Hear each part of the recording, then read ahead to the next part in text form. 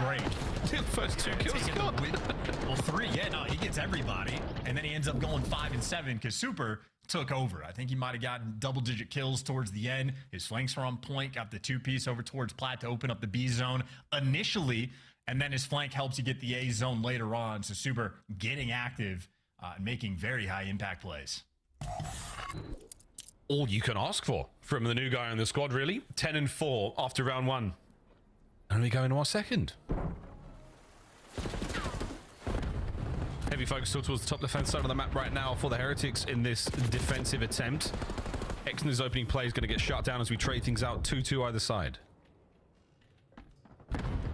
Pred on the prowl, looking for his first. Chat, welcome to Caught at round, Night. Got But it's not Caught at Night right now. Sizable performance, but we're gonna be a little bit extra. And Pred, known for his patience, finds the free kill, shoots him in the back, immediately traded out. But we'll take it. You got the man advantage now. Yeah, that gives you that open lane now to run forward, which is exactly what Arstes is going to do. Get himself over towards the B zone, gets himself a trophy in place as well. The problem, 3 members of the Heretics here on the counter attack. Love that dirty nade towards top plat. Trying to keep this pressure up. Exnid on the pinch, making his way through office side now. So this is actually a really nice look for the Falcons if they can get their kills, which they are doing very well. Real from Tin. Oh, picks up 2, saves the zone. Yeah, they got all the kills, but never actually properly picked up the pinch. And, well, Real's going to find it. Pred might trade him out, but you lose all that pressure on the B zone. So Falcons, the setup not quite clean. And we had Super double-digit kills in round number 1. Real has already caught him just as he catches Pred. Yeah, a little taste of your own medicine there, Pred. Known for his playstyle, a master of the corner. Less than 30 to go. Heretics now starting to push this one forward, trying to buy a little bit more space. Exnid, he's being a problem right now. We're still in the red. No one able to get towards a zone just yet. A's on the menu. But B is really what the boys want, and they are willing to wait for it, but they will continue to wait. Priester dives in, dives out. No reinforcements in sight, and this is coming down to the absolute wire, and the dance is on. Arstes has got to make a desperation dive just to keep this one going. And here we go. This might be it. Uh-oh. 3.8, desperation ever. Oh! On the flank already. Arcees might get that kill, but Rancor got 2 before he fell. Oh, come on, RCD. Once there again, we go. it is the pinch players that Falcons are not able to deal with. Not able to really they're also find a any relatively sort of new squad. high-impact kills. Falcons is a relatively any kills new seemingly squad. they do find are getting traded out immediately as Heretics looking pretty solid here on a good old Hacienda control. This Super guy, does he not look like... already very good at Hacienda in general. He looked like Metals. The hardpoint obviously great. I mean, the addition of Super right now, as name was touched upon the desk, a little bit of an extra firepower boost. Lucky, while an incredibly influential player, you're already seeing the impact from Super. It's a lot of kills. It's a lot more space on the map to do with as you please. So Falcons, I was just like, wait, who did he replace? So he looks like Lucky, not going almost their a little way. bit. They're holding this one together like that. Tape's holding Priest's headset together. We do love hot takes here in the CDL. Nah, but Super is shooting for sure. We're tied 1-1 against the Falcons. We can't swear off Lucky just yet, you know? I'm just saying. That tickled me pink. Here we go. I wonder which one the Falcons won. Did they win the hard point or did they win the... Metals with a nice 2. Gets himself a little bit more out of the deficit. 9 and 12 after 2 rounds. Ooh. 2 rounds that he's winning, though. So, I mean, you take what you want out of those stats, folks. On B, a slow cap. Here we go. 2-man stack. That zone is evaporated, folks. Falcons. What are they doing? Go finally on the counter. Not a tremendous amount of pressure, though. The second segment's going to be gone in a second. What are they doing? Well, which it is. So if you're thinking about defense round 5 at the moment, Falcons, you ain't getting it. Oh! Not this round either. Yeah, more clutch kills being picked up by Super. 15 and 8. Granted, he had, I think, 10 or 11 in round number 1, so maybe he's just an offensive wizard, but what were they doing? You have all the ticks in the world, and Heretics can be on form. Love the patience from guys like Rancor, making sure all the pinches, all the flanks are taken care of before you really hop this zone. And I mean, now you got top office control. You're worried about Priest on the pinch, but they're ironed up for it. The patience of Heretics as a collective. Nice shots. Gonna be on point for them. You still have to deal with Priest, though, who is on a 3. Yeah, so on a 3 in your spawn, and the timing is not worked out. Super's going to get shot in the back in a moment. It's this A-zone is still starting to get the love. They need to get on. Exit making his way through top side as well now, and you've managed to buy a ton of space. Great individual kills. Nice, another one there going the way of the Falcons. More space gained. Back to spawn Heretics. Oh my god. Good shots. Yeah, man, absolutely. It's all individual hero gonna moments now from the Falcons. Right, the setup is there. Xnit's going to try to play Cruddy just to get again as kills. many corners as they can possibly but muster. They know he's still here, so they're spawn, tweaking. Though. They're trying to check everything. Priest and Nasties will not be in the play for a while, and Xnit now call it out. Can do as he pleases. Oh, he needed that kill. Real, what a disgusting. Red is right back in your spawn. Patience. Everybody turn it up. Red's actually last man standing, and he's gonna fall as well. So that is I don't know. 4 players seemingly turtling up in lobby, and Heretics make it work. Double stack on the A zone. Points soaring. Where is Xnit going? He's going. He's out. This is a problem, folks. You are down to the final segment. You're running out of manpower. Season Priest to buy you a few more seconds. Real now fighting through. A 3-man hit through the rock side of the map. That's where we're coming from the Heretics. Towards the middle once again. Super opens the door. And Super picks up last the man up at the moment is only going to be Arcites, and the opportunity to get back in the zone. Yeah, take it. This guy's insane. Yeah, Lucky's not doing that for you. This should be the map. They got it. They're gonna get it. Xnit's gonna have to soar straight out, and they don't even make it. Yo, what was Vegas doing right there? I mean, Control specifically, you mentioned Hacienda is a good map from Heretics. I don't hate the shout, but in Control, it really has. I don't know what he's saying, but he just looked mad. And the theme of the year for them is as long as you ban Vault Control, you're good to go. Well, there's a Hacienda that turns out to be dominant for them, and seemingly to me, the way they were playing the map, really their vibes look off, though. I'm not gonna lie. Vegas vibes look very off. Clearing out Lambo, doubling back. Like, you gotta still be able to vibe out in the pitchers game. are gonna be rolling through.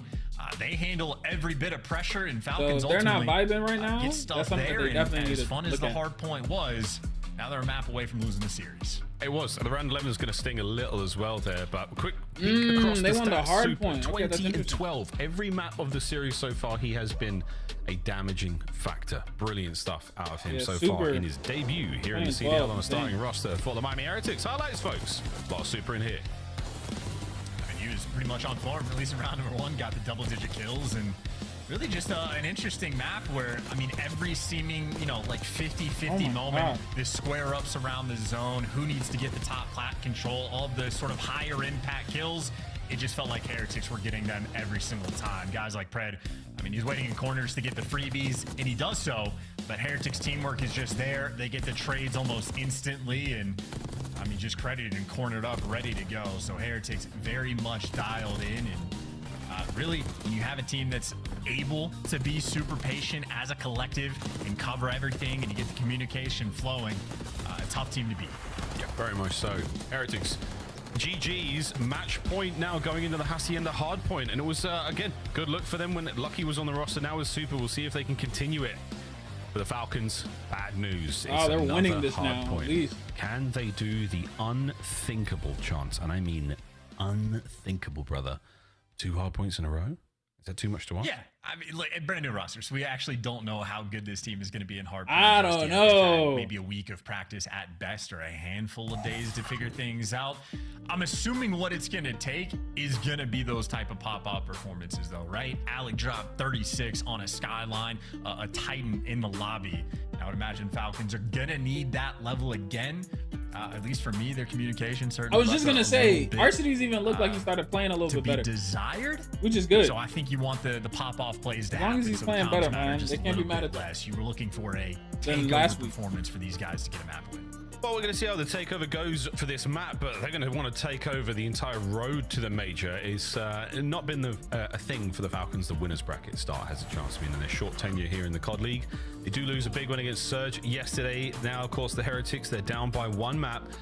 And good lord, well, the next few series are going to be spicy indeed. We'll see how Pred plays against Optic, against his old teammates, and then, yeah, FaZe. We'll skip over that one. Boston, though, that could be an interesting series. We'll see how that goes when it comes to that. We'll definitely just fly right past the FaZe series. Yeah, that's do gas up. Maybe we don't gas up FaZe too much. I don't know, but they have been the most consistent force. Really in Call of Duty history at this point, with the number of years that trio selected. But we talk about them a different day. Now we talk about the fate of the Falcons. They have never seen a Game 5. And by they, at this point, I do just mean Xnit, but he's never seen a Game 5. You win the hard point, you make your way home. Good. Pressure on, folks. We get into our next hard point. Hacienda once again. We're staying on this one for Game 5 if we have to go the distance, but the Heretics want to close the case on this one very, very quickly. One more match.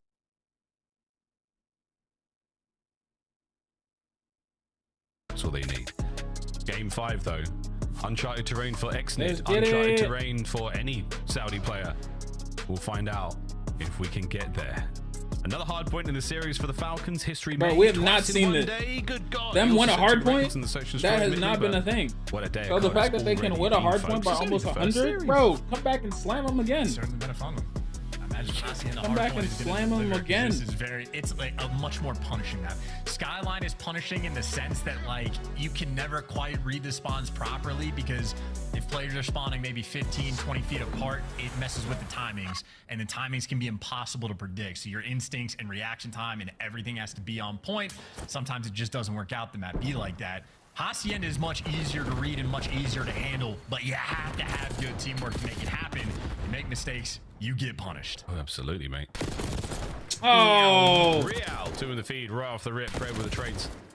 No 2-piece for him. Metals is going to be there for that. So top side of the map, all covered in Heretics players, as is time for now. The opening 8 seconds. nice. Free The stuff. Falcons is going to evaporate. We'll see how they push their way out of spawn, but still trying to maintain right-hand side of the minimap for now, guys. That's the way Hacienda goes. Oh, good God. Yeah, they're running themselves basically into a kill box. I think all those players sort of just remain in a single point. Exit actually, he gets 1 kill. Heretics are ignoring him for the moment. They're trying to catch every single Falcons player off spawn, and everybody's virtually working through the well side. Oh, of the map. this guy Xnet is so good, I mean, bro. he's making the most He's so important good, kills. bro. Heretics just left him alive, and now Falcons have the rotation to do. Absolutely. Big heads up play there from Exnid. Finds 1 kill in lobby and stays alive. Stays back. Priester. Nice awareness again, but shots from Renko there on the pinch. He has to win this. Fan out Number attack 3 has has not worked okay. out They for the spawn Heretics. here. They have been put Number 1 to has bed. to watch Vegas the pin. Falcons. Watch middle. 2 men on time, and they're going to get it. Nice. They Prep found it. lobby control Now as you know well. everything's Fantastic. coming All eyes front. towards the front. Exit finds 1. The second not going to be Oh! there. Spree comes to a close. Wow, Renkor peeling heads on the approach towards P2. Red last man here. Reinforcements Nice. on their way That was a in. great nade. And what a battle we are seeing. Yeah, great sticky nade there from Pred. Just sticking the front door so if they slide in, you get the coverage. So a nice little moment. But you still have a very mixy P2. Despite the Falcons got here first, they're making them work for it. But Real, I mean, and Shao would have had to kill 3 to get the time.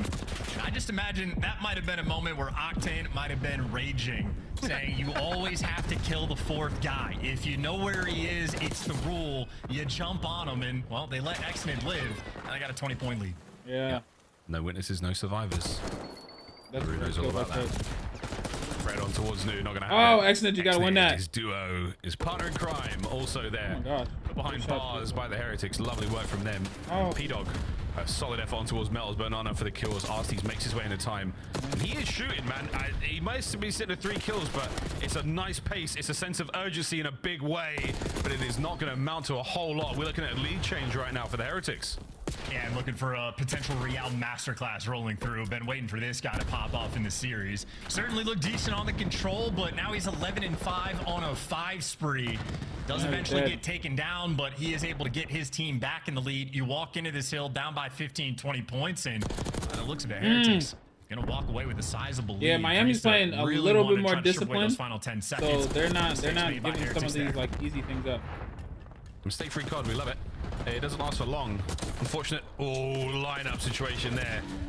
Friendly fire does not exactly work out as Renkor can't get it done. Big from win there. by Priest is in Priesta. time, and there we Arcitys go. with The a big win. Falcons, they win some massive fights. That's their You time. win this hill, you can Yeah, win the that was game. a battle right there for the actual control of the time. Ortiz gets the final 2 to seal the Super deal. so And smart of Super him. does a great job. I mean, reading the pinch. You imagine Brent's going to be there eventually. He slides in for 2. Yo, Might Lucky, just break I'm this not thing wide no open. shade Last to Lucky, gunfight, the 1v1 but this guy Metals. Super is insane. Well, just gets bought too much time. Who is that on time? I think Xnid actually setting up Ooh, Brent for the kill on Arcitys the is duo. getting So that's Xnid making a high IQ play. Excellent. But I mean, they're holding it all okay. down together They're doing now it well. for the Falcons in time.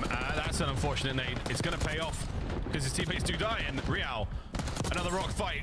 Hey, Omni movement. Arstes does it as well. Real's final 3 gets the break, but it was a measly 8 seconds. You're going to take it though for the Heretics. You're going to stay just ahead going into the second set. But a wonderful back and forth contest so far between our teams. Yeah, I mean, ultimately, Heretics have Yeah, played it's a that lot so more much better. competitive, Real for sure. 16 kills. Their biggest problem, though, is they let Xnid live on the P2 rotation, and it costed them. So, again, for Hacienda, it's a map. You make a mistake, you will get punished, and that's the only reason right now this game is close, is the kills still seemingly rolling through, massively in favor of the Heretics. They get the time, and admittedly, a scattered minimap for the moment, but by the time you get them out of the time, you're down by 20, and it's still nothing but trades.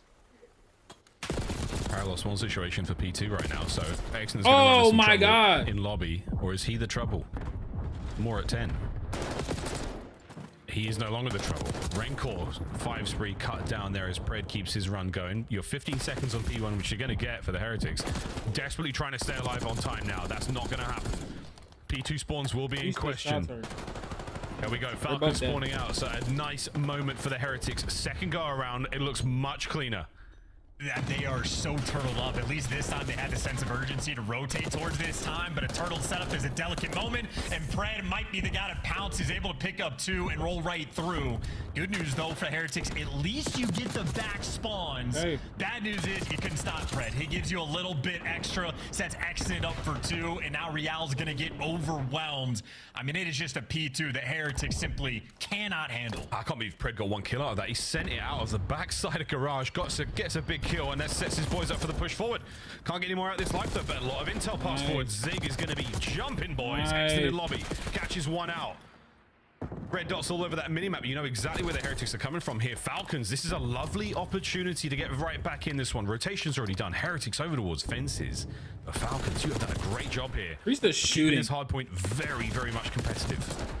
Oh, okay. No! They've been unable to deliver on P2. They've been on final form on every single other hill. So no, you got number 5 medals playing for guys to late rotate from old time. Real's pushed up top, and this is so much distance on the map you have covered that you are so safe right now in the time. 10 seconds have gone by. The Falcons player hasn't sniffed the idea of a contest. Oh, yeah. Fences. Great for the Heretics first time round. A nice break. Opportunity here to turn the tides, ladies and gentlemen. Ooh! Mel's cut down on the pitch as well. But Rancor now to the other front. And I don't think this is going to be a very successful. They've read this one. The nades are in position. The contest is there, but he dumps a mag into the wall. Here we go to Super, top side of Plat. What have you got, mate? End of the time you go. No. Trade it out again. Last man left alive on the point. Parista. Oh, he finds his. Oh! Oh, takes him out back and puts him down. Nah, Priest is shooting. Yeah, and once again, Heretics they need to rotate. On the hill, they wish they could get that one back. It started off so great for them, but while they left the back spawns open and they read it, still could not execute and deliver. So once again, they get punished. Now you're down by 24, and you might lose 2 hard points to the Falcons. Don't. It's impossible. It couldn't be. Real. Trying to keep the office good. Office now full of stun. What a win that was. Over it was. Mel's in time. Love that. 3. Better make it all 4 down. This rock hard point is just that. Very hard. Yeah, and Falcons just set that was like 20 seconds for them to try to set up on that play. That was a really slow gameplay, and they got 4-man wiped. Now you got medals on a 4, and you're still collecting them right full time. So this is maybe the theme of the series. I can't ever tell who has the advantage. No, difficult to tell. 3 dead. All down. Spawns are up. Nice. Where are they gonna be coming from? Eyes up, boys. Middle of the map. Pred's in position for it. Lay G gets his 1. All gone, son. Super, what a win. Keeping this space alive, but again, you kept it so competitive. Here we go again, mate. 3 minutes on the game clock. This has been a banging hard point from both teams. Shoots his sub so straight. I mean, if we're staying on theme, I imagine the situation for Heretics is they're just gonna have to finally win a P2 like rotation and lock it down. And so far, the minimap, that has been the primary fight. Neither team really dive bombing to try to get the P1 time. Priesta finally makes that move because his teammates have the right side spawn. So long term for the moment, Falcons are in a sweet position. Yeah, they've got to hold that right side though. Shots from Pred. 2 dead. Real now trying to make his way forward. You saw the nade as well. So no one on time. Open hardpoint. Looking for that map control. A big effort now from the Heretics to try to win P2. 15 seconds out. Exit. Oh, no way you winning that. Rancor finds it. And that might be spawns. No, it's not going to be. You got Priesta roaming towards the back. So Heretics, they might have, like, they get to P2 first. They're not going to get the back spawns. And this might be 3 for 3 of them unable to hold the time unless they can handle it with this tight setup. Here we go. Another tight setup. We've seen this one before. We know how this one ends. Pred. Oh, it's so much damage. Not enough for kills. Send in Exnit to kill. Oh, they're all 4 nothing. dead. This might be the hold. Lead change Heretics.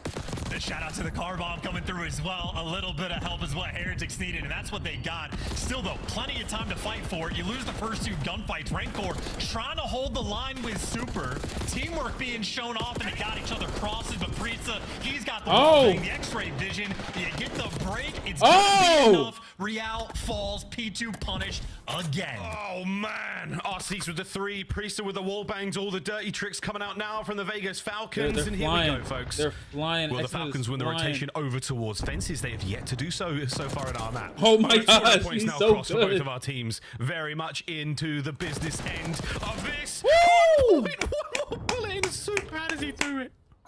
I mean, one word that cannot be used to describe this series is clean. It has been interesting gameplay from both the teams, working for what they can. And the Hills have been the similar stories. The back spawns get left open by the Heretics. They're trying to play from time, and now Super knows he's surrounded. Yeah, fully surrounded. Can he get anyone? Not contact. Wait, Vegas again. Who's number 3? Pred. Pred did what he had to do, man. He found it. Punches a hole. On the bench, there we have X-Nid. Mills as well. So the chances now of that's good. breaking again are pretty good. Somehow, Arceus finds 2 on time. Front Lao towards Tin. Who's in there next? Daddy Alec finds another unbelievable kill. The trades continue. Nades from X-Nid. Mel's with a 2-piece. Rancor team kill. It's madness. Hey, look at the foot race. The foot race is on. Number 6 is going to be the first one in new time. Number 3, Pred gets caught. So already Falcons a man down on the rotation. And Real waiting for the kills. P4. Oh! Everything gets decided. X-Nid might be the one calling game. Metal's going for it, but the trade's there. Here we go. Lead change. Over by the rock hard point. It ends here. It ends this time. X-Nid on the pinch. Priesta with a frontline coverage. Can the Heretics find anyone on the way in? Flank is covered. Oh, that's Eyes 2. Forward. Pred, they're doing it. Oh! It wasn't 1 hard point. It was 2. It was 2! Now, for the first time in the organization's history, Vegas Falcons go to a game 5. Wow! As well. Heretics Whoa! got to that P4 first. He popped a big 2-piece to get his team Whoa! back control. And then on the mini-map, I was paying Them boys attention. is He was kicking shooting! out towards Lambo. He had a standoff battle going Them against boys Super. are shooting! He showed off the patience as well. I'd be tweeting. Oh If that's my second gosh, hard Vegas ever. shooting! Towards the hill. I'm making so many snakes, but X-Nid kept it calm. He kept it composed. And That's reads crazy. Like that got his team the win. Typical performance so far, and I mean, Pred got all the kills, X-Nid got all the damage, Arceus had all the assists, and him and Priesta shared all of that hill time. 2 for 2 against the Heretics are these Falcons in hard point. Wow. Now you just need a game 5 win. Oh man, the back and forth, the ups and downs, flat lines. It was Wow. close. It was ugly. It was a rotten, dirty hard point, but my God, was it fun. 250, 234. The first game 5 for the Vegas Falcons. It was a round 11 on dealership. An absolute bang. That is one of, honestly, I mean, granted, they say it was like game 5. a little dirty. I don't believe what we've seen, folks. We'll go to a break. On the other side of this, game 5, Hacienda.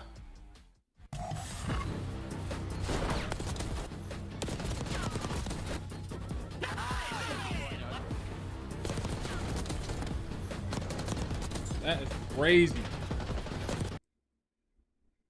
Ooh.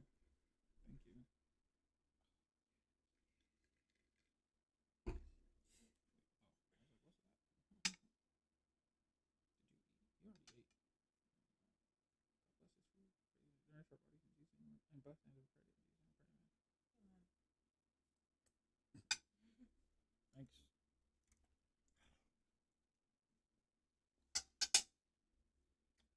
Oh my God, that.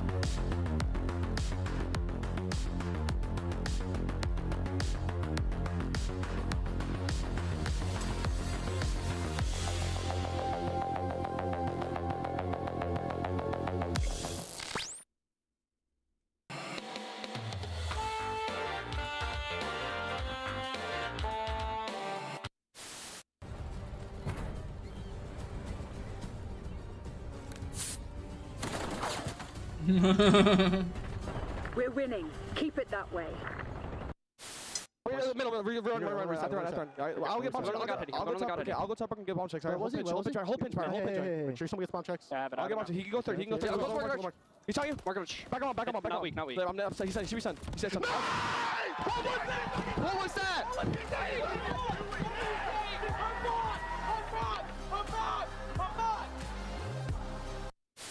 For, right? Champs is solidified. Now it's about getting that championship. We know how that momentum can get you the ring. And look at that trophy. What's that? The best in Call of Duty history right there. We did pretty good in Black Ops 2. I think that thing is better. Let's take a look at the catch that. I can't do anything. These two hills right here, these two hills, Oh shit! Oh, there's one hallway. No way. This guy. Damn.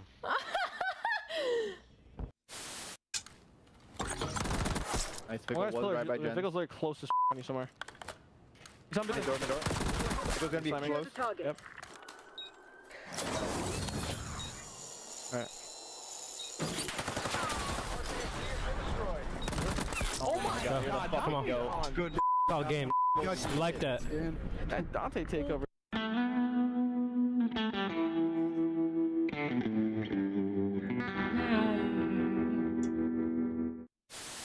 Behind enemy lines. He's getting loose early every round. Like, do a little dance, make a little love. Who's dead tonight? We gotta find him. You got his smokes if you're a little weak. He's running outside. You're right. Close, you're right. Let's go, baby! Come on! Let's go!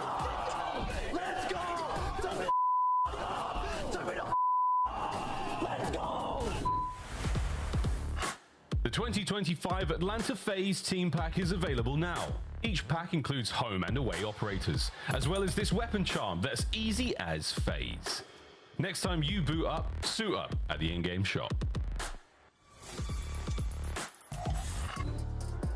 What's up, Miles? Warzone kids are so cute. They get hyped over the easiest free kills imaginable, but we love them anyway. But here in CDL, where you have to absolutely work for it, Falcons, they've been putting in the work. Exnid has been grinding in the respawns, and lo and behold, he has found his first 2 hardpoint wins, and now we get to see this man in his first Game 5. And if you've been paying attention to the series the entire time, in S&D, he fried. He had one of the best S&D performances of the year. 3 bomb plants, double-digit kills, 6 first bloods, which I haven't gotten it confirmed, but I think ties the CDL record. I mean, Exnid, you couldn't ask for anything more. He's as happy as could be. We see what he brings to the table against Miami Heretics. And for the Heretics, I mean, they got a new roster as well.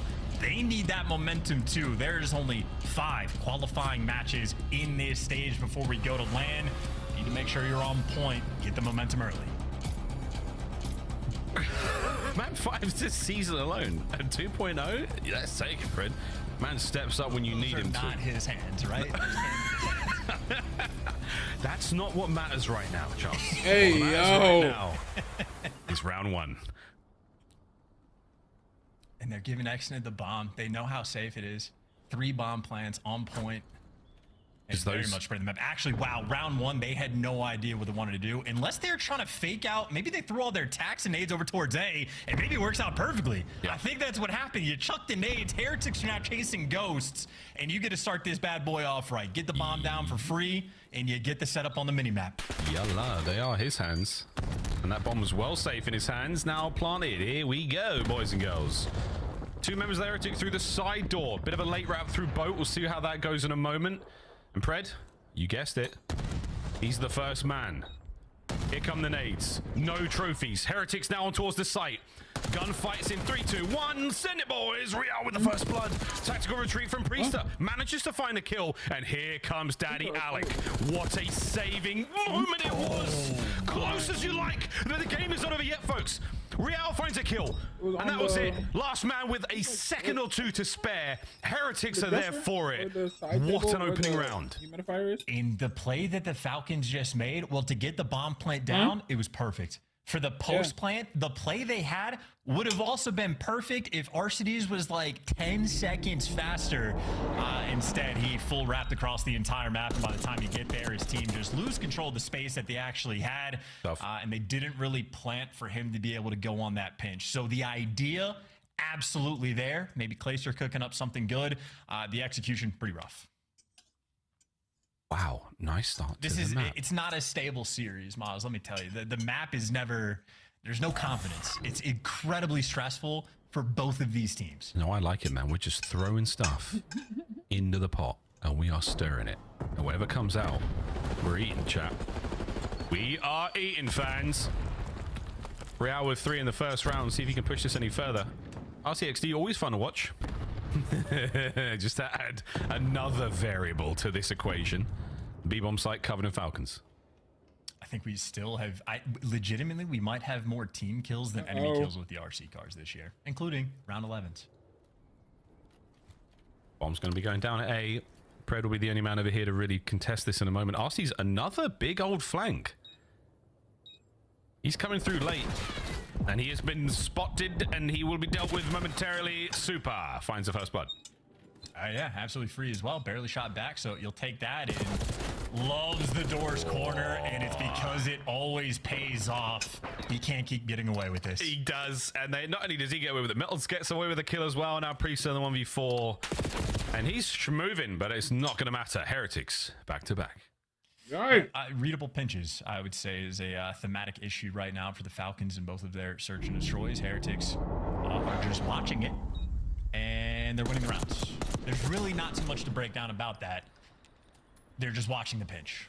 So what you're trying to tell me, Chance, is in the event of looking at the direction where the enemies come from, it helps. Yeah. So what you're trying to tell me that in a setup where you have objective on one side, if somebody watches your back, your 6, if you will, to use, common military parlance, this is a viable strategy that helps get wins. Yes, and I would say extra viable against teams that reputationally love to make these types of plays. Round 3. Falcons yet to really get anything going here on Hacienda. They're taking a bit of a siesta in the first 2 rounds as the Heretics have had their way with them. Now a solid counter-attack effort here from the Heretics. They're in position to get this one, but X did nice job on the plant and gets away with his life. The trophies do not, though. So Heretics now time to empty your pockets, boys. First blood go for Metals. So you have Falcons that have been on point with getting the bomb down. They always get that initial play to work out in their favor. And then eventually they get broken down, but Xnit evens up the odds. RCs can't deliver, and Xnit overwhelmed. Pred for the 1v3. 1v3, but he's a nice spot to do it. The dead nade, don't hate that whatsoever. He has options here. Is he going to read Metals? Oh, he was a second away, and the Heretics will get their second defuse and their 3rd round in a row here in Game 5. Yikes. And it's a very tough play for Pred in the sense that obviously you want to be top dark because you can wall bang the bomb. You can just check it through the window. The problem is you can get overwhelmed from a few different pinch angles. You're not really worried about the guys climbing up top, but either direction to get back in this hallway on the re-pinch can be a bit of an issue, but I feel like there's a lot of wiggle room for the pro players to sort of make that read of top dark is going to be cleared by the enemy team. It feels like 90% of the time. Might try to adjust and play off of that fact, and you're playing poker. You play the man, not the map, if that makes sense. Si, senor. Looks like a 3-1 split right now. The split man, Real, will be carrying the bomb as well. Opening salvo. 2-time world champ. RC. The round is over. Real, just find a safe spot in that field. Miles, no, if we've learned anything, this round is not over. Real absolutely can clutch a 1v4. No on Hacienda, surely not. Is he going to isolate these players? Did I call it too soon? Or was I just right? You're welcome, chats. Falcons get the board. Hey, I hear you. I'm just saying on the dealership, we saw 2 near 1 versus 4s, 1v2s coming in from Xnit. Yeah. No disrespect to the Falcons, but I have no faith in their S&D. He had 6 first bloods from Xnit. They still lose around 11. They're not able to clutch. They're down 3-0. They've gotten the bomb down almost every single time that they wanted without getting first blooded. So their initial strat pays off every single time and still struggling to execute. So I'm just saying I'm not putting the faith in yet. All right, that's all I'm saying. That's okay. It only takes one. Great turnaround there from the Falcons. Getting 3-1 split. This time, bomb carrier not going to be the island player. That's going to be Arstes, a veteran of the scene. Exnid did not see players on the cross, but his teammates hopefully did. Real, we'll see you in a moment, mate. Pred on the flank here. Oh my god. Is this going to work out, or is this going to work out? The bomb carrier! The second man will not be brought down. Reinforcements have shown up, though. Oh, they managed to hold it. P-Dog. He cocks his leg, and he lets rip on Super on the flank as well. 2v2. And where did Arcides possibly think he was going? He's operating in a different dimension, and now Metals has a 1v1 against Oh my Brad. god. Oh, here we go. What a round it is, folks. Shenanigans. Another banging Hacienda moment. This might be my favorite series of all time. Hey, this might be one of the most nervy series of all time. I'm not used to seeing Real try to run away from kills when he just needs to like commit to the gunfight against Priesta. And then Rencor actually hits decent shots, but Priesta just wasn't weak enough, so Priesta ends up getting 2. I mean, I don't know what Arcides saw. Maybe he just like had a guy one shot, so he's sliding out. But to me, it just looked like he felt like he was alive for too long. So he just, you know, had to end that one. But shout out Pred, wins the 1v1. These rounds are insanity. One round away from tying it all up. He's calling in an RC car from spawn. Here it comes. The only swimming at him so fast. Only intel by B. They know exactly where he is. But look, you had to use the Semtex to get rid of that. I mean, that is a very helpful thing to have, especially keeping those players at bay through mid door. So I'm taking it, mate. I'm taking it. I'm finding the silver lining in what could be a very cloudy moment right now for the Falcons. Down a man with the bomb planted. Here we go. And without this Semtex, Falcons will clutch this thing. Listen here, mate. You listen here. Metals has got to go huge here.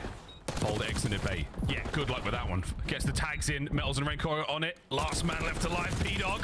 Priest! Oh, what a snap, Ruski, son! But the Heretics stay alive. The kills are great. But the round goes their way. It's lit.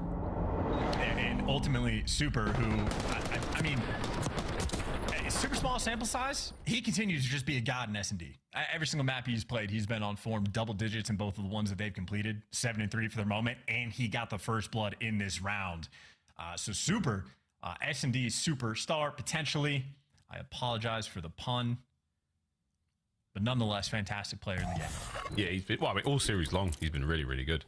7-3 here in game 5. A wonderful stat line to be rolling forward as well. The Priestos is showing up as his 7-5, and some of those gunfights are just preposterous. A-bomb site completely covered right now for the Falcons, but here comes a hot hit from the Heretics. Will Falcons be able to handle it? All that dust getting kicked up, you can see that. They're going to have the information players up top, and RCDs be responsible for the pinch. Exnid responsible for the Dark Hall. Dodges it. Here comes a two-man hop. Oh, he's given up his post at the wrong time, or the right time. Over the top, the second man finds the kill. You're completely overwhelmed with the bomb site right now, and RC's again another late flank. 20 seconds. No one on the defuse just yet. A lot of noise being made, and that, folks, is a stinger. Map point, Miami Heretics. Match point here in Game 5. Yeah, and something I occasionally have to tell my rank play teammates, if you punch open a door, it makes noise. Yeah. So people look at it, and it can be a tough place to clutch from time to time. You can play off that information, but sometimes you just want to hit that full send with a hope and a prayer. But nonetheless, Falcons, elite at bomb planting. Not good at bomb protecting. Not yet. Which is the more important part. Oh, it's at least 50% of the search and destroy game mode. Quick bomb drop there. We're going to exchange hands in lobby. And Super perfectly times his trophy throw as we see a 2-2 split here from the Falcons. This defensive round, oh god, it's not worked out. The old stand-up, lie-down, gun-firing squad from the Heretics pays off perfectly. Over towards A we go. Yeah, that'll be done. Sorry, Falcons. It was a great run, but Game 5's not easy. Heretics. Oh, it's such a ruthless final round. Priester, 1v4. To stay alive? No. The Heretics survive it all. Search and destroy. Hey, but a much better showing for the Falcons, though. A little bit of love there in the hard points they'll certainly need. They do not hand the Falcons their first victory. And for Exnid, you came very close to the taste of victory here in the COD League. What will that do to this player? How much will that fill his sail going forward? For the Heretics, though, again, at 10 points, my good God, you so sorely needed. This is an interesting series as well, because I actually don't really know what I learned. Falcons being like a formidable force in hardpoint for sure, but I think just the idea that, you know, Heretics making a roster change as well, they're sort of in an adjustment, maybe honeymoon period, but doesn't look good necessarily that they lost the hard points, but maybe Falcons, that's just going to be their best game mode now. So remains to be seen.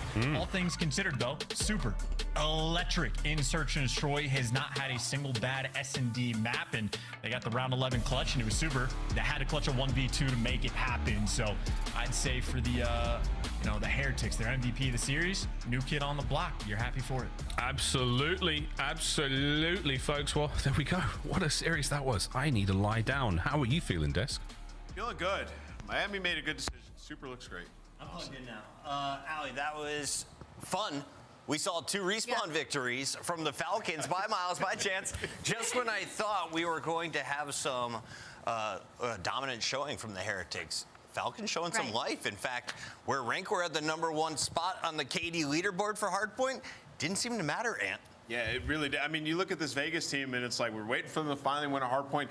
Alec has to put the battery in their backs on that map #1. We get to the game 4, and man, Exit throughout this series is unbelievable. He turned up at the very end, finds a huge 2-on rotation. The cerebral plays come in. We get to this game 5, and this is where you can see like it is a new roster. The Search and Destroy just not. There's so many situations and rounds where, like, that are winnable. You remember the one where it's like Priestess finds a massive 2 to give you an advantage, and then Alec just runs out by himself. Or the final round where you just see Exit and Prep running down hallway on a defensive round. Like, these are things that like only a team that's just formed does, right? You have to have reps, you have to have strategies coming into this, and versus the Miami team that's been buttoned up, you're gonna lose. Use the clock a little bit more maybe in the future? Yeah, use the clock a little bit more. Like, player trades more effectively as well. Like, yeah, I mean, they just look kind of all over the place in that last Search and Destroy. Okay. On the flip side, talking Miami here, incredible adjustments from them throughout this entire series. I don't think we really grasp how important that control was, because they do not have a control map pool right now. Okay. So adding Hacienda is really important for Miami Heretics moving forward, as well as in that final Search and Destroy. Their retakes and their defenses are really what got them that map #5. And again, not only adding Hacienda to their map pool, but they were the worst team in the league on defense and in retakes. So clearly been putting work in those categories. Well, yeah, I mean, in stage 2, they were winless on Hacienda on all 3 modes, right? Yo, so this will be big for them. Shocked. Obviously, winning a couple Hosties, trying to work on that, add it to their pool. Falcons won those 2 hard Vegas points. won some games today. They did it in respawn. It is the Miami Heretics who get the dub. Let's take a look at your Scuff player of the game. It's super. We couldn't pick one play. So Did y'all even expect the Falcons to play this well? Unreal. Even if you go all the way back to that map 1, but obviously the biggest impact was winning the 1v1 in this map 2 to push this series longer versus Exnid. But he was unreal. I'm so glad we've got to see kind of him in his true role, because when he subbed in a couple of weeks ago, he had to play a little different. He had to pull out the sub. So for Super, this was an incredible first series for him. When you've been talking to Spanish players, they always mention this guy's name. Well, he joins us live. Super, is this officially your rookie season in the CDL? How long have you been a pro player in COD? Yeah, it's my first season. And I've been competing like for a long time ago. And I hope I can bring a lot of good things to this team. Well, you are a Scuff player of the game. You did pretty darn well in your first matchup, guy.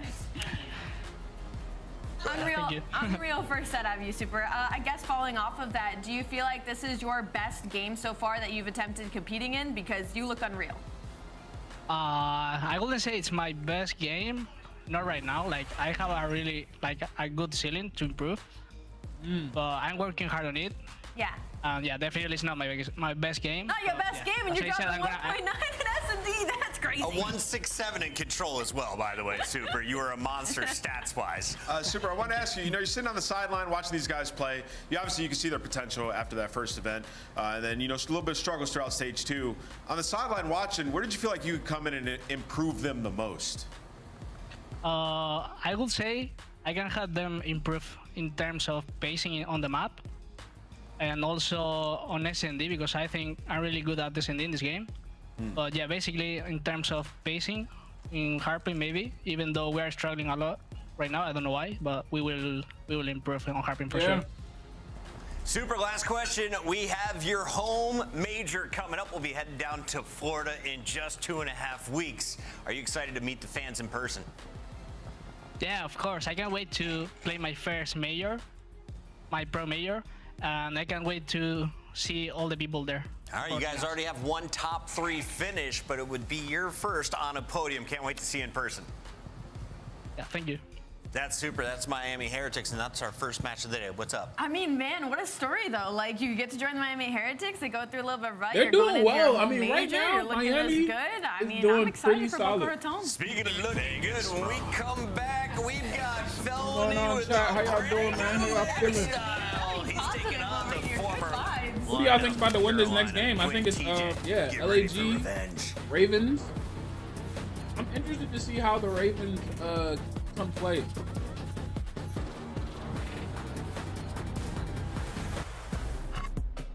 Upgrade your game with the Scuff, the LAG official has been controller interesting. of the Call of To be Duty honest, League. LAG has been interesting to watch.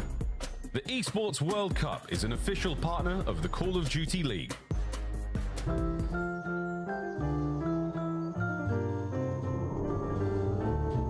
Unforgettable. That's what you are. Unforgettable. This is the game. Though near or far.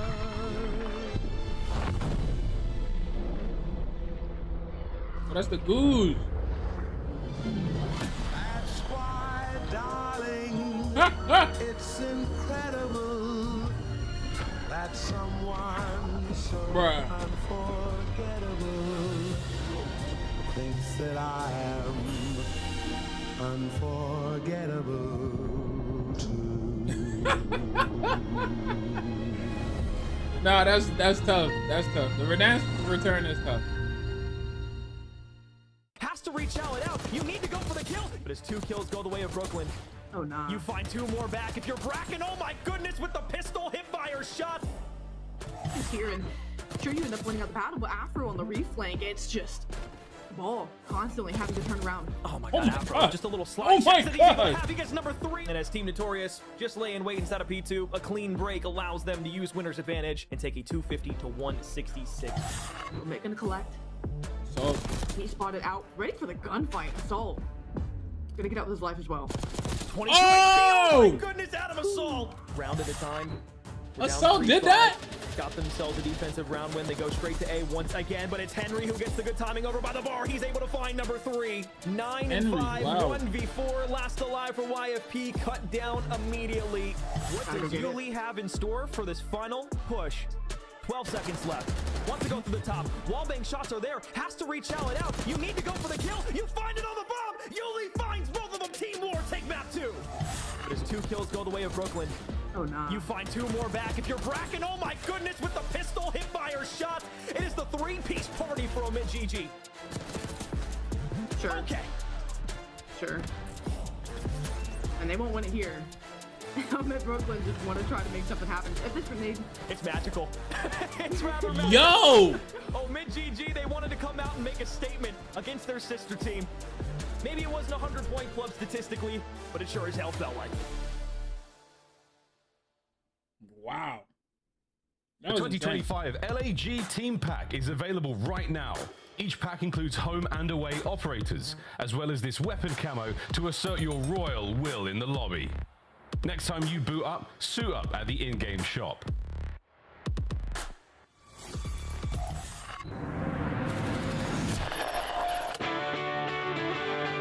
What up, guys?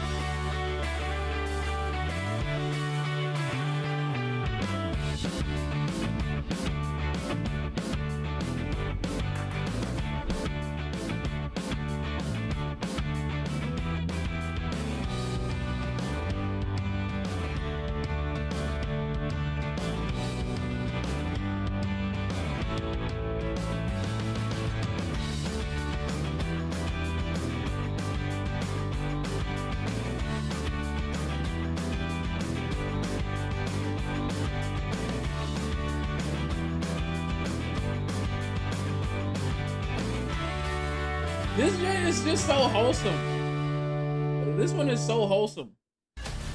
The party continues on our Super Saturday as we're getting into match number 5 of our Major 3 qualifier. I almost said Major 2. We're already at Major 3. It's getting exciting, and we've already had a Game 5 on the day. LAG going to try and force a long one against Carolina Royal Ravens, who started the season a top 4 squad.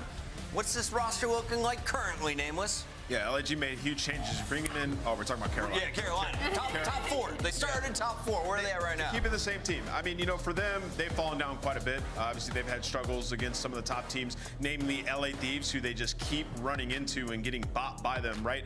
I think the biggest story with these guys is like Wynn's performance online to LAN. It's just he's had major drop-offs. We saw it, you know, at the last tournament. Like he was dominating in the qualifiers. If he gets LAN, nowhere to be found. I mean, this guy 0.8 on LAN. He's second lowest engagements and second lowest damage on the team. Online, he's number 1 in literally all of those categories, right? So significant performance change for him, something that they have to coach. Fair though. I don't know if we can bring it up again, but we have to talk about that schedule because their path during stage 3 is really difficult. They have to go up against Vancouver Surge. They have to go up against the Minnesota Rocker, who's gotten better with her roster change. So for them, this LA Gorilla Mates match is everything to start the split with. Yeah, Shelby, great work on the graphics, by the way. Gorillas Mates, this is a low seed. You are expected to win this. You are expected to beat Rocker. The other 3 are toss-ups. So the must-win for Carolina, or are you not worried? No, not a must-win. You know why? They're not worried about points. They have 190 right now, right? So, like, the main priority is, like, we need to figure out how to beat the top teams. It is so much better that you have a tough schedule, that you have those teams ahead of you, because that's where you have to learn. You have to get over that hump. Use this time well, but also don't fall apart. On the other side, you have LAG, who's looking to rebuild. They already replaced Skies with Lunars. That was one of the first moves. Now they're bringing in some more faces as we welcome Fellow back to the league against his old team. And Ali, we love the new branded LAG, don't we? The Bleach Blondes. Of fantastic. Course, Bleach Blonde, great. It feels like everybody's going Super Saiyan when they do that. But honestly, I kind of want to focus on Johnny. I feel like there's maybe a little bit more expectation and pressure on him because he's coming in to kind of replace them, right? And what they need on the side of LA Gorilla Mates is just a solid, high engagement SMG that's going to be this whole team looks different. Because we've seen 99 kills and it wasn't enough to pull them to wins even then. So what do? They blow up basically the whole roster, give him the keys, and this is what they have built. And we were kind of surprised to not see Johnny in the starting lineup to kick off the year. The kid looked great on Vegas when he was added towards the end of last season. Yeah, I love this play, especially in Search and Destroy. And when I look at this team, that's exactly what I see, a Search team. Yeah, this roster is basically a whole new team. There's going to be a lot to deal with. I think Kisman will be able to, you know, bounce ideas off of Johnny a lot better. He's very aggressive, can find those first bloods. And you bring in a guy like Fellow, like he's just going to gap fill. And we saw last year, can be aggressive and got better on land. So it's a better situation than what they had previously. As we take a look at your maps and modes, let's big see shout out to though. Challengers. They are really sending up some star talent. Protocol. We'll see, can Johnny perform up to the level of Carolina on Protocol? Red Card and Hacienda. Where's Johnny going to thrive in those first 3? And where should we look out for Mr. Fellow, the new additions of LAG? This team is desperate for points. I already think that opening protocol could fit LAG really well. They are obviously 1-5, but this is basically a completely new team, so I can't really talk about their stats on maps as if they are applicable. So I think that protocol is going to be great for the SMGs and for the AR. We might see an unlock Lunars. Fellow and Lunars did team. They're playing super well. We've seen a lot of those players come up from that team, have success. Neptune, he's been unbelievable. So maybe Lunars gets unlocked. Put your money where your mouth is, Ant. Will you call another upset? You nailed 2 of them yesterday. You know what? I think there's lingering effects from like the rumors of Carolina potentially dropping Fellow. And I think LAG strike early here. Carolina dropping Vivid, excuse me. I'm going to pick LAG here. I think they get the upset. The 2025 Fellow, the guy who does it all and doesn't get it. And it's a revenge game for Fellow. Yeah. Okay, It what is about a you? revenge game. I'm not giving up on LA Gorilla Mates just yet. I think they started here. Wait, all right. can't all This pick is them. an easy Ravens pick for me, guys. Easy. We set it over because the fans are also smart to Maven. Allie, I'm trying to catch up. Sorry. I love it. I love it. All right, let's chat about these 2 teams. I just said to you right before we came on camera, I asked you, do you think this LAG team could be like shades of that like old Seattle Surge team when you had like kind of a vet like accuracy, You had a gap filler, do-it-all player like Mac, and then your two young stars in Sib and Pred, you like shine. Like, do you think these young guys and Lunars know Johnny can really shine here? You let the vets kind of lead the way. Like, do you see this? Does it have the pieces for you? Like, yeah, I just don't know if they're. I don't know. Yeah, that's the tough part. Yeah, that's the only. Protocol hardpoint. It's like the P4 rotation. Obviously, we all know that. You know, again, but sort making of sure what's you're always getting tough to me in time the on league P1, is just getting P2, comfortable playing and then with pros, keeping and P3 now scrappy you have fellow who is you very play important. Challengers with. You had a lot of success down there. You'll listen to him, how he wants to play. If you're on good side, I mean, he can play P1, with P2 are priority. Wants, but he also has the P3, you ceiling keep to it just take over scrappy. games. P4, you have to hold it, right? Yes, exactly. And then when you hit the second set of the rotation, and then on the other side, I would ask you, like, if you start on good side, cool. If you're the other team who want to get good side, making a change. Everybody knows it might happen, but then it falls through. And that's and how sometimes you got to think about hard points. Like you can think about it like first rotation, there, but I feel like we're gonna nowadays it's a lot different. Like back then, that was give it one up. team up. Then second time, there we're would be gonna a make ton sure of we issues. Now I just think all of these guys have been in these sort of spots before. Like Johnny's especially pushed up Vivid, just a like, little too far. I mean, he's been like he is part through of many roster manias where I just think it's. I think they just kind of get it. He's been the scapegoat a million times. He's been dropped a million times. You don't think it's that big of a deal? I don't think so. It shouldn't be. I don't think it should be. Okay. Like, they're having the same issues. They cannot beat the top four. The Major, they lost to Thieves and Surge. Like, they can probably sit around 4th, 5th, 6th, but they didn't make a change to, you know, potentially beat them. Maybe they still believe in their process, but we'll see. We shall see. Well, so far, looking good for LAG. Up 28-0. Good opening hardpoint. As we'll keep eyes on Lunars. He's 4-0. I'm really excited to see what he's going to be able to do. You know, talked about maybe him getting unlocked. I'm kind of wondering, will we see the best of Johnny, the best of Lunars, maybe in a better situation than, well, you were when you were Lunars when you first came into the league. You were Johnny when you first came into the league. Now coming back with a real chance to do something with some vets. Yeah, I mean, it's similar to the Vegas conversation where, you know, if you're Gotalia and I mean, we know the passion that this fan base has. You're trying to have building blocks for years to come, right? Like, I mean, they're at 30 points. The year's not done. If this team gets really hot at a major, who knows what'll happen? It just feels like that there's only a couple of spots left. You're thinking future more than I think you're thinking future. What do we have to build here? Yeah. I guess we'll see. Well, same reason we were talking about with like Vegas. Like you get Pred, that could be your future piece, right? Even if you don't have any points. Still could be something to work forward. But LAG racking up some of this late time, but on the rotation, gunfight going down. It's Great shots by Johnny. Johnny. On rotation, he gets up to 6-2. He's on 4 in a row. We're holding it down. I don't know why you dropped there, Lunars. As Lunars is putting in work. So far, those guys leading the way, and that's exactly what you want. Wow, kids. If I was looking for a stat line kind of among the team, this is what I would want it to look like, honestly, based on what I was saying about shades of that old Surge team. We'll see if they can keep it going, though. Chance to get a big hold here. They get this, and they also win the rotation to 4. You're suddenly in an incredible position to maybe blow out Ravens early on, and they are susceptible to getting blown out into hard point. We know that can be the case. As Johnny gets to 5 straight, plays his life. Yeah, he's just playing live. Maybe trying to play for that streak, but Gwyn, he's playing well. His duo and TJ is not. 1-8 start there for TJ. We'll see if he can get going here, but Gwyn right back to work, has both guns in his hands. He's double positive. And, well, they were able to find those spawns and then get into the hill, but Johnny's going to fight back. He finds a triple, and, well, we're just going to go right down towards that P4. They'll get there early. And we'll see what they can do with the early time. Slasher's POV for now as he tries to maybe get something done middle, but really the thing we got to focus on is going to be these upcoming fights here at 4. Slasher, TJ, going to be looking for openings. Lunar's playing the PC heady and looking to get things rocked and rolling. Gwyn going to get a pick, and this might be the opening you got to go. TJ, though, his woes continue to 2-11. He will get dropped. Lunar, Fellow, lighten up the feed. Gwyn has everybody in front of him and can't shut it down. So the first sequence you win if you are LAG. Yo, and Fellow's now, you frying. get these 40 seconds. You're up 80. Fellow's frying. Take this map 1. Yeah, I mean, you had the first kill if you were Ravens, but that was just excellent utility usage out of LAG, right? Lunars was able to Fellow is frying them. That second player was so stunned, nades on their feet. They cannot get in there. So nice little setup by LAG. Still 20 seconds left. The Ravens going at this one more time. TJ just trying to get the crusties maybe out of his eyes a bit. Oh!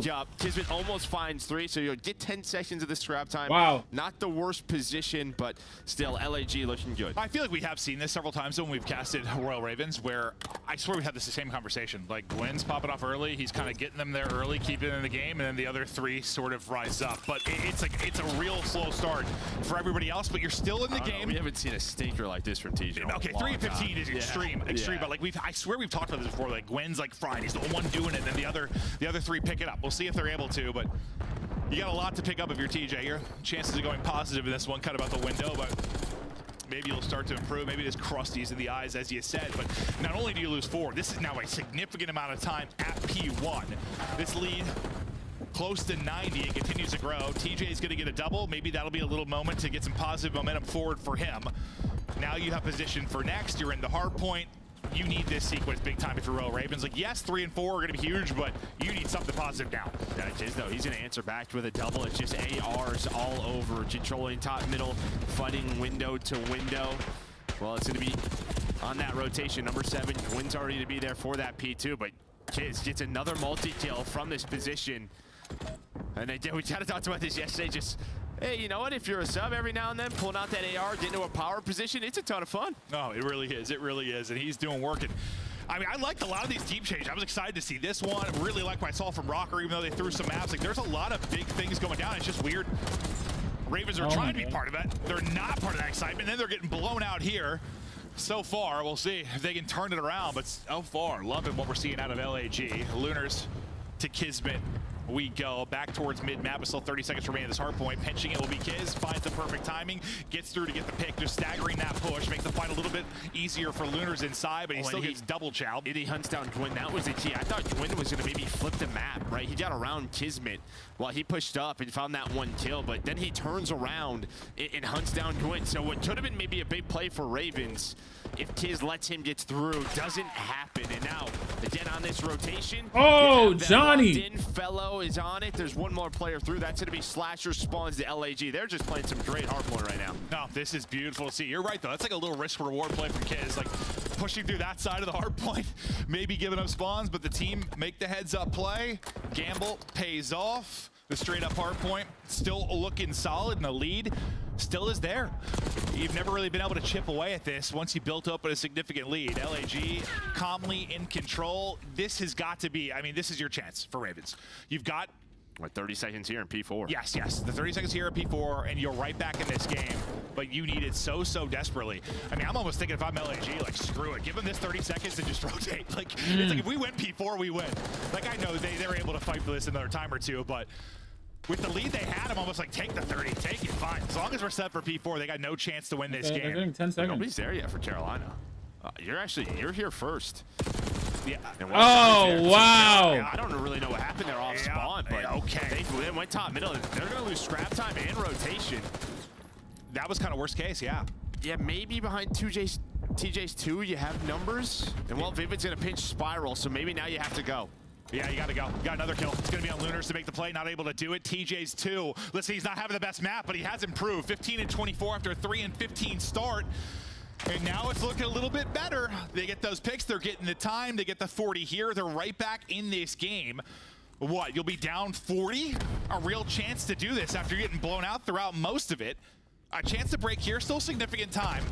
You can get if you are LAG. That nade's gonna hit though, delay the push a bit. Fellow gets a pick and now they opt to go. Nice drop shot though from Gwen. He takes down 2, brilliant from him. Johnny now left on an island. Gwen gets all 3 and Winternet is frying. The guy is popping off and they're coming back in this one. Yeah, now it's on this rotation, right? You're gonna have Kismet off spawn, maybe get there. Gwen though.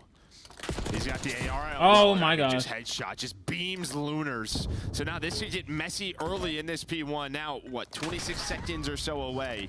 Still getting some of this early time, but you feel like you have the chance. The pressure now starting to be felt by LAG. And that's the thing that's a test, right? Like with this new team, with some young players, like, yeah, you're playing great, they're at it. Things start to slip away. Can you deal with it when it gets chaotic? But a little bit of stabby stab punch from Gwyn as he's able to get the kill. But they don't have time. They get out, but inside the point is LAG. Up over 200 points, 50 to go now for the dub. Back onto Gwen as they're trying to clutch up and make the plays. The nade from Slasher, clearing the point for now. Slasher and TJ back on the feed. TJ turned it around massively. Gwen still rocking and rolling. This is some incredible time at P1. Now, what can they do in transition? Yeah, looks like you're going to have Kismet go all the way through towards Spyler on rotation. And, well, Vivid does, yeah, he paced that up. This is a massive kill, and this is what Kiz wants, right? He wants to try to flip this map with what we saw the last P2 early into that P3. Ooh, oh my God! Finding headshots. Another big one-on-one though.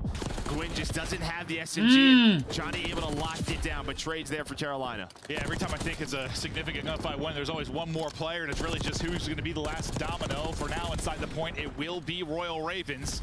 Rallying back in this, now down only 10, trailing by 80 throughout most of it.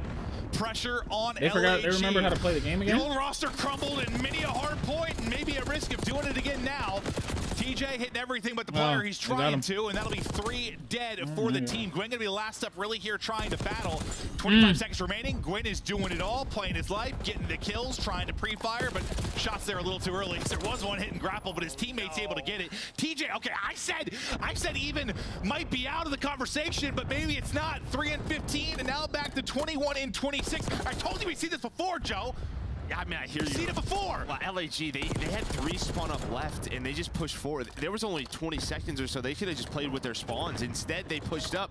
They got caught, so map flips again. Like, there was a chance they could have gave up the time and just rotated a P3. They overstepped, they get caught, and now TJ in his bag with the double. Stuns out. Carolina with a massive comeback, a chance to win this map. The crusties are out. The caffeine is hitting. TJ rolling now, trying to take down another, and well, I just cursed him right into that gunfight. Lunars will take him out, and the break is in. 11 points, though, needed for Carolina.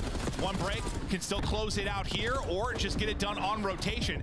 This is going to be some major gunfights. And what do you want to do right up here, Royal Ravens? Just think about the rotation. Make sure you don't screw this up. Try and hit it here and catch the rotation for LAG. Maybe get the final 11. It's probably whatever Gwyn finds. Well, he's going to get 2. His teammates get 2. Yeah, they're going to try to win right here. Okay, well, they might win it right here. Yeah, they don't have spawns. Well, just one. Johnny's in the back, so they're split spawn, so this is going to be a little bit awkward, but they have to go against LAG. They have to go. They find 3. Now it's a foot race. They get everybody.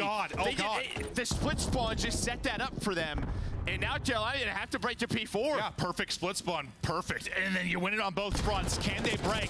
You're able to win it here. Nice pick from Slasher. Here we go. Carolina to get in for the final 2 points. 8 needed for LAG. Lunars winning a big one. Gwyn able to take it. He is traded out. A one-on-one goes down as Vivid's going to be on the point, and Vivid will get the double to close it out. Wow. He may not have a camera, but he's got the ice. Vivid. Wow. And Carolina Royal Ravens come back after a very slow start.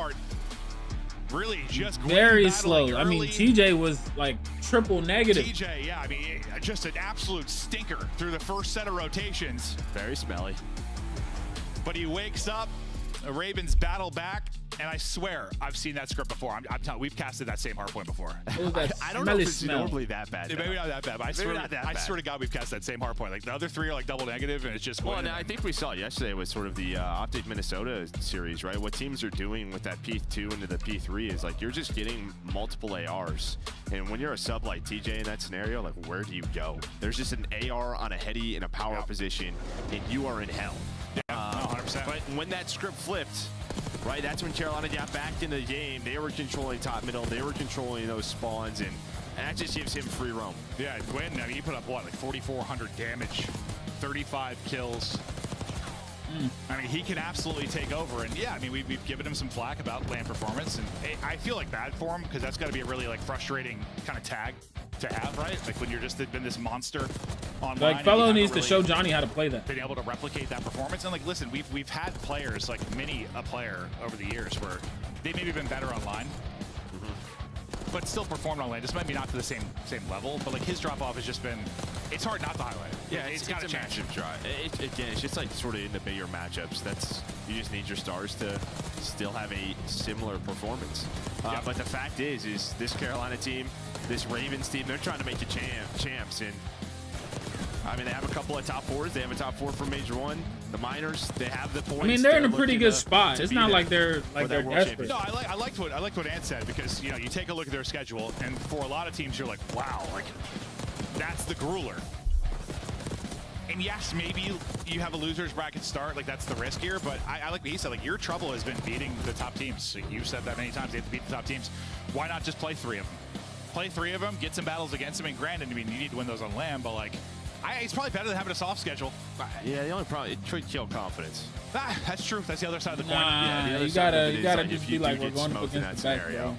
But if you're not showing improvements versus those teams, doesn't help the confidence. Yeah, and maybe that's when it gets in your head a little bit, like, you know, the fact that You gotta go into them we don't matches know exactly with how as like learning everything went lessons. down. You know, the rumors that Kenny was going in for Vivid. We don't know if it was a financial thing. Players disagreed about making a change. We don't even know if it was going to happen. That was just a rumor that came around that sounded pretty real. Yeah. But we don't know. But it seemed real enough that the players hear about it. Obviously, it gets people talking. And then I just think, like, yes, if you're getting your head about confidence and you see like a Rocker getting better, maybe you see an LAG getting better, Miami getting wins. Yes, Yeah. it doesn't help the mental, maybe, but.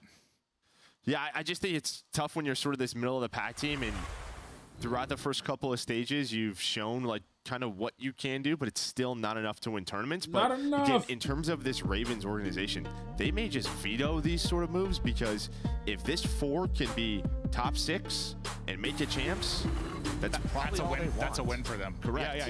Yeah. I mean, there's levels to this when it comes to resources and what people are putting into it and stuff, I'm sure. But we take a look at the S&D highs this season.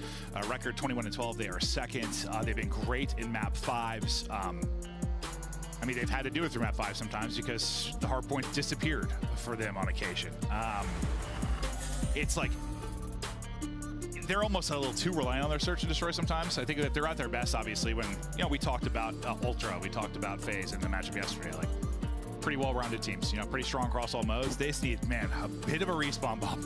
Well, again, it's against top teams, though. Yeah, and I would say even versus the top teams, the issues, you're getting 3-0. You're not winning your searches. That's true. That's true. That's kind of the Your search record can look great, but if all of those losses are the top teams, it's like... Yeah, I mean, you're getting 3-0'd at the majors. You're not winning these maps. Yeah. Can we see that search record broken down against the top 4? Right, yeah. So that's where it needs to be better. Like, they can be a great search team and rely on it. That's a good then, point. You know, you talk about the vetoes. Maybe you have Team D and your hard point is map 4, but you have to get to a map 4. Yeah, no, that's true. That's true. Well, into the search and destroy we go. Carolina mount the comeback in the map 1 to take the edge in this series. LAG, listen, at least the first iteration of the team. Listen, they had some control wins, they had some hardpoint wins. It was a search and destroy that really struggled early. Yes, they had those 1-for-1 changes, but this might be the most significant change to see if they can find improvements in search. If they do, I mean, just from that, it was one map, but like they can play some solid hardpoint. Yes, they collapsed at the end, but they can play some solid hardpoint. How's the search gonna look, though? Yeah, I think with someone like Fellow, right, who's just this very cool, calm, collected voice, has sort of transformed in this sort of slow AR, fighting in challengers, winning titles down there. Like, this is where he could absolutely improve them big time. So twisted, he dyed his hair. He did. Guy's a Backstreet Boy. Well, or NSYNC or something. I don't know. Well, there's no way they let him get out of here. He looks a little bit like Justin Timberlake. Justin Timberlake was on like a bender. Vivid, last guy up, 1v2. Nearly able to snap, not quite able to do it. Johnny gets the first blood, gets the last one as well. And so far, so good in the search and destroy for LAG. Yeah, Carolina, their go-to, sort of that A plant, set it up for Vivid to win it. Problem is, though, yes, Slasher, he dies immediately off the bomb. They were left in that 2 versus 3, so they go for it, and it's just hard. You can see they know exactly where Vivid's going to be playing from. I feel we saw it at the major too. Like a couple times, they like to play this map. Obviously, it just ends up Vivid, like 1v2, 1v3 from that top window, and it's just like, yeah, it's tough. It can be so difficult. If you have a little bit of time left, you just have to get one pick off the bomb, sure, but I feel like a lot of times it ends up that situation. Too much time, too many players to deal with. You put shots at one or try to take your time, you're eventually shut down. Johnny ends it, and now we'll see what the LAG offense looks like.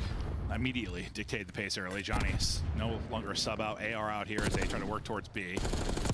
Well, okay, all right. This guy's locked. Yeah, my man's like, I know the default setup. Boxed up. The pre-fire looking good there from Johnny. Bello now. just playing his life here with Bomb. Avoid nades. Help coming in. Nade took him down. Trophy now up, but, well, Trophy up, and all the players around him have been dropped. Fellow, best of luck here. This does not look fun. He's like, just let me get back to full HP. Doesn't need it to win that fight, so Gwyn throws his life away. Now 2 versus 3. This becomes way more winnable. Now, what did Lunar spot? That's kind of the question. They're playing this the right way. They saw they were taking mid. Problem is, though, 28 seconds. They're going to have to find a kill or two. Whoa. And, well, Fellow's doing it. I mean, his ability is just stay alive in these scenarios. Finally taken down by Slasher. 20 seconds, 1 versus 2 for Lunars. Yeah, the fact that Fellow ended up getting 2 in this round is kind of insane based on the song and dance we watched for him early on. Lunars going to get Bomb. Maybe get this plan off with a chance to clutch, but looks like taking a peek is going to be TJ. Stun will hit. TJ knows he's got a plant, and he'll get there just in time to shut it down. So despite the great survivability of Fellow. The heroics. Yeah, the heroics. That was just getting punched. Yeah. I feel like he was like trying to get back to full health for a solid minute. Yeah, we just didn't see, you know, his teammates kind of get taken down around the middle of the map, so that's what Carolina take away. TJ works the flank, and yeah, Fellow and Lunars almost pulled it off. Yeah, it's probably one of those where Fellow's like, I need help. Like, I'm in trouble, and the people coming to help him end up dying. I feel like you've always been a teammate that's been there. Like, everyone's done that. Like, I'm coming, buddy. Oh, now they're looking for that. A 1-1 now. Fellow 3-1, but, well, 2 of them obviously meaningless in the round loss. TJ, big bounce back in that map 1. Big part of why they got that map win. Well, Gwyn got first blooded by Johnny in a similar spot in round 1. This time he's going to get caught by Kizzo. Nothing working for Gwyn in the search. TJ trying to do his best Fellow impersonation and stay up in a bad position, but he's done it for now. Yeah, Kizzo, he was backing away. Or sorry, Johnny. I thought that was another freebie, but it will be. Turns into it as Johnny's going to find another one. So just early numbers for the defense throughout these rounds. Slasher trying to shoot through all the doors. Yeah, he's getting tags into everybody, but not actually getting away with any kills. So 2v4 still. As Royal Ravens try to get this done. Just no position really to work with. Slasher is getting behind 1. Tracking a bit off. Takes a little while to get the kill. Finally traded out. Vivid now. 1 versus 3. Did he spot him? I don't think he did. Assume not. Nope, did not spot him. I wasn't sure with like the Codcaster if he got a glimpse of him as he slid past. Sometimes like your teammates see something. It's like a half-second delayed. Get the call out, but doesn't see it. Well, so far, I mean, for Carolina, it's just the offenses. I mean, Gwyn's getting picked B-side within the first 15 seconds of the round. And then I feel like it's just gotten stagnant since then because they're down a man early on offense. And yeah, they lose ticket and B control, and they're just sort of like, what do we do now? We have to go A. Yeah, we have to go A, and we have to hope someone throws away a life. And that hasn't really been the case. I mean, Slasher had a couple chances to get kills in mid-lobby. Try a little bit of pre-fire, maybe to get something back in it, but you're already in a 2v4 in a tough position. Now LAG. See if they'll have better luck on offense, but yeah, which team will have a good offensive effort first, maybe will be the case. TJ with the first blood. They're bumping right past him. Johnny able to stack back, but he's going to get dropped. So any team working towards B, it has not gone well for them at all. They at least get 1, so a little bit more manageable now in the 2 versus 3, but it falls to Fellow and Lunars. Almost did it last time. Well, maybe not happening this time. Yeah, maybe not. We'll see. Fellow 4-1, trying to add something onto this, but taking some taps, and his position now given up, and you can see the white arrows just trying to flock and trap him in, not give him any opportunity to clutch. Yeah, he doesn't have bomb either. He's going to hear that, but maybe that. Hello! Yeah, he's just going to see all the Ravens flocking together, and then he gets taken down. So yeah, just really same story on both sides. Early picks. We'll see who can find any success at all on offense. Yeah, I got to see what it looked like with when they were slamming through ticket. I was like, did they just like chest bump TJ basically? I was like, TJ was there. Like, I'm not faded, right? And then suddenly TJ shoots one in the back. Johnny able to trade it out, but I thought it was going to be a 2-on-1 instant challenge to Tej at first. And it gets a little bit sloppy. What did Carolina try to do differently? Sloppy or slappy? Sloppy. Slappy. Sloppy. I mean, sloppy too. Slappy. Yeah, sloppy and slappy. Stupid slappy. Do you like sloppy Joes, dude? Like your name's Joe and you're sloppy. Honestly, you know what kind of haunts me is like that Billy Madison cafeteria lady growing up. Oh, God. Yeah, no, that's a good one. Yeah. Yeah, that haunts everybody.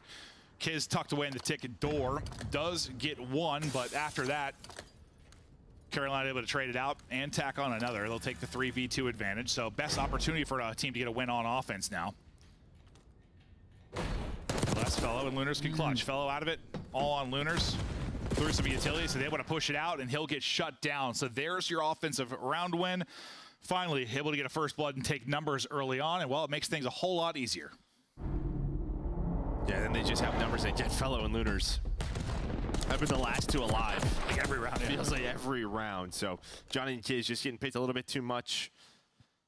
Then you're going to have these sort of slip-ups, or then you're a brand new team just trying to figure out how you're playing these maps. So it is a brand new learning experience for them. Yeah, hard point. I feel like, I don't know. Yeah, but like this time of the year, everyone has the basics sort of, for search. Yeah, fundamentals down. I mean, in hardpoint. Yeah. Search is tougher. Yeah, I'm about to hit y'all with that. I'm only sleeping. I think most times when we see teams like thrown together, usually hardpoint clicks first. Oh well, hold that. As Johnny gets drilled. You will not pre-fire us again. Nope. He's got what, Nate in hand. Nate hitting. He is gone. So the woes on offense continue for LAG. Not able to kind of flip the script like we saw Ravens do. TJ leading the way on one side with 6. And this is kind of like what the early rounds we saw for Royal Ravens on offense. Like it just gets kind of stagnant once you lose B-side ticket control. And it's like you almost rely on a mistake. Yeah, Carolina are cheating over though. So Gwyn has to be very careful here. They know his position.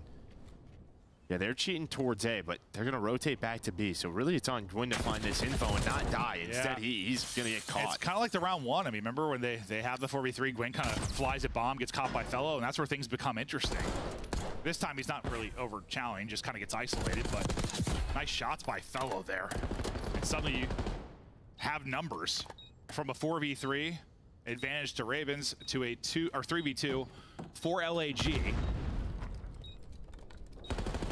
The Bulldog looking to pounce. And well, now it's time. Shots go in. Ping is in. Kiz wants to fly. Making sure he doesn't throw away the round. And Kiz hits some beamers there to drop him. Maybe a little bit of team fire in there. But that's a big 3v4. And is that, what is that? Do you put that on the, I don't know, kind of the cheat over towards A being the problem? Gwyn maybe having to play that differently? Or I think a bit of both. But I just feel like the way this map is played, like let him go towards A. Like, take the middle of the map, the same thing that was happening to them. I don't know if you have to cheat over that much. I'd rather them go A, right? Then you just take middle stairs away. The same thing that's been happening to Ravens. Instead, yeah, they just try to get a lot of trust in Gwyn to stay alive. Watch that cross. Almost 30,000 watching right now. Just in a 4-on-3, you can, even if they plant the A bomb, you're not in a bad spot. Yeah, we're trusting him to get a kill, including at least, us, before he drops. But he's going to get a bullet in, just gets caught completely. As LAG play it brilliantly, and that's a huge round. We'll look at if they're able to take this, but the back and forth battle continues.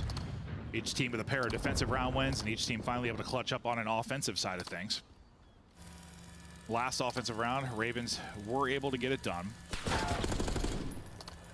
A real issue was the B-side player and Gwyn getting caught early. They've changed things up a little bit, and it's going to be Vivid and TJ now working up this B street. Just trying to clear everything. Sometimes we'll see him on his belly, crawling the whole way. Well, instead of being caught, it's Gwyn that gets the kill. TJ, though, the timing is not the best. Vivid, though, there, 2 traded out, nearly caught, staying up, 10 HP in a dream. He's going to get out and can't be chased down. Maybe sync up with his teammates because they've cleared up towards A. Number 5 in Slasher has got all the information in the world. Trailing behind him will be Gwyn, who got the first blood. Now working forward to try and get this plant in. Backing all the way up and playing his life will be Vivid. So you're in a good spot. What are you trying to do if you're Vivid? You getting up to top window again? Well, this is just like, yeah, okay, so there we go. So what timing does Johnny get? But he gets spotted. Gwyn able to catch it right away. Because Slasher was so far pushed up, he can only watch one of the crosses. Now Slasher can get involved. He's the one who started that rotation.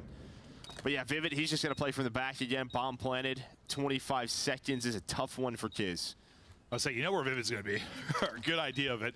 And the problem is, it's going to take too much time. Vivid, great job. Just back up, get out of there. Whether you lost that gunfight or not, you're probably okay just making him chase you that far. But the fact is, until you clear that player out, not going to really be winnable. Well, and that is the advantages of Slasher taking that long route, right? Sort of, you're going to go towards B. Maybe he's thinking, if we get B control, I can just flank them A, like through A. But his sort of flank through A, once it gets a little bit messy, it's just like, let's just rotate back, just rotate the bomb, don't lose it. It's wide open, plant it for free. Well, yeah, and the fact that we're so focused on the B push, but the The fact that Gwyn got a pick.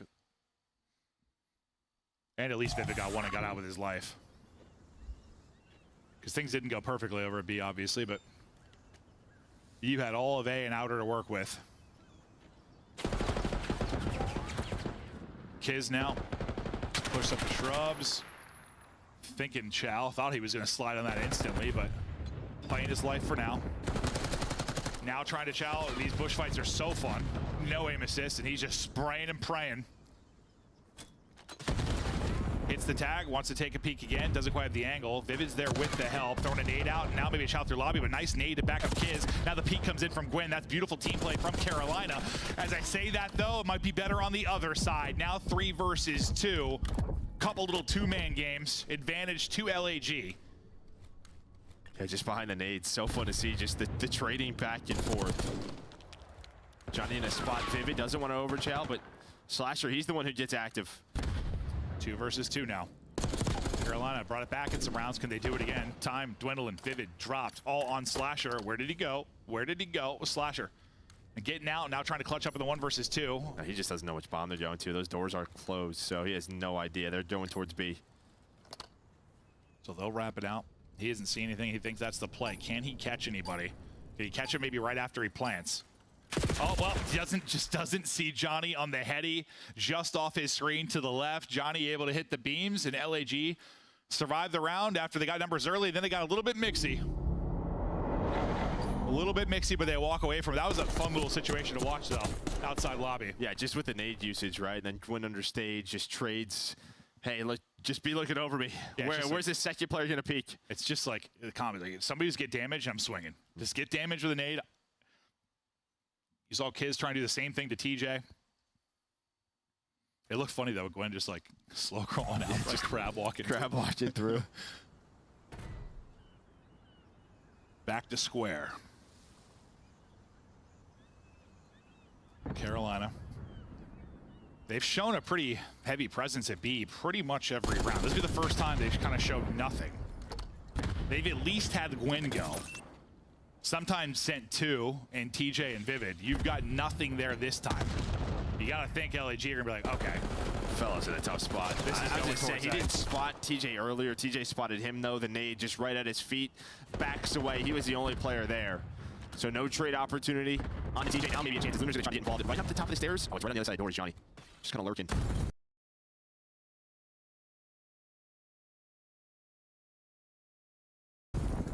Maybe they're trying to take down Vivid.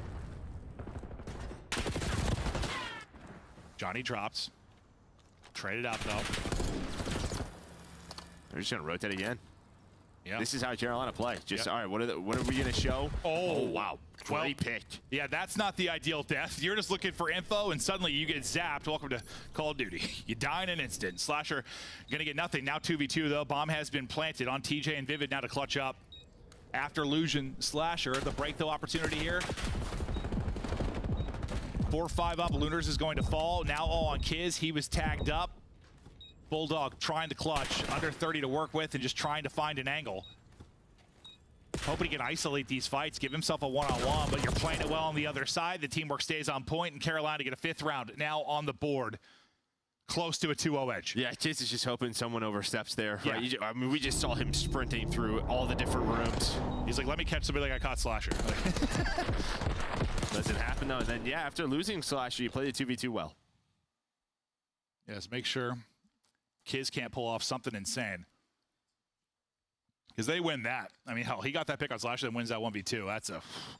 That is a tough round loss. Instead, you get it done now. Pressured LAG again, late in a map to walk away with a W.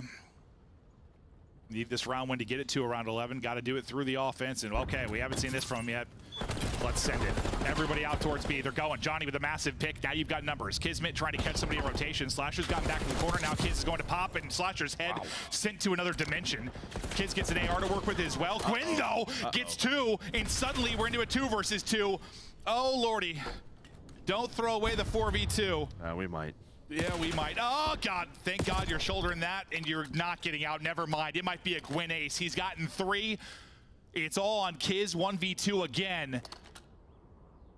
As Gwyn put up 35 in the map 1 and maybe taken over here. Vivid, did he spot him? He got eyes. Kizzo with the snap. Help now coming in from Gwyn through the back. Give the man the ace. I don't know if he finished it or not. Vivid might have got it. I think he got it. I think he got it. Might have been a round 10 ace for Gwyn. A monster round, monster series so far out of him. And I just gotta see, I gotta watch back and see how he got those two. Once they got has to be some crazy timing. Nobody's like stayed. They might have both got sprinting or like one rotating, one just hoping someone's holding the flank. Because usually we talk about that flank's very hard, typically. Like when a team all pushes V, it's very hard to get picks from the flank. Yeah, my assumption is like one person was trying to get into the site to help. I was so focused on the site play. I was like, how did Gwyn get two? Yeah, tough one to throw, but they did it. They did do that. And he ends up with 10, streak of 4. Yes, I think he got the last one too. So an ace there from Gwyn. Happened so quickly, I wasn't sure who got the final kill. Brilliant from Gwyn. Clutch again for Carolina. I mean, his first 2 maps, they've just had the ice late. And for LAG, I mean, listen, you've been very competitive. It looks like the team is improving, but you've also, I mean, some similar woes that you've had all year. Yeah. With a different roster, just coming up a little bit short, whether it's respawn or search and destroy. In a big O2 hole, we'll see if they can bounce back. To break it down, though. Hello, Desk. Hi. Gwyn is so good online. You win against Carolina, a team that you adamantly defended was a top 4 squad, leading all the way up to Major 2. Well, look, I mean, sometimes, like, you got to make it back when you're down in prediction. Yeah, got it. But also, like, there are rumors of Vivid getting dropped. Thought it would affect him a little bit. Gwyn is just the supreme. Gwyn online, he is a different beast, and you felt his impact in round 10 and before that. Talk me through this search and destroy alley. It was just a lot of the side of Carolina Royal Ravens making proper adjustments, right? Their defenses, they were trading the first half of this game, then Carolina goes in that round 5, wins their first offense, right? And what is it off the back of? It's off the back of first blood. You're talking about a Carolina Royal Ravens team that is #1 in conversion in the league on the season right now. So although it's been a lackluster split, they are still one of the best, if not best, S&D teams that we have in the game right now. And I feel like that's kind of what was shown to us in the later half, because their attacks, the mid-round adjustments, and just kind of putting LAG in this box in the middle of the map. And then obviously Gwyn getting an ace kind of helps at the end as well. Search and destroy hasn't lost pace for Carolina Royal Ravens. TJ once told he played against plumbers. Still doing it today, nameless. Yeah, you know, we used to scrim, and when 7 o'clock hit, you know, we had to go lay some pipe. You know, and sometimes we had to go lay some carpet. Like, you know, plumbers and carpenters, man. That was what it was back in the day, Chris. But yeah, listen, towards the end. Phrasing, bro. Phrasing. All right, well, hey. Yeah. But in this search and destroy, I mean, I thought, you know, towards the end, you know, one of their defensive rounds, they kind of sent Fellow by himself. He just kind of gets ISO'd out. Carolina did a really good job. And, you know, in that final round, if you're all committed towards that bomb site, somebody has to watch the repitch through glass. Like, how often do we see that happen where a player slips through, jumps through, and finds a kill? Win just gets 2, but that is a tough one to lose. Let's take a look back at map #1. This is where we started to get excited for LAG. They came out rolling. Alley, at one point, it was 171 to 85. TJ pops a double kill. I said, uh-oh, here's the comeback. And you said, nah, we're good. We were not good at all, dude. It was Gwyn again. It literally, you go down to the second set of rotations in your computer once again, and you allow Gwyn, their AR, by the way, to go on a 4 spree in P3, and that was all Carolina needed to get the ball rolling. After that, TJ also woke up. He was kind of like double neg in the first half of this game. After that solid hold in that P3, TJ starts going on a run of his own, and Vivid obviously winning the trade battle in that final computers. I will tell you where they went wrong here. Where? It's situation, all right, so like where they let Carolina back in the game, we're in bottom computers, you get the kills, and then players spawn out behind you. Like, you have to know there's gonna be players come from zip side, and they just don't read it, right? They jump down spiral. I think it was Vivid who drops down, finds a huge kill to open it up. They end up breaking into computers, and then, you know, Carolina are right back into the game from that point. It's just like the small moments there, but like you have to be able to read that spawn. The top teams are understanding that in that situation. You guys both had faith in LAG. They only have 4 wins on the season. You thought number 5 was coming. They got better. They're playing tight, but they're down 2-0. Allie, can you climb back as a team in your first week together? Absolutely. Again, I think we do forget that half of this roster did get changed heading into this, so we are being a little bit harsh on the LA Gorilla mates, and Carolina is still a top team. Even if they might not be top 4 considered right now, they're still top 6. They're still a foe to be taken seriously, so I don't think LAG panics just yet. Well, there may be fraud watch for Gwyn when he's on land. When he's online, I don't know if there's anyone better. Let's take a look at our scuff play of the game. Hook and Gwyn, freaks. Bro, if they team together, dude, they would be dominant. Yang and bang, baby. Shotsy, make it happen. So this is the 5-3 I was talking about, where Gwen just goes in takeover mode. They literally just cannot kill him computers, and from then on, he just gets lost, right? It's just the confidence exuded from this player. He's a ninja, and it infects the rest of his squad. Dude, Vivid's on a 4 as well, too, if you're looking at the scoreboard. Yeah, a lot of huge impact kills, and you know, this is the 2-piece that he finds. Just massive. They just don't read it. Like, they're double watching flank there. He just runs right through the site into the room. It's a huge flank. You can see right here. He's playing with extra confidence right now after all the chatter. Gwyn in his sophomore season going up against some veterans, including 2 guys who just came back up from challengers. Congratulations to Fellow and Johnny back in the CDL, but they're not the only ones looking to make moves. And if you want to showcase your skills, you have an opportunity. April 24th to the 27th, we will be in Boca Raton. And Allie, it's official now. Let the world know. Yes, Challenger team passes are on sale now. We have had so many players come up from the Challengers. The list goes on and on. Make sure you get past Ain't that right, though, Joe? We used to, after, you know, scrims were done, lay carpet, lay pipe, as I said. Why are you saying it again? What do you mean? We're plumbers. Plumbers. Back to Plumber 2. Oh, is it back to us? Yeah. We're like Mario and Luigi, dude. Laying pipe for 40 years. Yeah, I was like an accountant, dude. I was on the Excel sheets. Oh, that's true. Yeah. I like that, Joe. All right, we get ready for map 3. We'll see if the boys of Carolina can close it out. I like what they said. Like, listen, yes, for LAG, there's no reason to panic yet. Like, yes, you're losing in some tough ways, but I already think they look a bit better. Maybe I'm faded, but you're playing against like a top 4 team, and you are battling. You have a chance to win both these maps. We'll see if that's the same conversation like a week or 2 from now, if it's just close games. Well, I don't think there's any time to panic at all. No, not at all. I mean, there's like no pressure on you. That's true. That's true. It's very similar to Falcons. Yeah, yeah. I mean, I think maybe like you'd probably say this team, like depending on how good they look, maybe they have a chance to like chase the 8 seed. But you've just had such a rough couple of first stages. Or how many? What do you have? 30 points? Yeah. The problem again is just that like 7, 8, 9, 10 seeds. These are teams that are Hot9's getting better, Rockter's getting better, Miami's still winning. Optics is getting better. Like, yeah, I mean, you're like, you're hoping for like a massive Boston fall off. You're gonna get to a point so you gotta like win a major to qualify. Yeah. Like, you just only have 30 points. I mean, your only real positive you could take probably this year is, yeah, like a crazy major run and think about the future. Yeah, you're just that far behind in points, but we'll see. Who knows? There's been some crazy stuff that's happened over the years, but they're battling. Can they get a map win though? Or is Carolina going to simply be too icy late in these maps? As we get into the fray here on the Hosty into map 3. Slasher, Father Time. Still battling, still piecing. That is a snap and a half from Vivid. That's disgusting work out of him. Wins it with 6 HP, and well, you gotta love to see that. I mean, if there were some questions about maybe whether he was going to still be on this team, I love seeing that. Yeah, great centering. Great centering right there. That is the definition of it. But still, you got some work to do here in round number 1. You were able to get a little bit of clock pause on towards that 8 point. Almost have 1 tick. Vivid and TJ going to open up with some SMGs. On the pinch will be Johnny, but Slasher's reading this. Almost able to win it, but the headshot comes through. We'll see what TJ can do on rotation then. He's also reading it. Stun might buy him time, or does it? No, slide through, gets wallbang through the door, so he can't actually get away. So you'll win that on the fight over towards B. Number 6 and TJ spawns up, taking a route. Trying to cut it. Not going to find anything as Fellow gets 2, and then he gets shut down. Everyone just gets bodied, and this is a fantastic start for LAG. You've only given up 1 tick. You're up 7 lives. You're seeing you can do it on defense. I think the question with a new team is probably going to be offense. I think in control, like how that is going to click. I mean, we saw in Hardpoint, right? When you're in control of the map, it's easy. But when you're put into tough situations, how do you get out of that? Yeah, and we're not done yet though. We're not done yet in this round. 1.6 on the clock. Slasher able to get onto it. Reinforcement is going to be Vivid, who's about to get there. The Swarm, though, coming in from LAG. Vivid able to get one, can't quite cross to the point, and that'll be the round. So they give up a tick, that's it.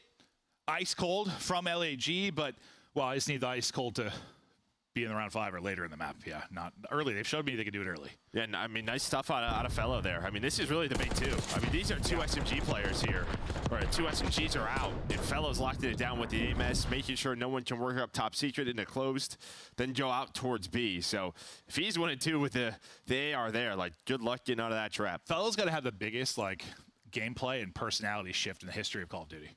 Without a doubt. Well, there's no one even close, right? I mean, for people that have been watching since the CDL, they just don't know old Fellow. Like, no. I mean, he was just... Even his hair's different That guy was twisted, bro. Just an SMG, absolutely twisted, just screaming. Screaming, flying around the map, now he's a mature assault rifle player. in the comms, just very calm. Oh, seriously, the biggest shift ever. But okay, thought the offense might be more of a struggle. It is not. They open up Royal Ravens like a can of tuna. Right through them, get 4 dead, have all the site control towards B, and that's the first tick done. Trophy here at gobbling it up. It's eating everything, and that's able to keep them 4 battling on the point. Kiz then getting it done from top office, and this B point is done. That is as clean as it gets out the gate. But again, they showed me they can do it early. Just got to keep doing it, keep doing this. I mean, they're on 11 in a row in the squad, 12, 13. Finally, you win a gunfight. That's really just the issue. Tough to win control, tough to win in Call of Duty when you aren't winning gunfights. Oh, you are not wrong. You've got 2 kills in this round if you are Royal Ravens. Kismet continued to beam. He's up to 5 straight. Lunar, same thing. We'll see if they can work towards cruises, but nothing really done on the objective, so still a ways to go. Johnny staying alive. Dancing, nice repositioning, good help from his teammate in Fellow. Teamwork seems to be on point. Now you're on to A and moving. Second tick going to be done. Royal Ravens locked in, trapped in. Slasher the only one that can make a play, and he's going to get shut down. Give me another second, and that one's done. LAG, holy hell, if you thought their defense was good, I question what the offense would be like, and the offense was even better. It was even better. I mean, just beautiful stuff right from the get-go. They have enough trophies over towards B as well. I mean, you know, you kind of talked about it. Just ate so much utility. And then, yeah, on the transition, you just didn't die. I think the reason I was like talking about the trophy is because like you literally heard it. Well, you heard it, but when you go 4 dead like that, and you have to like, it's like you're breaking a hard point. Like they're all 4 there. You have to hit you have to hit utility. Like you have to hit something to break because you're going into 4 players like gun up basically. It's just different when it's mixy, right? Like a 2v2. Like that's literally you go 4 dead. You've got to hit something, and you just Johnny didn't have to move, bro. He was just hanging tight. He like repositioned every time he saw a name. He's like, oh, trophy's got me. It's got me. And they just couldn't get anywhere. So good stuff for LAG. They can close it out here, and this series, well, looks a little bit different if they come out and smash them in this map 3. It's 1 more round. Once again, opening gunfights go the way of LAG. That's going to be 3 straight break-offs that they're able to just dominate. They go 3 for 1 in this one. What, 4-0 in the last? Kills, Slasher has 3. I don't know if they're going to get many more. They might all be held to single digits. And now you have literally Kismet just on this tree, picking apples and taking faces. That'd be a fun job. Well, picking apples? And taking faces? Yeah, no, that'd be weird. Yeah, no. You're right. Picking apples, I could work at Apple Farm. I could see that. Yeah. You'd be a good Apple Farm guy? Down. Gwen just barely getting through. Stays up onto the point. I'm just wondering if anyone's going to get to double-digit kills. Vivid's got the best opportunity to do it. It's crazy we were like talking about Vivid's snap early and how disgusting that was. And since then, there's not been one positive thing to talk about, really, for Carolina. This is the most positive thing. There we go. We got another tick. That's their second one. Let's see if they can finally get some work done. But again, they have to win this round. They got to win all the rounds. But yeah, starting with this one. TJ with the route. Gonna just play top office. Nice job. Last time in a simple position, he gets stunned and can't really make anything happen. This time able to hit the shot. Slasher's like, oh, I need to go outside the map. Maybe he did. He ends up falling. Yes, there's a team kill, but the retake is in for LAG. Or what, about halfway to the second tick on B. Sub 30 seconds to work with. You need to muster up some magic. Maybe it's the magical trophy. Maybe Vivid can do it this time. But Fellow has got the magical movement as he's bobbing and weaving. His teammates are finding all the kills around the point. Lunar's been able to snap out and win 1. Slasher, the last one up in a position to make a play, and he'll be traded out and dropped. This is your last opportunity to touch it. You got the lives to do it, but maybe not the time. I don't even know if they have. Yeah, you're hoping TJ maybe has a route. Fellow's gonna lock down B. It's going to be a B hit, but someone's got to get there. Slasher just able to with 0.9. Now you are just going to try to flood this if you are LAG. Similar last time, he gets there with like 1.6, and it's their last chance. This time, 0.9 and a dream. Can they somehow do it? You still have 2 people on the point. The contest is here from Kiz, though, so they haven't got the extension. They got to take out Kiz. They're able to do it. Extension in. 8 versus 10. So I swear to God, if they come back down 0-2 and win this one, oh my God. Oh, you just put it out there like that, huh? That's crazy. I just have to. It's got to be out there. I mean, if you think about just the LAG organization this year, it's already out there. It's in the universe. They were already thinking about it. Yeah, I'm thinking. Yeah, now think about it more. Okay. There we go. There we go. Yeah, see, I didn't curse him, dude. No respawns remaining for Royal Ravens, barring a miracle. LAG are on the board. Johnny battling from Lambo, gets it done. Vivid, Gwen, the last one's up. Gwen now on an island of death.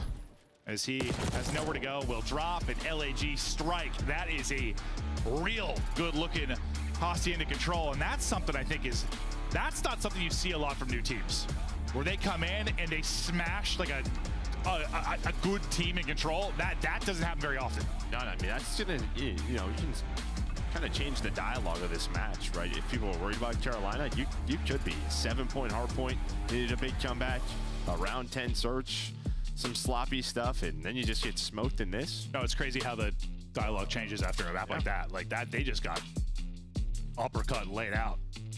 Yeah, gunned. Yeah, gun to sleep. TJ came into the series asleep. I thought he'd woken up. They put him back to sleep.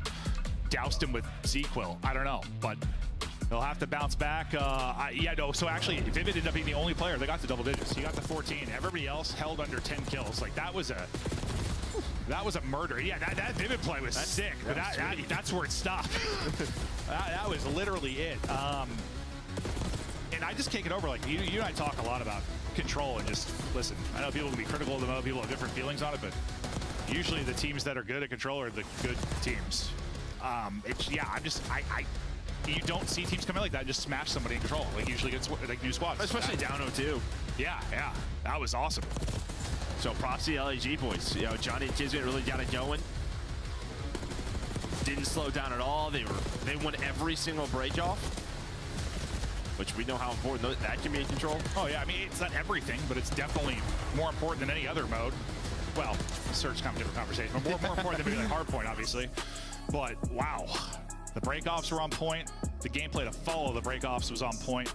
Teamwork and chemistry seemed to be there early for this LAG team, and yeah, the script flips a little bit. The conversation flips just because it goes from like not having the ice to wow, you almost 3-0'd. Like, you could have 3-0'd if you didn't throw away the map 1 and you didn't have some misplays and throw away like a 4v2, those type of rounds that you did in the search and destroy.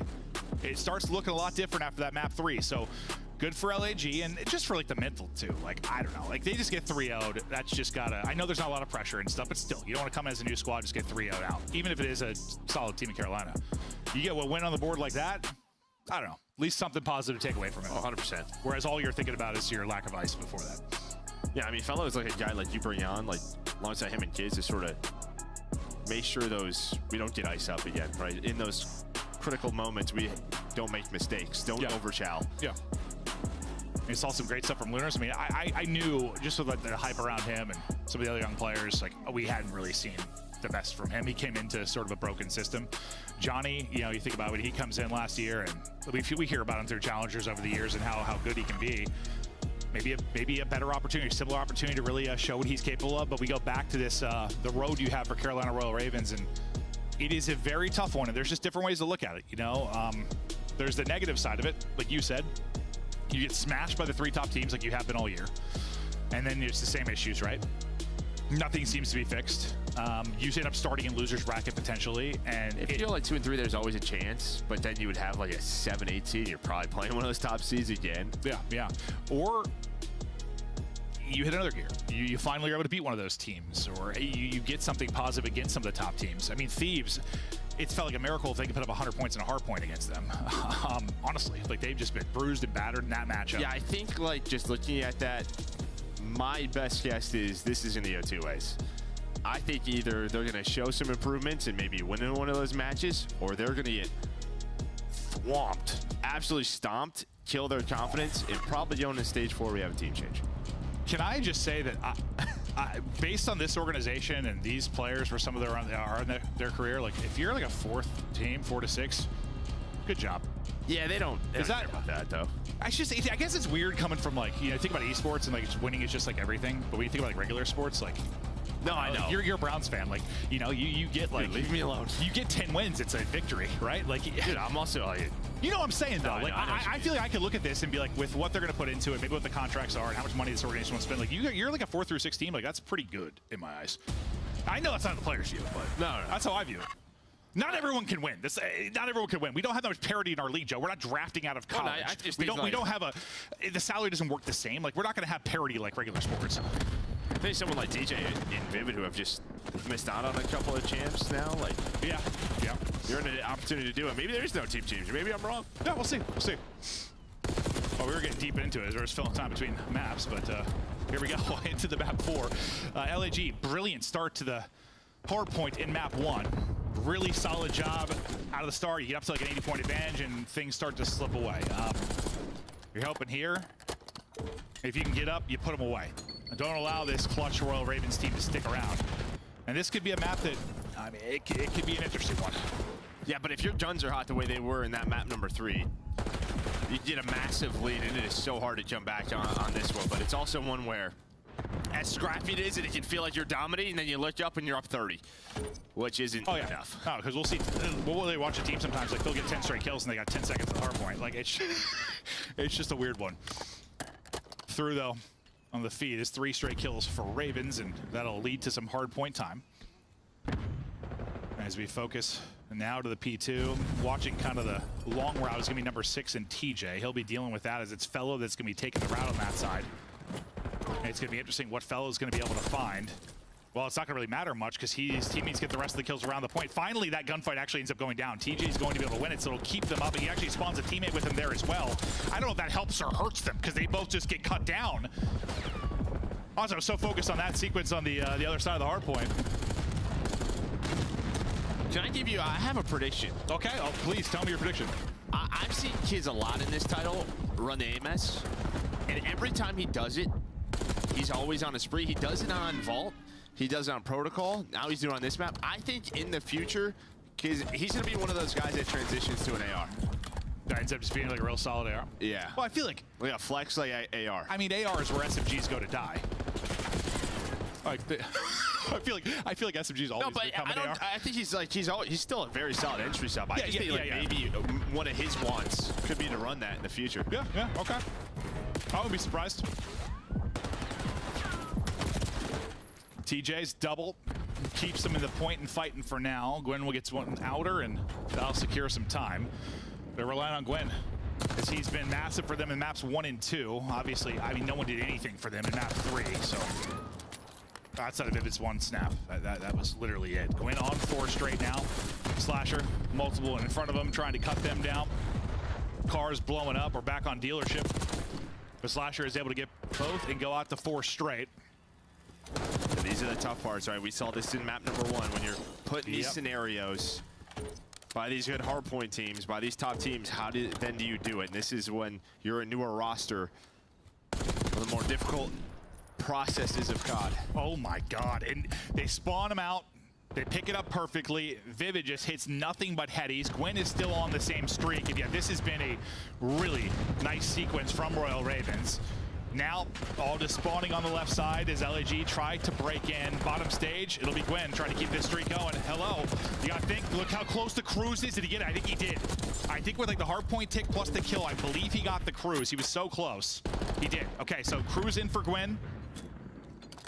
And a bit of a lead here. We'll see when that'll come in. We've seen some big streak play these last couple of days. That's kind of what I was talking about with like Red Chart, right? You just go on these massive sprees, you're controlling the hills, and then you look up and you're only up 20. Yeah, no, 100%. Like, it felt like they was dominated for 2 straight minutes, right? It's like, oh, I'm 20. Yeah, you're up 20. Any other map, that's probably 60 to 80 points. But LG very much in this, and they do a good job finding the final 20, 25 at that stage hardpoint. Now they're here at P5.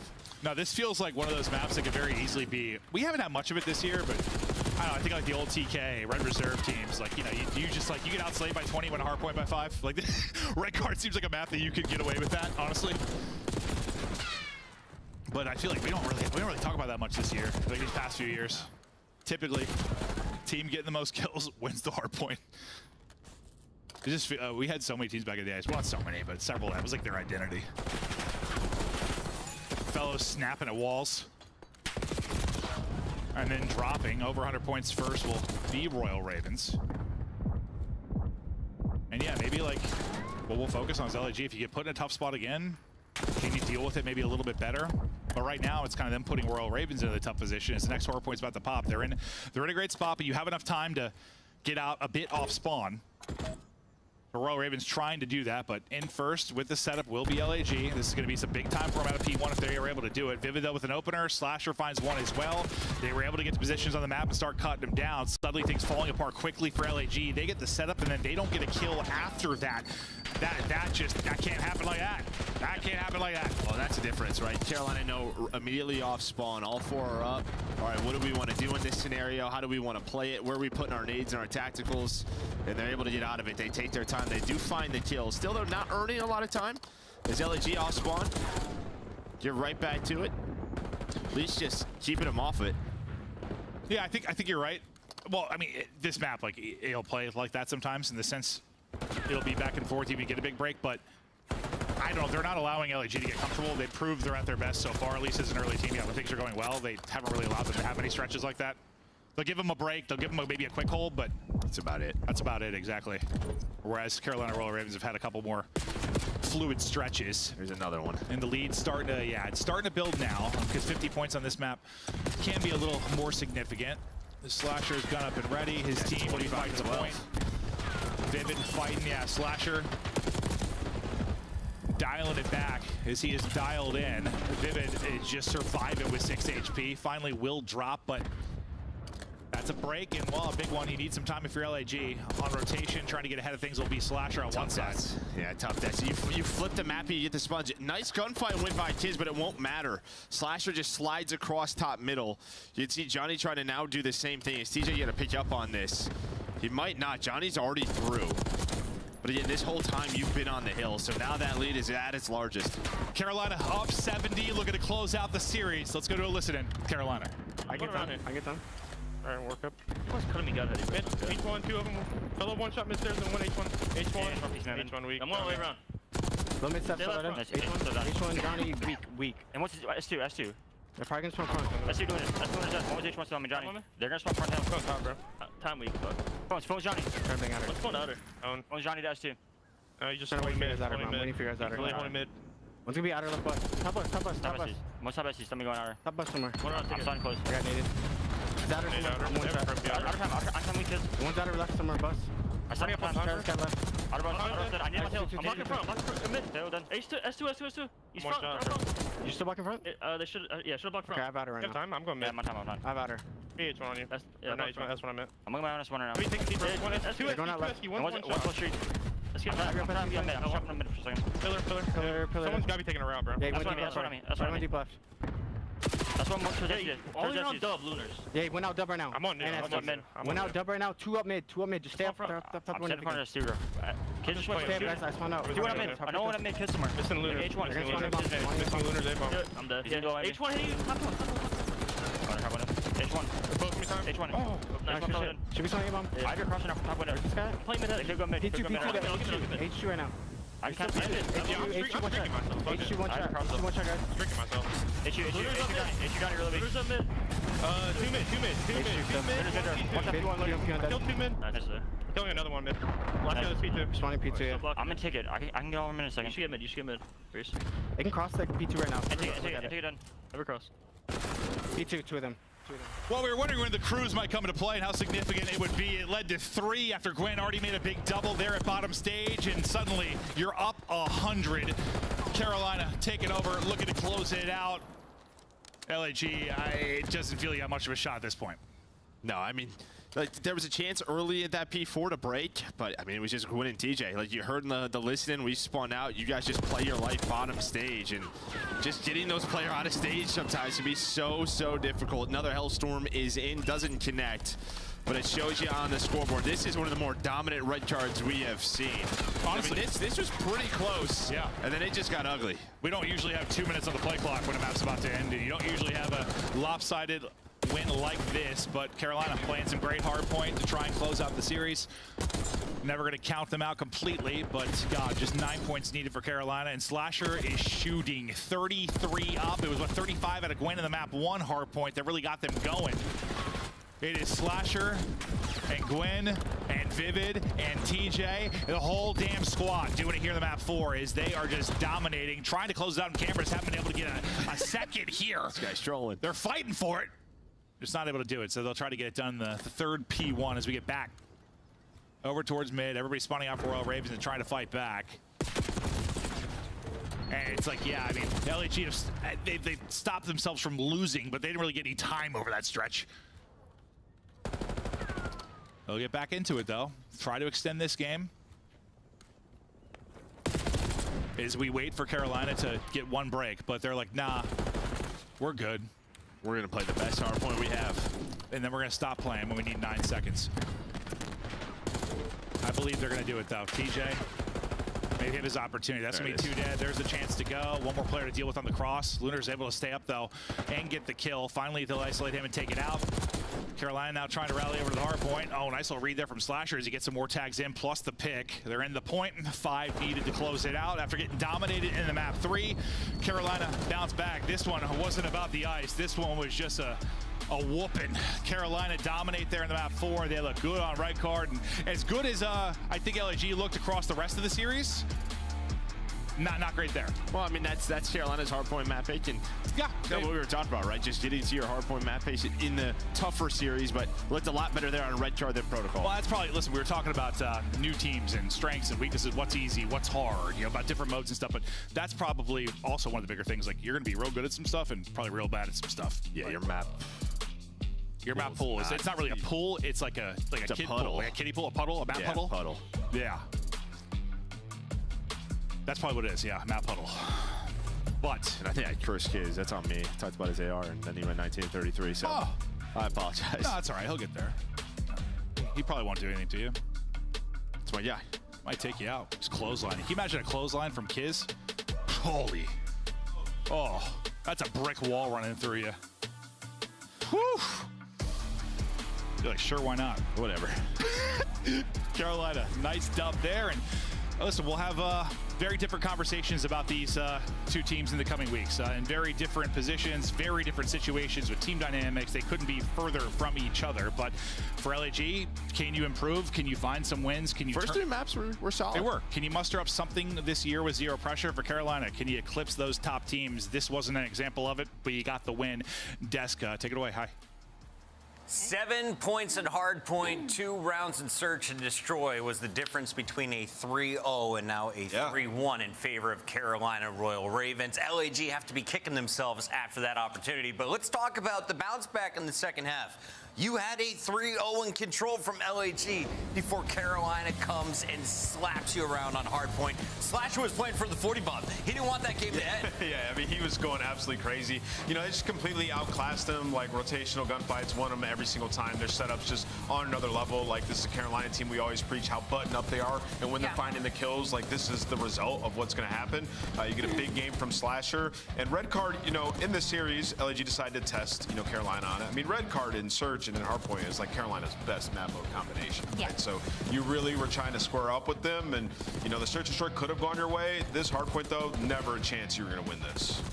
Yeah, if you're LAG, you're looking at the beginning of the series, you're just kind of kicking yourselves. You throw away that map number 1, which 100%. At minimum could have at least pushed you to a game 5, so maybe opportunity there. And then you go into that game 2 search and destroy, you go down early, and then unfortunately, you allow Gwyn basically to just take over a couple of rounds. And same thing with this map number 4. It was all Slasher, but Gwyn was very close behind. Once again, I am never going to pick against Carolina Royal Ravens online. Again, I don't think, unless they're going against one of the big 2 in LA Thieves or Atlanta FaZe. Even then, Carolina Royal Ravens, just a team you can't count out ever. A better LAG though. Like I'm It is, 100%. honestly, like Potential's there. Yeah, the potential's there. I mean, you're one spawn read away from taking that map 1. The search and destroy, like I said, you're going up against Ravens. They have 10 reps on them.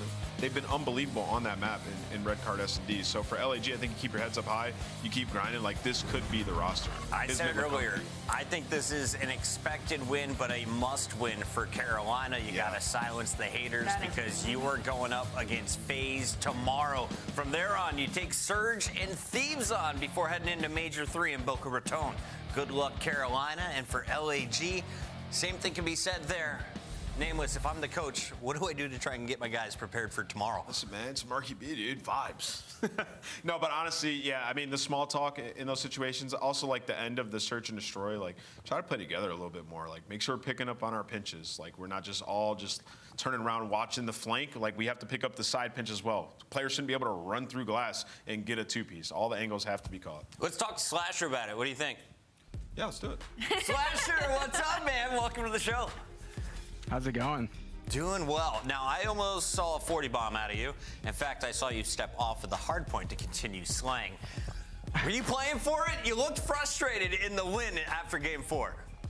Nah, I wasn't playing for it. I honestly didn't even know. I mean, I knew I was cooking them. I didn't know I was close to 40, though, because you can't see the scoreboard nowadays. It's just assists and kills, so it's kind of hard to know. Honestly, I was just more so frustrated at the map 3. I feel like we didn't even spawn in that one, so yeah, that was we'll have to watch that back. A little bit weird watching the control, Allie. Yeah, and that's crazy that you then took it out on them in map number 4. Go easy on him, Slasher. I want to ask, for Carolina, like, how do you guys approach improvement? Do you kind of try and focus in on one thing when it comes to these stages? Do you just try to improve small things in every category? What is y'all's camp's kind of approach to getting better?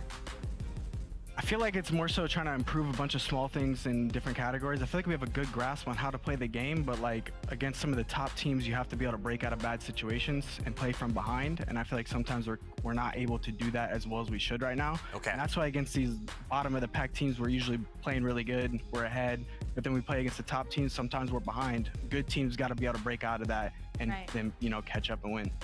Slasher, talk to me about like, all these roster changes that we just saw. I mean, obviously you guys are a desirable location and there are a lot of desirable players available. You guys decided to run it back with this team and commit to it for this next stage. Why are you guys keeping this roster going forward? Obviously, like you just said, it's been tough against the top teams. Where do you see that you guys can have improvement on? I mean, I think we have potential. The potential's there. Like, we placed, second in the minor 1, third in minor 2. We played really well at major 1. Could have been in third there. And then major 2, obviously we fell short. But our first round matchup against Seattle, who's a grand finalist, was really close. If you actually watch the series back, so if we take that, that could be a completely different tournament. So the potential's there. It's these top teams, and like I said, like, we're pretty polished, but we need to be even better and more on the same page because that's what these top teams are doing. You need to take that next step, basically. Makes a lot of sense. Best of luck, Slasher. We'll see you tomorrow against Atlanta FaZe. Thank you, guys. Have a good one. We were running out of Gwinternet there. I felt it on Slasher's end.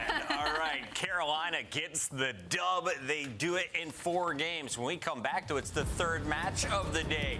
Optic Texas and Hook, they are unbeatable when it comes to online qualifiers. Thanks. Is that true after this one, Allie? Who knows? It's just the online team, bro.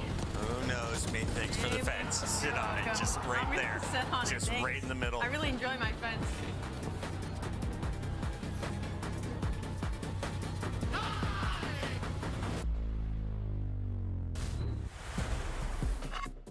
Upgrade your game with the Scuff, the official controller of the Call of Duty League. The Esports World Cup is an official partner of the Call of Duty League.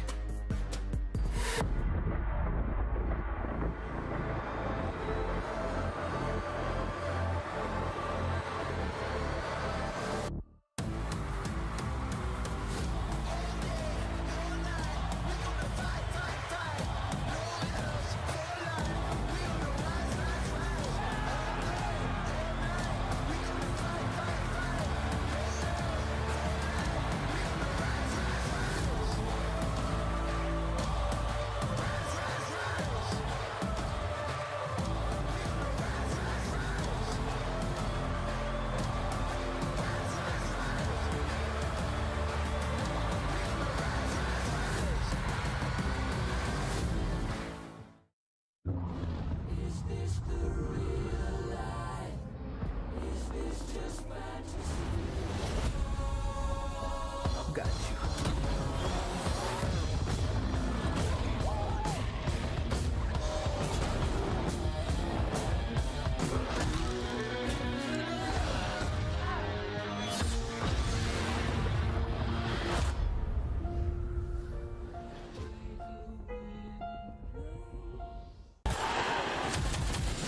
It's more than a game. It's for all who dare to compete. It's more than a team. It's our team. It's more than a feeling. It's unwavering passion. It's more than just talent. It's the grind that got me here. It's more than a moment. It's our legacy. One city, one stage, one champion. The battle starts now.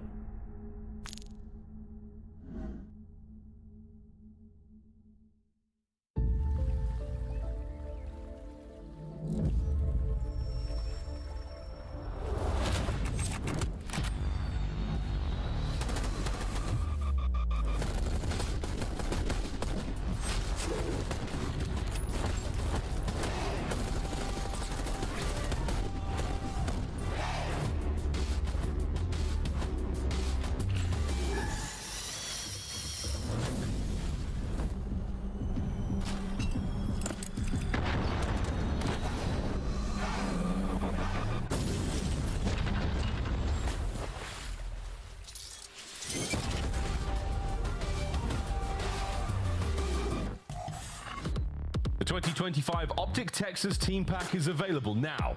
Each pack includes home and away operators, as well as this vinyl proving your membership in the Alien Task Force.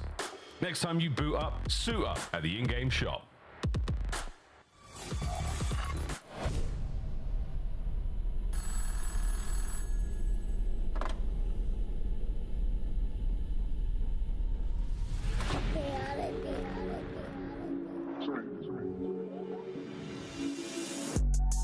Nah, for real.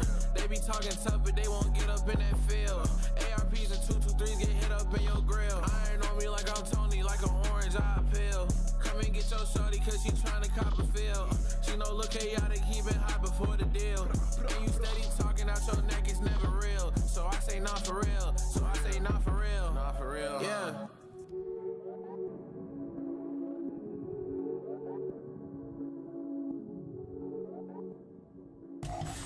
It's Allie's top one team taking on Optic Texas. Cloud9 New York looks to continue to impress. It's gonna be so much worse when we do pick-ems too, because I'm gonna literally back it with my answer. I don't believe you. Let's go into our Cloud9 New York squad.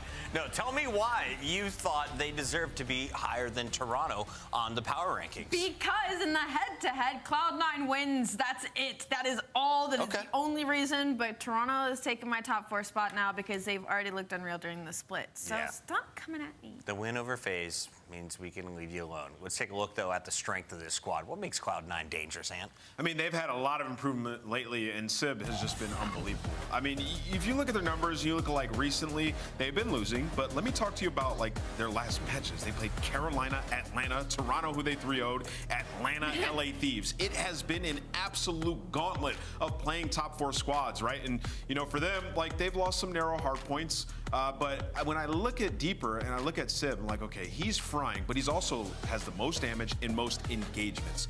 One of the subs has to play a little bit more aggressive at the very least for them to have hard point success versus the top squads. And then also, I think their map pool needs a little bit of work. You need to add either red card or protocol to the Not just map Hacienda? pool. Yes, red card or protocol need to be added 2 and 5 on both of those. I think that's the primary focus throughout this split for them. Yeah, because that's where they feel the most pain is in those map 4s versus the top teams. I'm glad that you touched on the map pool because that's probably going to be their biggest focus throughout the entirety of this split. Expanding that hardpoint map pool and cleaning up some of these search and destroys. You're talking round 9s, round 10s, round 11s. They're getting themselves to the distance and they just are unable to close it out.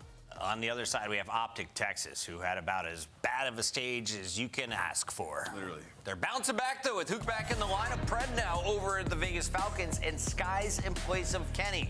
They're able to fend off Minnesota, but it went to a round 11, and we would be chirping a different story here on day 2 if they were holding an L, Allie. I mean, you walk into this, right, and you're like, okay, the one time we did play Cloud9 was way back in qualifier number 1, and it was a smoke show. Shotzzy, this was pre everybody else in the league needs to step it up when he was dropping a 1.8 on their forehead. So for them, they might be going into this pretty confident, but obviously because of the trials and tribulations, Optic Texas need to take the fundamentals that they implemented from the series yesterday and apply them earlier on in the series, or else they're going to get caught slipping early. It just was nice to kind of see, I guess, Shotzzy and not be so reliant on him, right? Like, Hook definitely makes an emphasis in his gameplay. It's like, he sees Shotzzy going in, trying to make a huge impact play, like, I need to be there to help him. As Shotzzy said, into my yang, and we're pulling up the standings, and dude, it is still, Optic's still on that bubble. Yeah, we highlighted it yesterday in the pre-show. It's 25 points. That is the separation right now of playing in champs or not. Cloud9 outside of champs if we ended our standings right now. So this is a big matchup for them to catch up. Allie, let's take a look at our maps and modes. Where do they have an opportunity to do so? Well, when you look at this layout, you instantly do not see Red Court or Protocol as your opening map number 1. So for the Cloud9 team, they're going to try and, again, get that lead fairly early. On side of Optic Texas, though, I don't love the later half of this, at least as far as the Hacienda control goes. They have some strengths there, but they haven't won one in quite a bit. And from the side of Cloud9, I mean, you're kind of looking at these search and destroys, and you're feeling really good with that Protocol. Yeah, I mean, I think like the red card hardpoint, one that, you know, C9's trying to add, and then with that vault, at least with the last iteration of Optic team, like, they were not winning that, right? So early in the year, they were great at it. When they had Hook, does he bring vault back into the map? Does. He might, honestly. The man flies around corners, and he will catch you slipping unless you're named Sib, because you're already pre-aimed. Cloud9, lock it in as Mac takes his seat. We're just waiting on the beautiful guy in the top left corner. He goes by the name of Kyler, and I remember when he was 15 years old taking names. My God. The man's in his mid-20s now, man. Yeah, I remember I was on TK. You know, we were like middle of the pack team. We played against Hook for the first time. He was destroying us. We got all the way to a game 5. We're on Solar in AW, and I'm like, yo, if you guys see Hook, just run away until you get to your team. That's how good Hook was. He was unbelievable. Obviously, he's had a very, very long career since then. Still immensely talented and, you know, extremely unique playstyle that only works with a couple of people. And, you know, with Shotzzy, it's seemingly worked over the years. And if you think Big Tony had a glow-up methods, Hook, the best glow-up in Call of Duty history. Let's take a look at the road for Cloud9, though. If they want to grow up on the power rankings, Optic, LA Thieves, Rocker, Breach, Surge. You got 2 of the top 3 there in Surge and LA Thieves. How do you feel about Breach and Optic for them? You're feeling pretty good, actually. I feel like that's pretty balanced layout of schedule. If you're looking at it, you already have a win over Boston. You already have a Game 5 win over Minnesota Rocker fairly recently since you've hit your stride. So for them, they're kind of looking forward to maybe this rematch versus LA Thieves and also rematch versus Optic Texas today because, again, last time they played it was a 3-0 bop. And I kind of feel like at the end of Cloud9's run going into Major 3, we're going to know exactly where everyone stands from like 5 to 9. Yeah, we will 100%, right? This is the team that I think a lot of the community has question marks on. Like, yo, if you're going to burst through and be a top team, now's the time to do it. You know, we thought that they were going to make a run at the last major. Obviously, you know, they bow out a little early. Attach is a guy I thought would have a better performance, needs to step it up. I mean, the rest of these guys, they have risen to the occasion multiple times throughout the season so far. Well, Attach has to be that next guy. He's got to be a leader for them, has to be able to gap fill, but also still, like, be involved in the slaying department. And on land, it wasn't there. Now, previously, I would have thought Sib is the face man of Cloud9 right now. He was the most dangerous player. Then Kremp showed up on land. Yep. Who do you think is the big threat on Cloud9? Who has the highest ceiling in the game currently? I mean, I'm going to go Sibs. Sib for the high. As far as the ceiling goes, definitely. But impact plays, I mean, Mac makes some massive. Mac? I mean, even on land, yeah, like Mac is the guy. He'll just swing the entire game around, and he's been doing that on the season consistently. It's just they all have to put together at the same time, which was starting to happen throughout the last qualifier. We put together a tier list, and by we, I mean name listed with our producer, Allie. You had some beef with this. What would you change? Just not a lot. Honestly, after seeing that Carolina series, I don't know if I would change too much. Honestly, maybe with a win maybe with a win here, Optic could jump to that B tier. It's just like we're scared to give them any leeway because of what we've seen during stage 2 quals. So I don't hate it right now. Guys, Hook is back. We can do our jobs. It's time to pick them and lock it in. Allie, would you like to go first? Or would you like me to? Go ahead. You said the leader always has to go first. We don't want to break that. All right, it's going to be Cloud9 today. No, you love to copy my homework, dude. I went first. I'm gonna go with Cloud9. I got Optic. Give me a green wall. They're going to win. They're getting me out of this hole. I'm telling you guys. Somebody tell these Zoomers how homework works. Miles, Chance, my dog ate mine. Take it away. Dude, Hook is Your dog may have eaten it, Chris, but Ali still found a way to copy it. That's wild. And Wheeler, you're in a hole, but can these boys get you out? We're about to find out. Another great test with this new roster. C9 chance, a formidable foe. Very excited, and I think C9 has definitely been a team that has been on like the uptrend since the start of the year. We're watching individual players and the team get better and better and better. Of course, they're not to the place they yet want to be. They had a respectable performance at the previous major, but I think they have their sights a little bit higher. So this is the stage, as the Des touched on, to really kick things off. And of course, for Optic, I mean, listen, the fans got the best night of sleep they have ever gotten last night. Like, finally, 8 hours. Man. You'll wake up when the sun rises. The roosters crowing. Do roosters crow? What sound do roosters? Yeah. I mean, they cockerel. The cockerel, whatever. Yeah. But also, they didn't have any nightmares. Thank you for being smart. No nightmares. No nightmares. Absolutely. No, it was been a glorious time to be an Optic fan. But you've got another hurdle here, folks. Another little undulation in the road towards the major. And this is a pretty big bump to get over. C9, New York, Optic, Texas, map number 1. Cockerel, undulation, you're showing off. I hate you. Thanks, man. Just jealous is all it is. But Hook soaring in, taking the underground route, waiting for the timing. And the timing is Dashy picking up 2, Krent picking up 2, and Hook just waiting to get involved. There you go. Get the final player, get the time, and they still got the right side spawns. He's just a master of I guess Damon's put it, a truly unique playstyle. I call it unpredictable, unreadable. Good luck, have fun against the nuke. Attached, finally bringing it down. A measly 8 seconds, though, is all Optic are able to accrue so far. But Big Bruce, lovely shots, walks away with only 2 HP, but another 3 down for the time being as Optic. The kills are looking absolutely pristine. ARs are 2-piece machines at the moment. Skies even gets a pair of his own, and Dashy is 2 for 2 in that category. Bad timing there from Hook. That is Call of Duty timing at its absolute finest. And now number 6 on the minimap. Map is somehow find himself in the back spawns, and that means Sib's gonna spawn up with him, and Sky's gonna have to come. Oh, we messed up this rotation. Everybody's there, so it a 19-point lead there from Optic, but new time, Mac, he's collecting. Great, but the nuke, he's in behind. Shot seen out through rugs, so you got an opportunity to get the kills here. Last 2 boys on the backside of time. Attach, pressure is on, the damage is there, and that was the wrong guy to shoot. Mac, down and out. You'll take the break, Optic. Wow, were they talking trash to each other before the game? Like Attach, that was rude. That was disrespectful. Shouldn't do that to Mac. He's our favorite. Watch out, Cramp. Check your corners. Doesn't do it. The nuke once again strikes. Can he get a second? Sure can, boys and girls. What a start. 5 and 2, 3 spree. An Optic with a commanding lead. Yeah, they're trying to be the kings of the one pump, I suppose. That's the direction they're trying to go. And final 15 seconds, I mean, they're not necessarily going to get it. If you got Max spawning up at old, they really want to play to get these final 10, and Dashy should be overwhelmed, but he's making him work for it. He buys you the extra time, so that's a wasted life there from Mac. You still make sure you get the final few seconds, and more importantly from Optic, they got the left side spawns for the long game. A 50-point lead, though, on Vault right now for Optic, as good as it gets. This is outrageous and outstanding thus far. 4 spree for Hook. He's having a really, really nice time running around Vault shooting folks. Graham trying to keep the hill in contest. Dashy proving to be exceptionally difficult to kill. The time, though, wide open right now for everyone here. Max going to take the low route alongside a teammate and try to get involved upstairs. Hook finding himself another kill in behind, and he's gone. Again, good luck reading this, folks.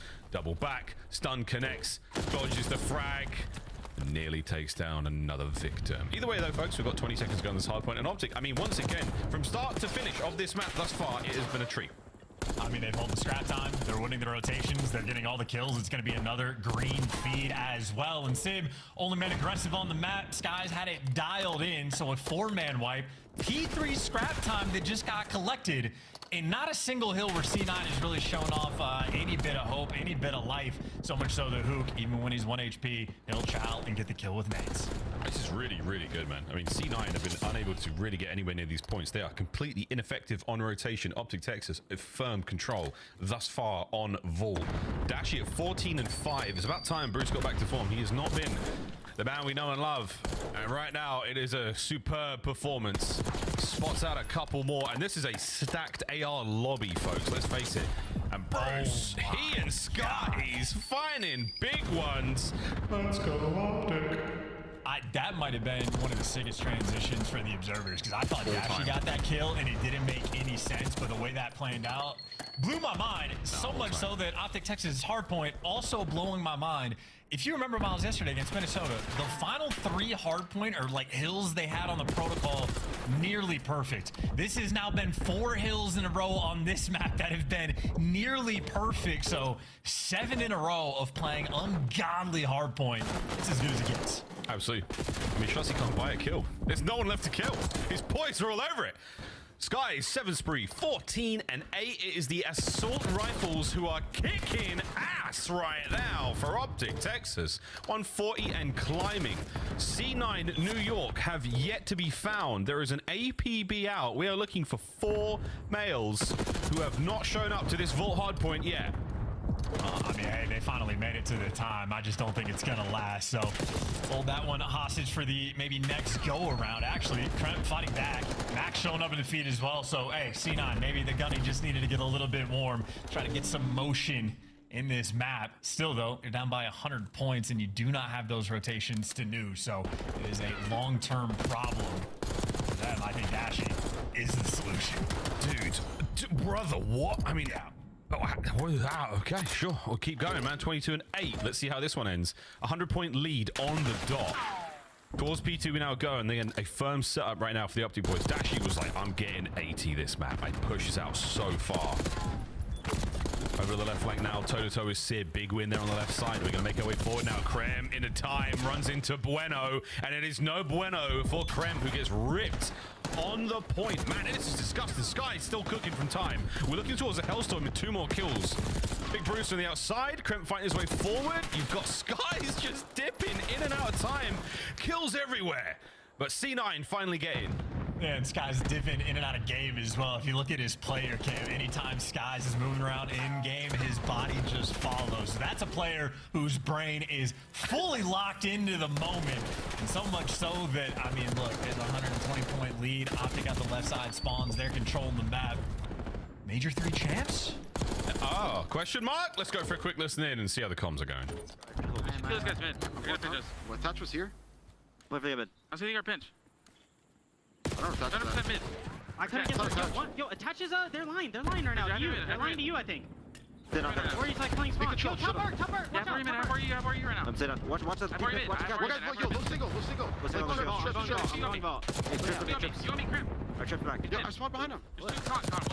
On that. There's one of We should go through time. I'm gonna go around. Let's go top One part. guy's on me. Ball. On time. Attach top art or top I'm taking one guy. You should kill you. Top Fine, attach. I'm one shot. Top ammo still. We should go mid. They're playing for me, guys. I need help. One top part. They know I'm involved. 1 HP. Flip guard. Other guy's mid cut. I have help. Flip guard. Fight for this time, guys. Top art. Yo, 2 on time. 2 on ult. Heard you. Try to get top part from me. Heard you. I'm trying top art. He's one time on time. Pause data, by the way. Attaches really weak. You're good. He's above you. Yo, other guys for cat. Alright, one top before. Top part, I'm going right. Play together. Your top before statue. One's low art. He's going single, I think.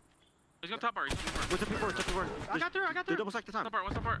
Top art. Still there. Anytime. Your top before. Scan top time. Top art attach. And one in the back. Back. I'm happy. He dead. In the back.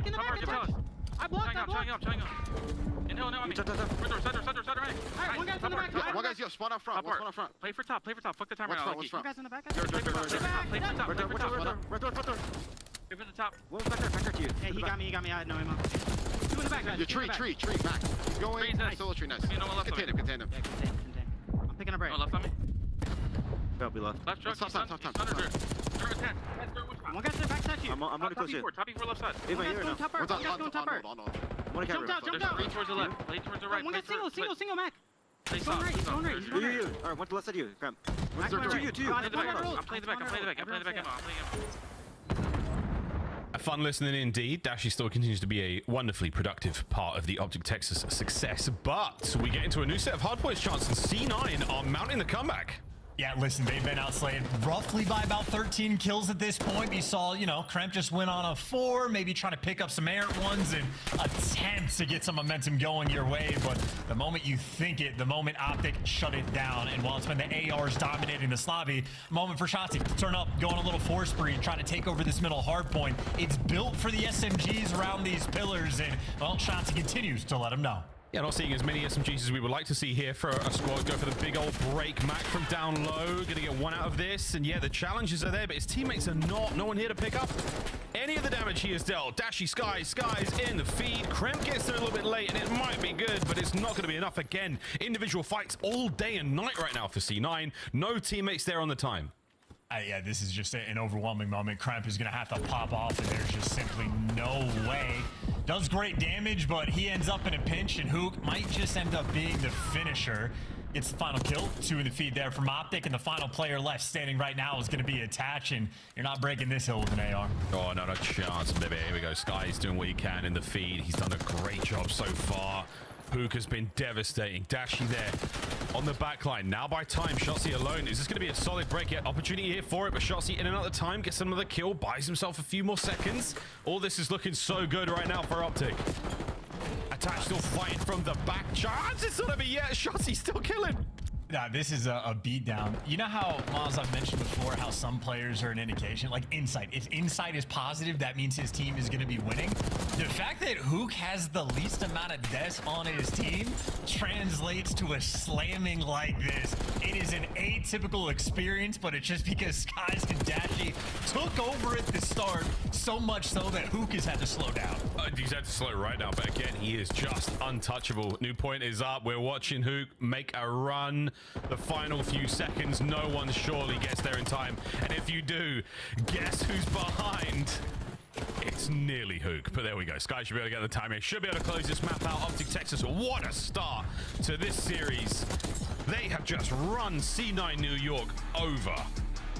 A freight train right out of Texas. And that was a decisive map number 1. What's in those red cups? Well, not enough, because Mac had to stand up and sort of hit a reset, try to get the jitters out. I mean, absolute slammage. One of the best hardpoint maps Optic have probably played all year from start to finish. There was one P4 that they didn't handle properly, and that's just because they didn't get the spawns on rotation, and C9 just did the thing. Outside of that, I mean, that is damn near close to perfect Call of Duty. A ridiculous tear that they go on. Dashy, obviously MVP, I would have to imagine, of that map, an ever-present force from start to finish, but I'm still just stuck on the theme. Hook might have just had the least amount of engagements on the team. That, like... Nah. Okay, actually, he had more than Shotzi there. I was going to say, I don't know if that's ever happened in a Hook lobby ever for a respawn game mode. Shotzi's got the hard point time there of about 2 minutes, but Hook, but that's the perfect gameplay from Hook. It's like in and out. It's a lot of damage dealt. He's getting a huge amount of assists. He's just being an endless issue on the map. Every move he takes, man, so good. Yes, 100%. By the way, I think Shotzi actually did have one more engagement, so I think Hook, maybe for the first time ever, had the least amount of engagements on his team. And we're going to watch the montage of Hook. He was almost playing like reverse whack-a-mole, especially on that P3 of like all the, you know, the moles being C9 getting in position, and he just pops his head out, gets a kill, goes back and hides. Pops his head out, gets a kill, go back and hides. And it's just, you got to call him out. It's a nightmare situation for C9, truly. Nothing you could do. Tier list be damned from the desk, dare I say. Well, Nameless, he's milli rocking somewhere after this kind of performance, thinking about the way this series is going, but got to be feeling really nice after that one. C9 did not really get going until the second hardpoint set, but once they got going, I mean, we saw some nice moments there, a couple of solid, a good P4 out of them, really got them right back into it, but a very shocking start to their run here in Major 3 to lose a map like that against Optic Texas. But for Optic boys, I mean, this is the honeymoon period, and you are absolutely there. You're taking nice photos, you're on a beach somewhere, you've got a little umbrella in a cocktail. You guys are just having a lovely time. Not thinking about kids yet. Certainly thinking about, you know, where the next vacation is going to be, because, yeah, cruising after that map. Well, Red Card, I believe, is where we're going to be taking our next pit stop, at least on the road trip of this journey we're going to be on. And C9 need to reposition. Fist bumps looking clean, but the gun ain't not quite there, and there was never a moment in this game where we truly thought that C9 had an opportunity to win it. 19 points through the first 4 hills. Not a good look. No. I mean, talk about just, you got pushed back on the first point, you couldn't deal with Hook, and then you couldn't win a rotation and save your life. You just couldn't. It was so tough for them to recover. But there is a couple of red cards in it, bro. You're not wrong. The protocol, yeah. Map 2 on its way, ladies and gents, and S&D. Our chance, S&D, with this new Optic roster on paper, could be very, very solid. Could be very good. How are you feeling about it, though, right now? I mean, listen, on a protocol, they won a round 11 against, well, I guess the RC car team kill might have hurt him in the round 11. I don't know. They look decent enough. They certainly have like the tools for the game mode. I don't know if we've seen enough with his like immediate roster to know if they're going to be a top S&D team in the game, but they certainly have the tools, right? First Blood Wizards in Shotzi and Hook. Shotzi has been incredible, opening duels on point, and he's got the 4 1v2 clutches. So Kremp last stage was one of the best S&D players of the game, but here we are holistically. Shotzi's right there, comparable, if not a little bit better because of the clutch factor. And obviously Dashi, one of the most clutch players we have in the game, in the league. Skies is actually the man who I think stole the breaking point title from Dashi, even though Dashi, in my mind, clear cut from the MW3 season. But nonetheless, everything you can want for an S&D team, Optic do have the ability. Just a matter of executing. Yeah, absolutely. And execution seems to be the name of the game right now. They're looking like revolutionary France, lady. Heads are rolling. Chelsea had his head on his shoulders yesterday versus Rocker. Fantastic performance at 1.27. Obviously, around 11 certainly helped out. A lot of opportunity to get kills there, but opening win losses there on the duels. 6-1. See if you can keep this going. There's first bloods we're looking for. C9, they'll have the bomb first. And I loved the interview and Nameless asking Shotzi about the trash talk. So Shotzi's straying away from the let them eat cake. He'll let the other teams eat anything. Everybody's insane, but that just means he's back. He's getting first bloods. Yeah, he's a pain in the ass. Literally, there's another first blood. So that's your opening duel. Win. Is it a duel? The other guy's back was turned. On planet B, though, we're going to get that down. And Optic going to maneuver in a position. And Shotzi, his second kill on the round. The bomb doesn't get planted. Max going to hightail it out of there. And Attach does what he can to make this doable. All down to Mac. The submachine guns of Optic have him trailed. He's choosing to go down low as well. He knows, oh, maybe not. Well, Shotzi was by the helicopter, and the other guy was over by Granny's. And it's 2 SMG players. Maybe he's hoping one of them commits and makes a mistake. Or he just gets That's going to be the case. Amazing timing. Amazing timing. They're both going to go down low and check this out. They're both going to run out through big door, head up grass, and Mac is going to get one and then be traded immediately. Here we go. We've seen this one before, ladies and gents. That's the round. I mean, yeah, 100%. I mean, look, I thought you might have a better chance during the fight, and all honesty, Hook just destroyed him. But okay, cool. I was close. Okay. You remember the moment from yesterday, Miles? Of it was like exactly. a 3v1 or 3v2 retake where it was Dashi that hops up on the boat, just pre-aims that exact line of sight. So exact. Yeah, if it ain't broke, don't fix it. I do. In fact, the league has seen this twice now in 2 days. You know, that's how we're running this. We check the A-bomb site, and that's the same path we take. I mean, I'm just gonna sit top mid on the gun or something. If I could guess one place to be as a POS or a POI, excuse me, and run straight to the top mid gun. Yeah, bro. I'm gonna run, dodge both doors, go through bottom ammo, bottom trips. That's where I'm going. And then I'm catching the guy on the boat who's standing there looking at the grass eddy. Come on, bro. Let's do this. Round 2. I like the strats. If we see it, by the way, I'm going to call it out so aggressively if we see it. Sorry. First blood Hook. Thank you. Oh, C9 are in a panic, too. Look at that mini-map. Who gets the one kill? Both these arrows have to turn, and they are terrified. I'm sorry, I'll look in. I'll log right back in. Optic with a plant, Optic with a full setup, and a really annoying position from Skies as well. He's got that sort of top mid position covered.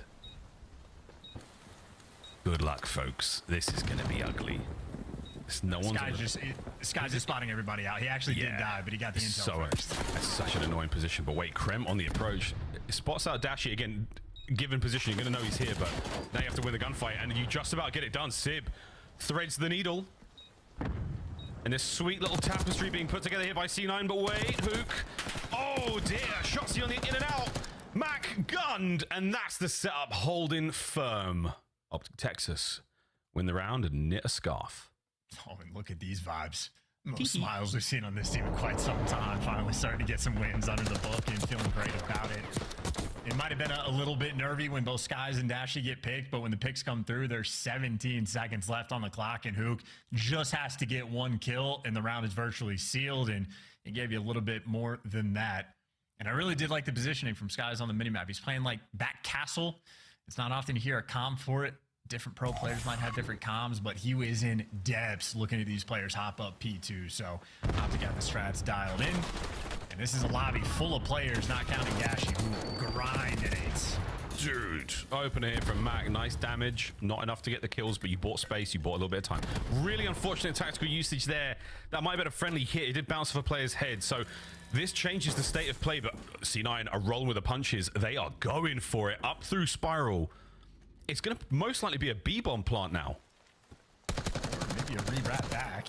Skies is trapped on my boat. Is Kremp going to chase it? Absolutely is. And Skies is trying to do the dance down low, but he's off the map. You get 2 seconds down there. Doesn't get away with his life to get a 3v2. Yeah. And Shotzi Dashi very much in position to take care of Sib there. That is a freebie and a 5 spree now for Shotzi. Hello. Oh, no way. No way. Well, Attach, you're in a bit of trouble, brother. Uh-oh. Timing. Here comes the teammates to back him up, just in case this doesn't go the way you thought it was going to go, but Shotzi pins him down, holds him in position, and an unfortunate timing on the reload there nearly cost him a tough one. But the spree continues. Yes, and I believe Optic Texas are still almost completely 2v4ing. Dashi robbed Shotzi of this kill. I think Hook and Shotzi combined right now are like 10-2 or something like that. Literally 2v4ing.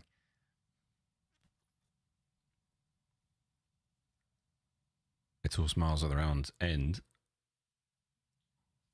But yeah, this team is starting to really get into its groove. We're having fun. 3-0. No deaths for Shotzi either. Opening salvo there from the boys of C9. Very loud, but not a lot of damage and not a lot of space. So now, who's number 5? Kremp is going for it. Kremp is on a run. Kremp has killed Hook. Kremp is still behind enemy lines. Nice work out the Optic boys to shut that down, but that certainly hurt the play. Mac now makes his way towards the A-bomb site. The Shotzi in the recovery. And if he gets this bomb plant, he should be good for the Hellstorm.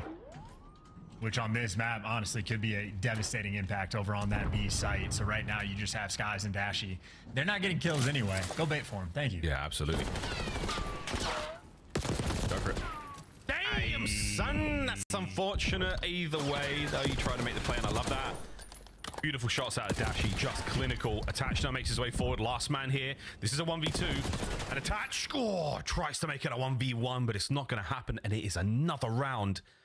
4-0 for Optic. Yeah, but do we have to pretend to be happy about it? I mean, we let Shotzi die. He was supposed to get the Hellstorm, and they were supposed to 2v4. I feel like Dashi let us down by clutching this round, you know? That's fair, yeah, that's fair. He was supposed to get the Hellstorm. You got the script open right now. Is that what's going on? I gotta retype it. I hate editing. Well, C9 was a slow start in the hard point, and it is a slow start here in the S&D also. They have not exactly looked like them. I was going to say look like themselves. 4-0. We're over the hump round in this journey towards 6 for Optic. Fast hit towards A now, and got some presence towards the top side of the map. That's going to be all attached, but he has not seen too much. A little bit of love towards Dashi there on the top side, but again, not a lot happening. Mac should be able to plant this free. Here we go. I saw those eyes light up. He saw Shotzi in the stairwell, so Kremp knows he's got a player effectively just above him. But a 4v4 bomb down for a hold on this site. C9 in a good position to at least get around on board. Yeah, just walk straight into Kremp, give him the 3-2. That is absolutely delightful. Last man left alive, Skies, and this should be the round. There you go. C9, welcome back to map 2. Fighting back, spawning in, and there we go. Again, Mackie, some drop down low, throwing all the shoulders in the world, and I think he might have spotted Shotzi early on, but effectively, no way pressure on the defensive end. They take their time, get control of the site, and as Mac is sliding into the bomb, again, eyes light up, spot Shotzi over on the old spiral staircase, and Kremp just snaps in position. Beautifully orchestrated round. It's exactly how you write it down. That was in the script. I saw the Crimp managing to cross the threshold in towards Spiral without being detected. So it means that the player who comes down the stairway has to check that as well. It just ends up getting peeled. Great stuff. Nice nades. Do not connect. Very close though as we go downstairs, and it is a fiesta down here, ladies and gentlemen. Oh, it's all being thrown. Stuns, nades, you name it. The kitchen sink, and Shotzi delivers the death blow to Mac. And that was also perfect. You get all the stuns, you get the pressure out, and Mac just gets completely isolated and left on site. And now Shotzi just playing for the information. You know Sib's over towards the field. You spot the guy in the stairwell. The bomb is going to get planted in a 4v3 hold. Optic looking good. And they don't have a trophy on the bomb site though. They've got trophies. Yeah, this is going to sting towards the maps room. But Shotzi hurt. Sure, you take advantage of this. Yeah, Attach does. Makes his way in the hit and run just to level it up 3v3. Like an assassin. Just Here we go. Crimp crosses without taking any damage. Skies gets backed up. Can they lure them into this death trap? The answer is no, boys. The death trap was the maps room, and that is an unbelievably clean retake from C9. Yeah, and Attach the assassin. You were exactly right. No trophies means there is one avenue of approach there for C9. Nades connect and everybody gets moving. Nice little swing, poke your head in, rip a player, and get back out and reposition. And I feel like on all these retakes, the second players are able to like mantle up on the computers and start jumping around. The opportunities really get created. And Sib did not like his camera placement.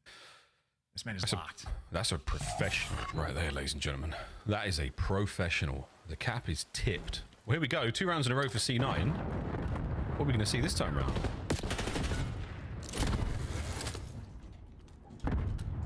Nice work out of Mac there again, providing. Oh, you sneaky Cramp. I love it. He hit the detonator immediately there, trying to get the RC to catch the player there on the inside of maps, but nobody home. So now towards the top side we go. I'm worried about all the space we've given up. So this is a dangerous approach towards the bomb site.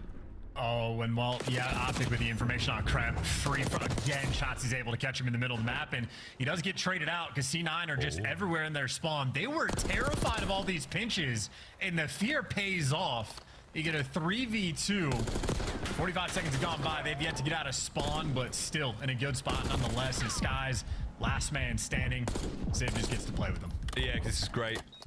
That's fantastic work out of C9. Wow, you turned a bad situation into a much more, let's say, winnable. Not over yet, though. Yeah, far from over. Skies, he's going to be able to get the full regen. Doesn't have anything to throw at this bomb site, so now this is a 2v1 retake. Good luck, mate. Oh, cross, spotted out. Damn, good shots of Attach. 3 in a row. Yeah, clean as well. Sky's actually faked the kill cam pretty well, so I think Sib's calling out that he was like running towards Grandies of the drop down, so one player was hard committed to the elevator, but Attach trusts the instincts, ready for it, and takes the fight. A single bullet away from death, and Skies, who has been dubbed by some most clutch player in the league, could have had an opportunity, but no dice there. C9 remain alive. So all the little things, though, you do set yourself up for the opportunity to even do it. It's one thing to just fly forward when you're weak trying to catch a player on a sprint, but in BO6, it doesn't happen that often. You need a jackal for that sort of thing, really, but opening gambit here doesn't do too much here for either side. Whoa, wait a minute. Dashy first blood there on a Crimp, so that's going to be that player in P1 ripped. Gives Hook an open avenue to get over towards B. Yeah, Crimp continues to try to make plays, and he repeatedly has been shut down. And if Hook had the bomb, he could plant it, but yeah, I mean, his team is fighting a completely different battle right now. Yeah, this is, I mean, he's got it. I'm trying to get to the bomb site, dude. I'm trying. I swear to God, I'm trying. But they're shooting me. They're throwing stuff at me. I've got the bomb now, finally in position. A sheer miracle we managed to make it across, but Attach rapidly hitting the backside of the map now. He should be in a position to maybe catch out shots here, or at least pass over the intel. You're never going to account for Hook, though. Yeah, that is going to work out. 4v2, bomb planted. Yeah, that's great comms from Hoog as well. I'm assuming he was just saying, like, guys, I'm here. Guys, please, if you could just make it to me, we win the round. And Dashy, I mean, he can be late on this. Even if he lets Skies die here at this moment, that's fine. Dashy should be in a good spot to help lock him down. Shotzi with the checks. Oh, what a save from Hoog. That is unreal teamwork. What an exciting journey Hoog had on that entire round, man. Getting across top mid, holding the bomb site, guaranteeing it for his boys, waiting for the players to make their way forward, and then picking up this 2-piece towards the end. Well played, young man. And on the game plan front, I know we were showing off Shotzi versus Kremp on the comparison, but right now the playmakers primarily have been Kremp and Hook. Kremp has gotten shut down every single time. Hook continues to just find these avenues, get behind enemy lines, and cause all sorts of problems. Yeah, this is really good stuff out of Optic. They are reading Kremp and dealing with him. A player who we have called at times one of the best search and destroy players in the league as an individual has definitely been dealt with here. So good stuff. Great homework being done there by the Optic boys. And right now, more presence again towards the bottom side of the map, towards A, outside of Dashi. This could be a B plant. Uh-oh. Dabs, that is just too much to deal with. Kremp makes his way down low. He's not going to be able to catch the second player out. Again, far too many mans to deal with right now for Attach in the 1v4. This is for the map to stay alive. Knives out. But the mystery has been solved. It's Optic Texas who win the search and destroy. And honestly, C9, I think, looked a little bit scared on the map. Like, not able to make a play, just knowing that their fate has almost been sealed and unable to get anything done. And it was the ARs in map number 1 from Optic Texas that took over. And granted, Dashi had a solid final few rounds, picked up the 2 wicked kills over by helicopter. But ultimately, map number 2 decided by the SMGs. So the duos of Optic Texas taking turns beating New York Cloud9 down. Unreal, man. This is not how I thought this series was going to go so far, folks. 6-3 final score there on S&D, and that is a very, very exciting performance. We saw a couple of the first 3 rounds from Optic Chance, nearly perfect search and destroy. Everything working out for him. And this series is blasting by. Hussey under control here at the half as Optic find themselves up 2-0 over a very, very formidable foe in the form of C9. C9, man, you got to turn this around right now, chaps. I mean, right now. To the desk. Move him down a tier. Whoa. That's a good call. Might have to get moved. Might have to get moved. Little swap tier arena. gameplay so far out of my guys on Cloud9, and move Optic up because they're playing pretty darn well. Let's talk about what we've seen from Hook, the nuke. They take game 2 in addition to game 1. Al, we didn't see this coming. No, I think that round right after C9 win 3 in a row, so I believe round 8 is a perfect example of what Optic is doing right and what Hook is doing right. Hook gets pushed up on the B site, and he's just there for free. Like, even if Cloud9 wanted to go hunting for him, they didn't. They were too busy pushed up on the A side of the map, which allowed Hook to be like, hey guys, there is not a single body on me right now. And I was nervous thinking that he was about to push and shoot a couple players from C9 behind, but he plays patient. He waits for his teammates to get the bomb down. First blood comes through, and suddenly you're in a 3v4 trying to retake over on the B site. It's just not an ideal situation if you're Cloud9. And that was kind of the whole story throughout the start of the search and destroy, is getting these bloods and then taking advantage of the numbers on the side of Optic Texas. And through the first 3 rounds, the yin and yang, 12 kills combined. I'm absolutely vibing. Listen, like, they clearly watched a lot of VOD on C9. They know how they like to play it. Like, when Kremp gets through, every time he got through, they went back and they found him and they killed him. And, like, you know, when you're playing C9, as soon as Kremp tries to make a play like that, Sib's going to be cheating up grass, trying to get control of your lighthouse. You saw Skies waiting for that, finding him, getting that kill. Like, Optic, man, watching VOD, looking extremely clean through 2. And that hard point was just poetry in motion. Now, I love that you can see the bans and protects on this screen because Joey D, aka Merc, in the green room said, what are they doing on Cloud9? You allowed vault through? Have you not been watching any of Optic's scrims? They've been scrimming on stream. Yeah. They've been showing their vault, and they've looked very brutal on that map. To me, that just means I don't feel like they were confident playing up against Shotzi and Hook on Skyline in close quarters. Vault, obviously, is just the lesser of the 2 evils when you talk about a bang-out map for SMGs. And so, for me, that spells worry for Cloud9, because you have to be able to go toe-to-toe on Skyline to expand your map pool overall during this split. I mean, Optic was 5-1 on Vault with Hook, too.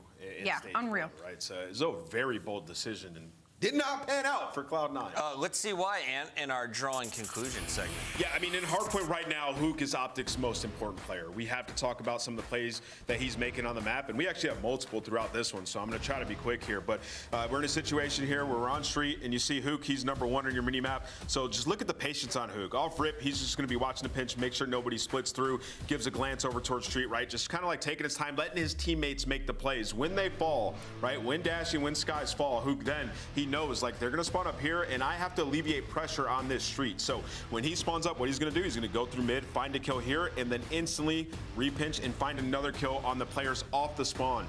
on the side of C9. They're all going to be coming from there, right? So Hook making huge plays, adding some layers. This is one of many plays that he makes throughout this map of like alleviating pressure in these pivotal moments, right? Because there's 50 seconds left on this time. C9 are trying to soak time. They know that Optic's going to have positioning for next. So now we're going to jump on here with Hook. He finds a huge kill, alleviating a little bit of pressure instantly on his ARs who just spawned. And now he's like, okay, we have numbers. I can apply that pressure and make it an easier situation for us. Finds another one, and now he's just taking his time. Ultimately, he falls here, but the damage is already done. Optic now has control.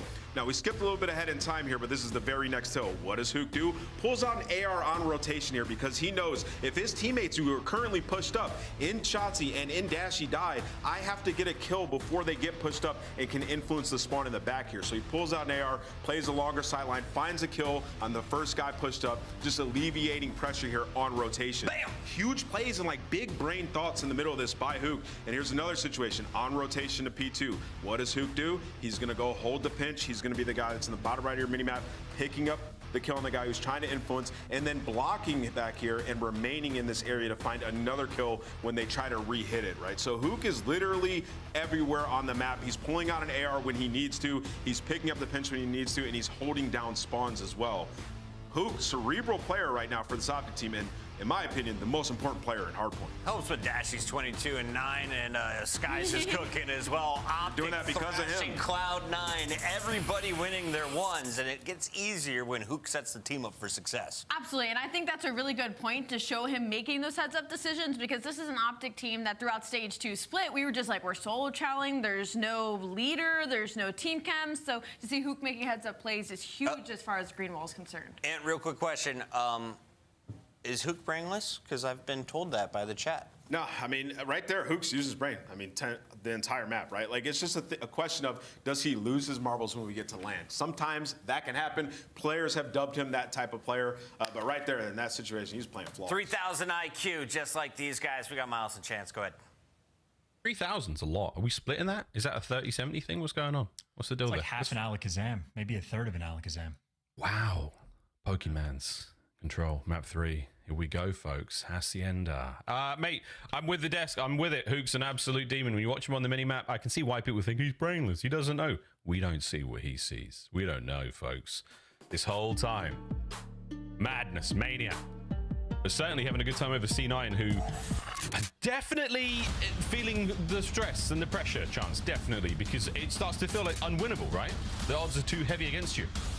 For sure. I don't know what the vibes in the camp really are going to be as well, because again, overall, solid performance at the old stage 2 major. They had some tools to work with, but I mean, thus far, very flat performance. Of course, it could just be the case that Optic Texas are like back, like firmly in the driver's seat, in a flow state that they are happy to enjoy. And I mean, back within a mostly original roster in stage 1 where they were undefeated online. You swap out one player, and I mean, Skies has had a decent amount of success so far. So until the major, we won't have all the questions answered, and well, we got to answer more on this map as well. That is a 4-man wipe in the feed there for C9, and how many players can they stack on the zone off the back of it? Well, they're trying, Mac.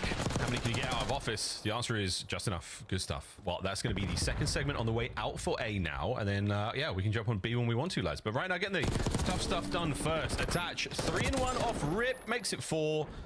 5 will not be there for a moment, mate. But wicked start here from C9. They have come to play on Hacienda. Damn, that would have been some win and some life for Attach. They never captured the zone, by the way. I mean, should be good to go. Very much in a sweet spot. And there you go. Krem pops on it to get it done. I was going to say, a little bit dicey if you give Optic a little bit of time to work with, but ultimately, very good opening break. Mac is 3-0. Attach got 5 kills. It's as good as it gets. And now you just got plenty of time to go and get that B zone. Yeah, you got a lot of time. You don't have the manpower necessarily. Sib's got to get a 2-piece here to keep this one going. And the dance was on, but his dance partner Krem got there a little bit too late. Here comes Attach now from way outfield, and he's been dealt with as well. So again, this attack from C9 New York has been relatively slow. If Krem could stay alive here, find some kills, oh dear, that would have been much nicer. Staggered approach continues. Yeah, you can dance if you want to, but if you leave your friends behind, you're not going to be able to capture a zone. The stacks are going to be a massive deal, and they get the first 2 kills. They get the entries, and you got a little bit of space over towards top plat, and Mac picks up a freebie. They got a triple stack going, and the point's going to fly. Hey, Sib, what a beamer that was. Guys, eviscerated on a Kremp. Can't get away with his life, but that is a nice stack. Matt could even drop in here and try to make this happen. Nades up over the top. Trophies are working. Oh, yeah. Here we go. C9, New York. Sky's going to be the last man here to make a play happen. And Attach is dancing, and what a dance this is. Contest is on. Optic arrive, and they arrive as a pack. And drain the segment. Stay alive for a moment longer. 9 lives left. Yeah, I was going to say, I think I would have liked the stack there in that moment, but considering you are slaying like this, it's not going to matter. Great shots rolling through. Max should be able to deliver maybe the third. Dashy actually, the Overseer picks up 3 in a 13v7. C9 have to be a little bit careful. A minute and 20 on Hacienda does not feel the same as a minute and 20 on the other maps. Oh, not at all. Good read out of Mac. Hold it! Kremp got tagged up there. 5 lives left for Optic, 11 now for C9. Let's keep this going. They've got the patience. They don't have the corners right now. That's Optic have just given them nothing. They've shown not a single hand. Quick contest. Sib's in. Sib's alone. And Sib gets feeling 3 I'm feeling it. 5 lives to 8. Kremp's got to go big, and he's been red. Yep. No way. 45 to go. Dude, I felt that collapse, the 17v9, and here we are. Maybe a final push. If C9 get a few trades, they could get some secondary lives back in the mix, but they got to get some of these kills. Yeah, gotta try. Sky's perfect timing in the retreat. Max trapped. Hook. Oh my god, could go massive here. Knows exactly where the next man is. Or does he? Doesn't matter. They get away with a second though. 1 life separating them.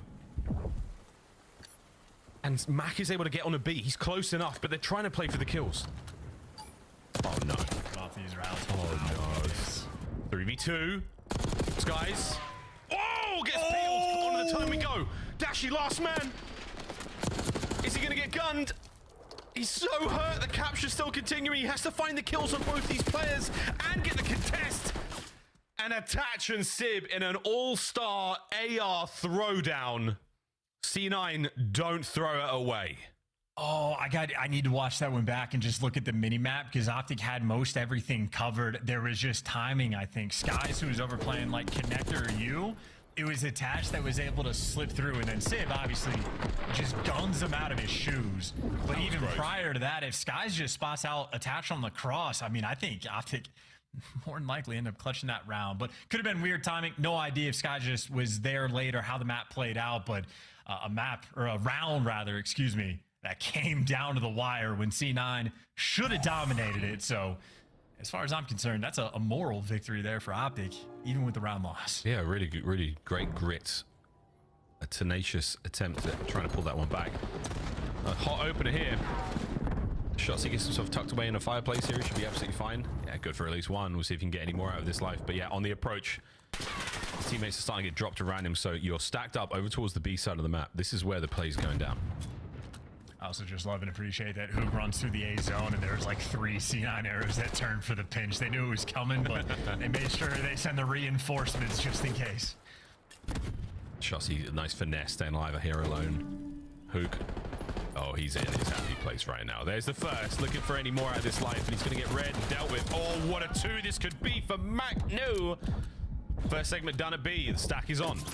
And you got 2 players going to be on it. Points going to go relatively quickly, but if you leave Skies by himself, it'll take another 15 seconds to actually roll it through. And they're not winning the entry sort of gunfights. And Skies, 6 HP, able to get away, but ultimately surrounded. He's going to fall.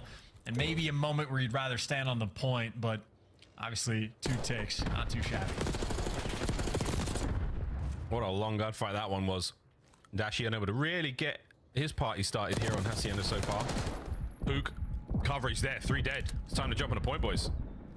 Finish the job. Yeah.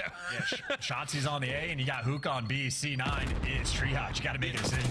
Yeah, there was a moment of discourse there. It was like, what do we do? Oh, I'm going to take this, you take that. Wow, and in that moment, well, the good news, guys, B gone. A, all alone now. Life lead as well for Optic Texas. This is a nightmare, dude. Like, there's always so... It's just atypical deaths. You're not prepared for these types of situations, and now you got to get out of your spawn. I mean, and you know he's there, but that doesn't change anything. So a nice 3 spree. Like, god damn it, Sky's in office as well. Okay, cool. They're looking at each other like, hey man, what's going on? You're in here as well. Cool, let's keep doing this. Let's keep causing problems. Admittedly, it's taken a while for Optic to get out of spawn as well, so they're really not been able to get onto this point. So here comes the next wave of C9 players.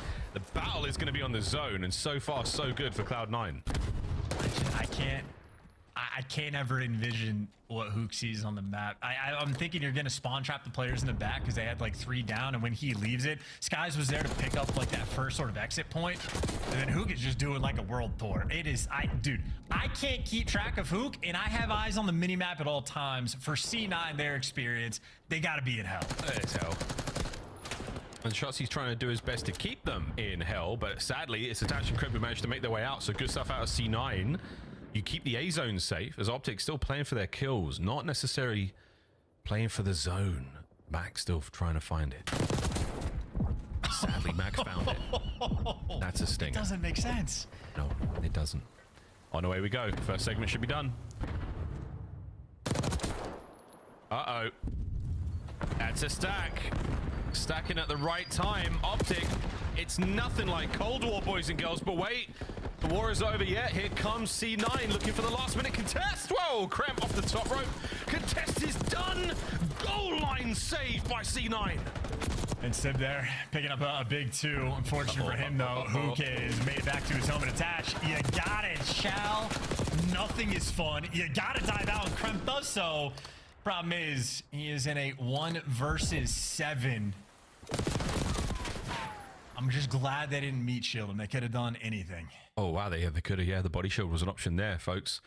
Whew. Well, that was a spicy round indeed. Clear cups greater than solo cups confirmed. Are you allowed to say that as an American? For the time being, still have freedom of speech. Yeah. Say whatever. For the most part. Well done, baby. What C9 are trying to do right now. Optic, it just feels like they can do no wrong. That last round was fantastic for them, but I mean, you think of how close they came in the first. C9 are hanging on the attacking rounds. Let's see how this one goes. Starting to get some of that momentum. Attach is having a very, very nice day so far individually. Whoa, here we go, Krem. Here we go, Krem. And there it goes. I mean, you finally get a little bit of map space. Kremp in a good position, and then Shotzi just knocks it down. Kremp trying to keep his team up as much as he can, though. But you see on the mini-map, while Kremp and Attach are working for some spawn kills, well, Hook and Shotzi were spawn killing on the other side. So this is sort of a classic Hacienda control battle of everybody just trying to work themselves out of spawn. I'm looking at the map like, you got the kills, guys. You can definitely get on that time. Because again, you're looking to, you can't slay them out in 45 seconds. You just absolutely got to keep that presence up. Mac Hook getting traded out. And Krem, his spree is nice, but again, you are looking to get a player on towards that zone. And Krem, the movement, the diving, and you just want a little bit more. 30 seconds to go here. Optic will take the lead. Yeah, and for all of like the kills and whatnot Kremp was getting, they've really just now actually made an approach on the A zone, and it's really just a solo capture and the kills being traded in the feed, and this is not the zone you want to be on unless you have a massive man advantage. Attach is shooting players out of the sky though, and I feel like C9's head must just be in a blender. This has been a dizzying experience playing against Optic Texas. And frankly, I mean, I don't even know what you do on the back. They're trying to force it over towards the A zone. 3 players trying to work out a spawn, and back, I mean, is forced to make a hero play. And maybe he has a little bit of support, but his teammates are getting cut off. Yeah, you don't want to have to make hero plays. You don't want to. You just want to, let's just run this as a group, but you've been cut apart. And their head has been on a swivel. It might be the Hook effect, man. I mean, you're having to deal with this guy. You're having to turn around, watch your own back. Every possible avenue covered. Final few seconds. A zone. Oh, I love the attempt. Mac wanted to wait for the boys a second longer, but sadly, Optic everywhere, all at once. Map point. And Shotzi is the Jamie Lee Curtis of this map right now. He has 47 engagements, and we're only 3 rounds in. I mean, we talk about the pace being set right now. And Dash is over here getting the best plays. He's been on form. Yeah. No surprises here. I just feel like, again, just trying to visualize and read the minimap, even when I'm looking at it, I'm having like difficulty comprehending it. I can't imagine the experience right now for C9 where it's just constantly, you're trying to problem solve novel situations incredibly quickly. And then even if you solve them, you still have to win the gunfights. And it's a nightmare. Yeah, I mean, between us, the C9 boys, the observers, Optic are making this one hard for everyone. 27-20 there for Shotzi. He's having a good time. Imagine trying to solve a Rubik's Cube that changes the colors of his face whenever it wants. That is not easy, boys and girls. Here we go. Shotzi has somehow cut his way through the line and now has made it over towards the B zone. Yeah, you say not easy, and then someone like Shotzi does it blindfolded in 8 seconds. So it's like, there's no doubt. 20-20 now. Damn, son. Wanted it. Mac wanted it more. Finally gets that kill. Minute to go here. C9 playing this one slow and steady. Back to Old Faithful. Just keep bodies on points. Make sure that, yeah, you've got 3 down now. Looking for Dashi. You know he was last spotted on this side of the map. Attach was there for the fight, but not enough on the kill. And now the spawners. I love this. Mac trying to get the play there towards spawn. Sib in lobby brings one down before being traded. This is far from over yet.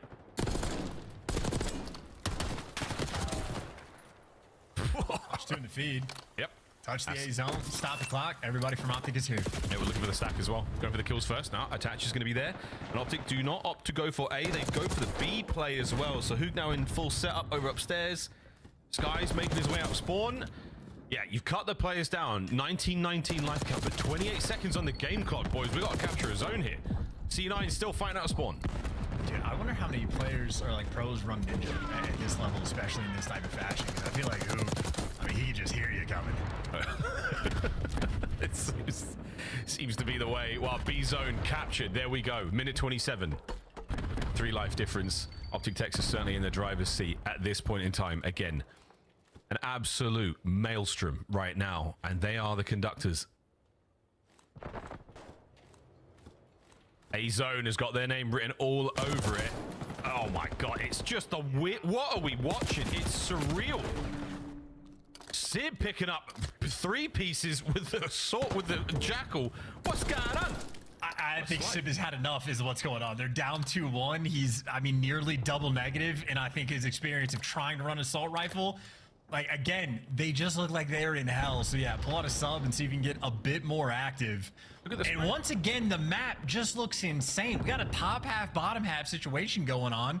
It's not ideal, and it feels like we're just waiting for Optic to figure it out and get the A zone. Everyone is just running. I mean, everywhere you look, there's a player. Oh, Hook's been spotted. Doesn't seem to matter. Finally, Matt gets it. It's the most awkward series of trades, and a slow cap here from Shotzi. Crimp's not going to pick this spot. Still get the capture done here from this position. Snaps was sweet, but not enough to get the kill. And again, just an awkward series of back and forth we go. Oh, Jesus. Okay. Are we guessing it? Are we just running around hoping for kills here? 10 and 6. 17 seconds on the clock, and we're in. First segment done. No way. 4 lives left. C9, 4 lives left. The capture continues halfway through it. Here comes the counter. Hook's there for the trade. 3 lives left for C9. Shots, by the way, 36 kills in 4 rounds. I mean, this is one of the best control performances we have seen all year from an individual player. Gotta get it done, though. 5 seconds. One life. Everybody on the zone. Oh my God. All the people to do it. Shotzi flies out. Peels him from the heady. And Optic are feeling great after that one. The hype is certainly there. And again, the energy in that roster. They've been reinvigorated by the team change. And C9 have been slaughtered. Dude, their vibe might have just gotten killed for the rest of the year. That looked like a devastating experience. I'd be asking for a PC check on Shotzi and Hook because they were doing just the most ridiculous stuff. Every life, we'd swap to their POV and it's like, Hook, as you called out, he's getting spotted, like running down the stairs, dead to rights, and just hits the full long slide and just slams it. I mean, this is ridiculous. Damn. 38 kills there from Shotzi in 4 rounds. 24 kills on attack. 14 of them on the objective. Ladies and gentlemen, he's back. He's back. We've missed you, Mr. Cuevas Castro. 3-0. Optic Texas. Their campaign to Major 3 is off to a fantastic start, swimmingly. The C9, the squad who I thought would give them the toughest run this weekend, have been swept. I don't have a broom. I do have a little... Back to you, Desk. That is so tiny. So cute. I love it. What is this, a vacuum for ants? A little vacuum for your desk. Quiero de conta.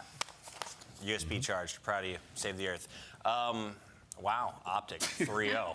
And night and day. That was belt to ass, bro. Optic are so back, actually. Honestly, we're so back. Shotzzy, roll his highlights. 38 bomb. He picks up the final 2 kills. There were highlight moments. Sip getting 3 pieces. Everyone from Cloud9 getting excited for a half second.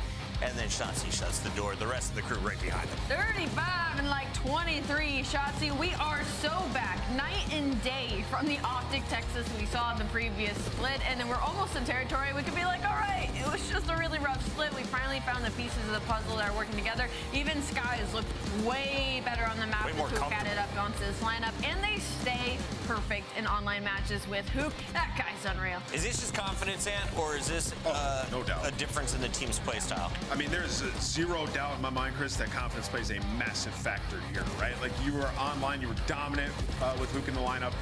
You get Skies now coming in. He brings great vibes. Now you have Hook and Shotzzy just run around. They have such great chemistry. I mean, you saw, like, it just enables Shotzzy. Like, Hook's willing to do the dirty work. He's willing to be, like, the guy who will take the backseat to Shotzzy the entire time. And, you know, this is the result of that. Like, Shotzzy can make huge impact plays. And, you know, down the stretch where you need him to call game, Shotzi's going to do it. He just pulls out a knife, knifes the guy, finds another 3 on point, 14 kills on the objective, as Chance mentioned. Like, this is the Optic team that the fans have been wanting, and boy, oh boy, you guys have this duo. Moving forward, can you be just a Vault Hacienda team and get to champs if you're Optic Texas? I mean, get to a championship match, rather. Weirdly enough, Hacienda is one of those maps that a lot of teams don't feel comfortable on. So if they can get into these series and kind of make it as one of their lockup maps, it absolutely can look really good moving forward into Major 3. But they've got to add something else like Red Card. Are they playing in a garage? Was that a Batmobile in the background? Something Shotzi's got himself, or Dashy's got himself a Batmobile. They all got some nice cars, and they also earned our scuff play of the game earlier. But Allie, let's revisit it, shall we? It's Dashy. It's your hard point. It's Big Bruce doing Brucey things. Game number 1. Setting the tone as the main AR. 36 and 25 out of Big Bruce. I mean, he's looked great in the past 2 matches. It just kind of feels like he's more free on the map, right? Like, we're used to Dashy being a more aggressive AR. It's not like him to sit back, and I feel like with Skies added into his roster, it frees him up. It kind of lets a little bit of pressure off of Dashy's shoulders, and it's really shown in the past 2 matches. Yeah, I just think when your subs have a good dynamic, like, you're able to get into position. I mean, look at all these clips that we're seeing him fry and farm from. Like, he's up top of building, he's positioned over by palm trees. Like, defensive, right? Everything else is being taken care of. Like, on the cuts and in the nitty gritty, he's like, okay, I can be a turret and just farm. So, yeah, I mean, if they're doing the dirty work, Brandon is gonna fry. As long as Hook is in the lineup, Dashy's numbers continue to go up. Shotzzy top in the leaderboard, but the man I want to talk to, he goes by the name of Caesar. He didn't have a great time in his first matchup. Bouncing back today alongside Dashy. We're going to give him just about a minute. In fact, he's live right now. Caesar, look over your right shoulder. What kind of car is that? What kind of car is what? Is there a car behind you? It's a fucking ant. It's a fucking speed demon, bro. No, we're talking about behind the Optic sign. What is that? That's a beanbag. Oh, okay. Oh, man. I was gassing that thing. I thought it was a Ferrari. Glasses, bro. Here you go. I really do. That's my daily nap routine right there. All right, that looks comfortable anyway.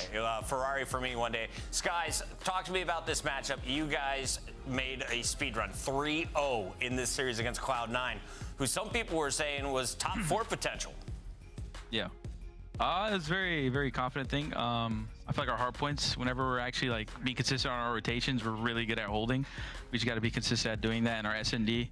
I feel like he's really good. We're really good at getting picks right now. We just need to small talk on our man advantages and not scam them as much, but that's a pretty easy fix. And our control, I feel like, is naturally good as well. So. Guys, I want to ask you, because you were kind of a part of the previous iteration of this roster, getting kind of plugged in, and now you are also part of the roster with Hook plugged in. What has that difference felt like? Have you felt a difference? Was it immediate? Like, what has it been like kind of being that third player on the backseat? Like, whoa, things still aren't working, and then they plug in Hook again, and now it seems like everything's clicking. Yeah, I mean, honestly, like, I had like 4 days, so I couldn't really judge it too much, but so far with Kyler, I feel like he's just banging, you know what I'm saying? But he's also like, he's game as well. So he's opening the map for Ant and everybody else, so it just feels very fluid, like naturally since I teamed with him.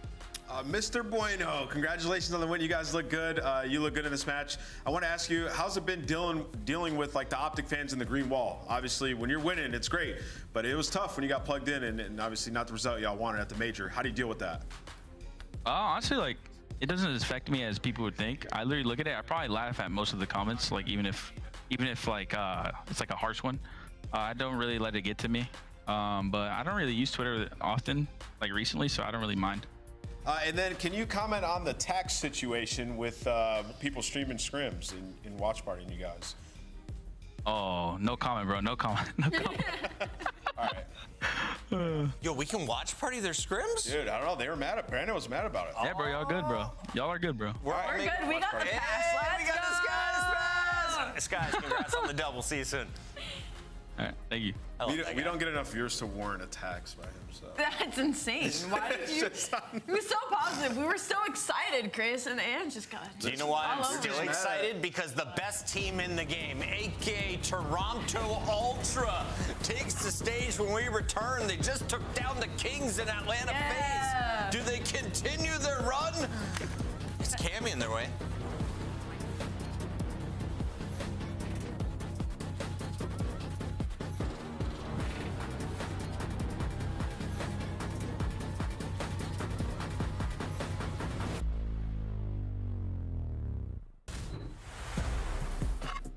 Upgrade your game with the Scuff, the official controller of the Call of Duty League. The Esports World Cup is an official partner of the Call of Duty League.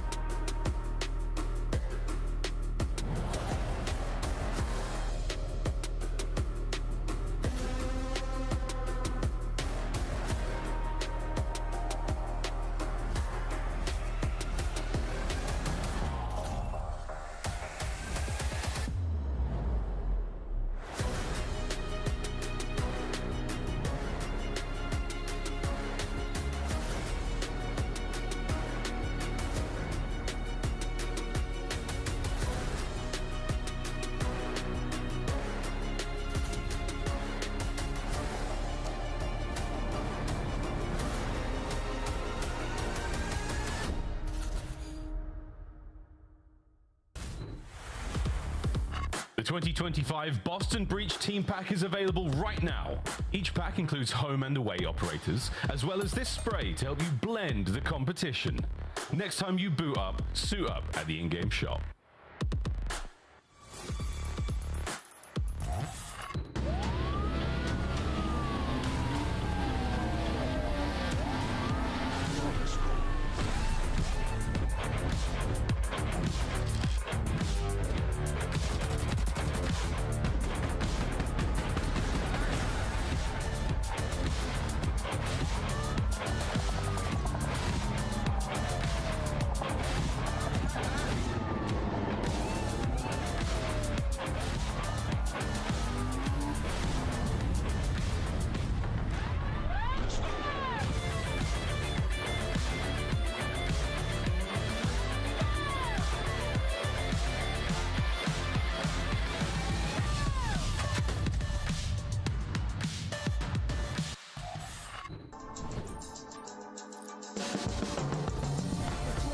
I was wide awake and laughing. The doctor didn't even have to slap me. Cut the cord 10 years later, I'm a prodigy. Got more letters on my name than the Ivy League. Now I'm an MVP, CEO, VIP. All the youngest want to be like me, cause I walk like a champion. Double helix, twist pedigree. Call me Red One, everybody got for me. Fame monster, Sasquatch posture. Big footsteps to follow, so use caution. Never duplicated, imitated so often. Feast on opposition, that's why I stay flossing. If you want the noise, I can bring it. The ever-present Boston Breach takes on Toronto Ultra. Cameo Crew trying to stop a squad that just took down Atlanta FaZe yesterday. Welcome in, everybody. It's Rosalie, Nameless, and Puckett at the desk. And I want to start with you, Rosalie.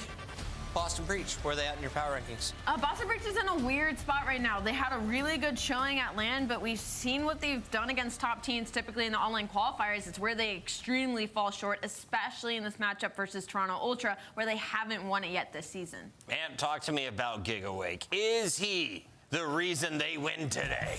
I mean, listen, they're going to need him, okay? This is Omega Gargantuan, some would say. Gargantuan Wake. No, but I would say, you know, a lot of people looked at this Boston team and they were like, man, are they going to make a change, right? Because they haven't been able to break through. It's tough because you've had waves all year long where it's like, okay, the ARs have been underperforming, Subi and Purge are everything. And then we get to land and the ARs were phenomenal, putting down a ton of damage, you know, especially in the win that you had versus the Thieves. And then Purge had a bad performance. So it's hard to single one person out and be like, that's the guy that should go out of the lineup. So they're continuing with this roster, and I think it is the right decision. And you look at it, what do they need to fix? Well, they have an auto loss map in every single series, and that's control. You're 5-16 in that game mode. Guys, we have to find a way to like make the game slower, find the kills together, and then put teams in a blender, something they haven't been able to figure out all season long. That has to be the primary focus of split. Not the worst in the league.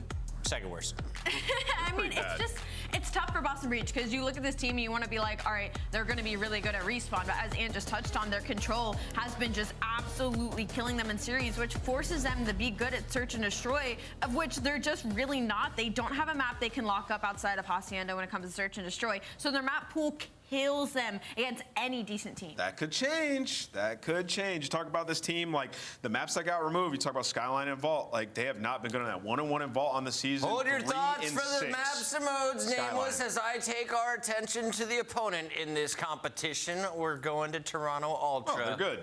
Kleenex, pretty good at this game. But it's good. Beans. It's Joe Deceives recently turning this team around, making them a true threat. They played with confidence yesterday. How do they do it on LAN? I mean, they were steamrolling everybody in the lower bracket, like 3-0, 3-0, 3-0. I mean, it was really just them like figuring out their hard point and becoming like a world-class HP team. You know, they dominated Skyline. People kept trying to test them there. They were just frying everybody. You talk about this roster as well. Beans took a huge step, man. He had a really good tournament. And then when that happens, then Kleenex is going to start to get activated. They're just way too much to deal with when you have that sub-duo who can go toe-to-toe with some of the other best sub-duos in the world. They're going to be tough. It's kind of awesome. It's like the opposite of when Hook comes in and Dashy's stats get better. You just saw it with Beans, the AR, making it easier for the SMGs. Let's get into our maps and modes, Allie, because there are 5 of them, and I don't think we get to a rewind, search, and destroy. Do you?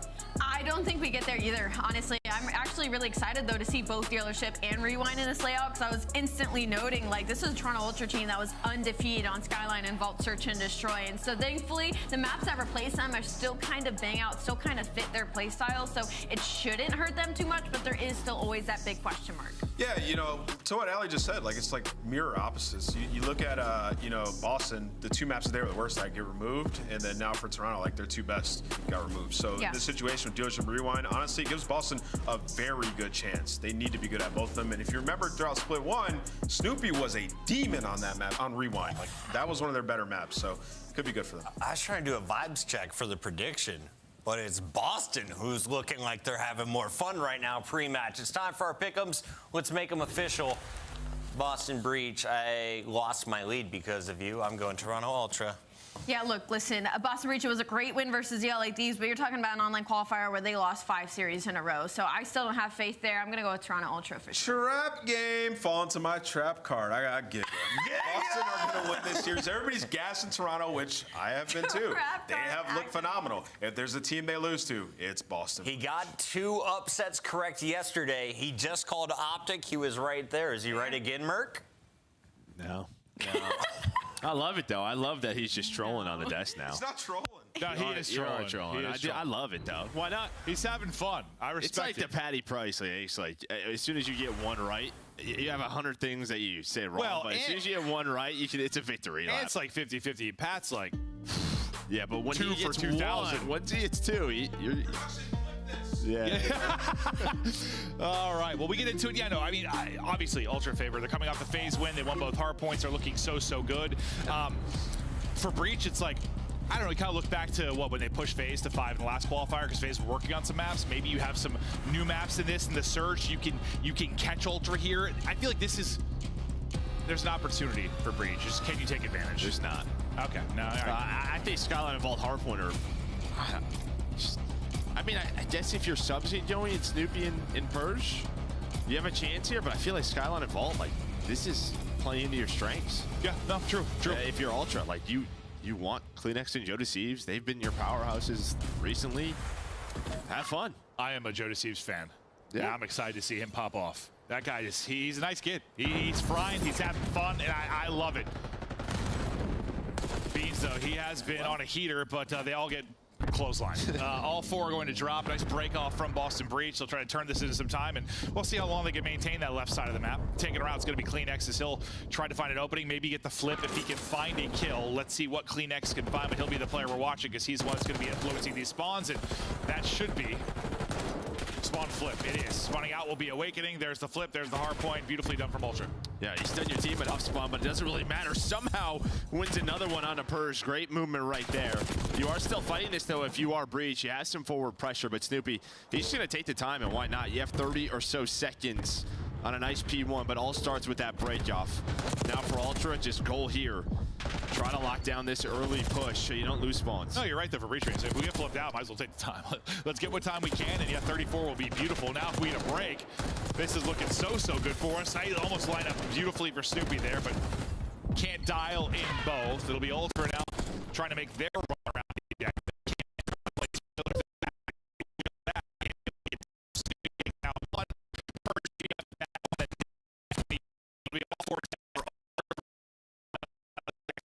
But now you have a great P1, you get a pretty early break.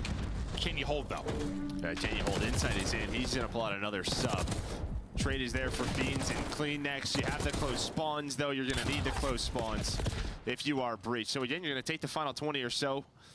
Maybe you hit this, maybe send one more to try to break up some of this time, but inside he doesn't even have a kill yet. No, he's got crusties in his eyes like TJ. Don't worry, he's gonna get him out, bro. It's 7:13 p.m. Well, no, it's in Toronto. It's a different. No, it's same time zone. Yeah, I was trying to think of something, Joe, but you're right. Same time zone. It's like 2 hours from us or something. Yeah. It's not far. Yeah. All right, you're right. Up 50 is Boston Breach, but can they keep it? Foot to the pedal. Awakening. Diving and dancing. Lining up. Well, 2.5. As he's on 3 straight. 2.5. I got 2 in damage into 1, Joe.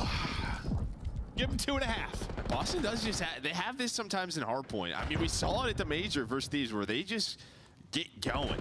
They are so hard to stop. Finally inside on the board. No, they, I mean, kind of like, listen, you talk about this a lot with bad to okay teams. Good when things are going well, bad when things aren't going well. Is Cammy, things were going well there as he dialed in for 3. But yeah, it's walked in here, dude. Yeah, okay, all right. This guy's already all smiles. This is just a horror matchup for them. Just Ultra's such a good 2-3-5 team. Well, winning the first one will give them a chance, though, to extend this series. Ansel smiles. We'll see if it stays that way, because you got to think Ultra going to start battling a bit at some point, but that some point needs to start sooner than later. As you're down nearly 100, Purge is on 4 in a row. He's got the help there from Cammy as he dials in another multi-kill. I can't stop saying the word dial, so I'm going to stop using it now as I dial it in. Oh boy. Cammy, though, 17 and 8. Having a map.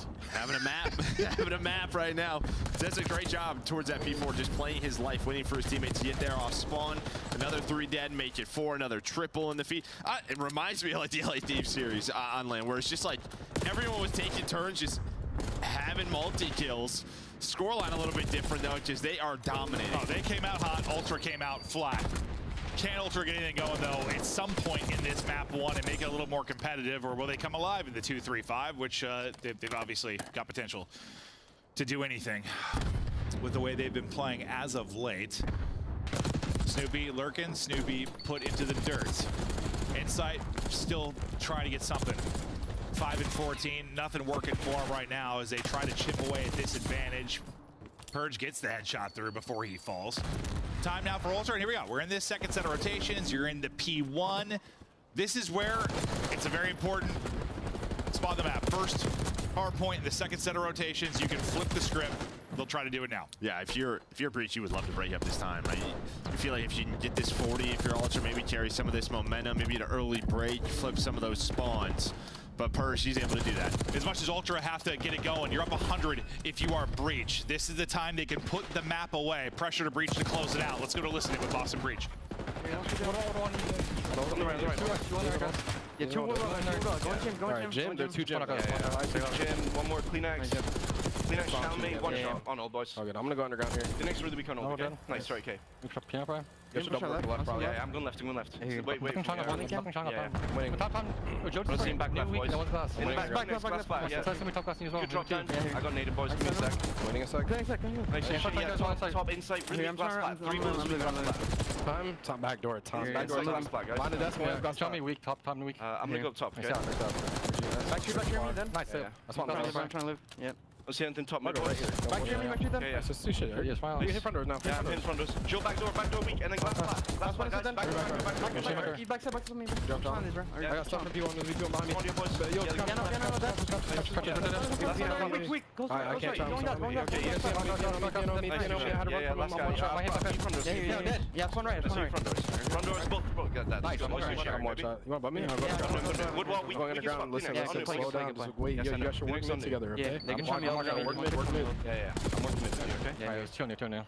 You'll be top mid. One could be Jim, bro. I see him top mid, okay? I see him Jim. I'm waiting for you guys. Yeah, I don't see him Jim. Breach still hold on to this 100-point advantage, kind of like the comms. They seemed a little less frantic than maybe they do sometimes for Boston Breach. They've really improved there. Yeah, last couple of stages. Very calm. Not too overhyped, just locking it in. Great plays there from Snoopy to break into that P2. He had some great gunfight wins, goes on that 5 spree. They make it messy, and they've just held on to this elite. Never allow Ultra to ramp it up and really get something going, or if they do, maybe they'll be so close to a victory, it doesn't matter. I mean, that's kind of the goal when you get an early advantage like this. Just put it out of reach, even if the other team gets hot. They'd have to literally be perfect. We're not quite there yet, but we're getting damn close as it's another 3 dead. Snoopy, Challen, battling and winning. Purge, the other side of that sub-duo, having a solid one as well. Really, everybody is. Leading in the hard point top will be Purge and Snoopy. Leading in the slang, they're there as well. We'll get right back over to Purge to see what he can do around the back. Able to connect before he drops. Next hard point ready to go, and this is probably your last stand if you are Ultra. Yeah. No doubt about it. Definitely your last chance. If you allow an early break, you're going to get close to that 250 marker if you are Breach. Insight trying to do what he can, just stand alive behind this patio furniture. Gonna get a little help from his duo in Clean X. Persian Awakening, though, going to find 2. The pressure going to be there. Probably going to block those spawns. Ultra spawning out, but almost doesn't matter because Beans almost gets the triple. Yeah, well, Beans got a great timing on that slide to catch 2, and I thought that was going to be enough, but the 2 isn't enough. There's the break, likely the dagger, as they continue to hold on and get closer to closing out the map 1.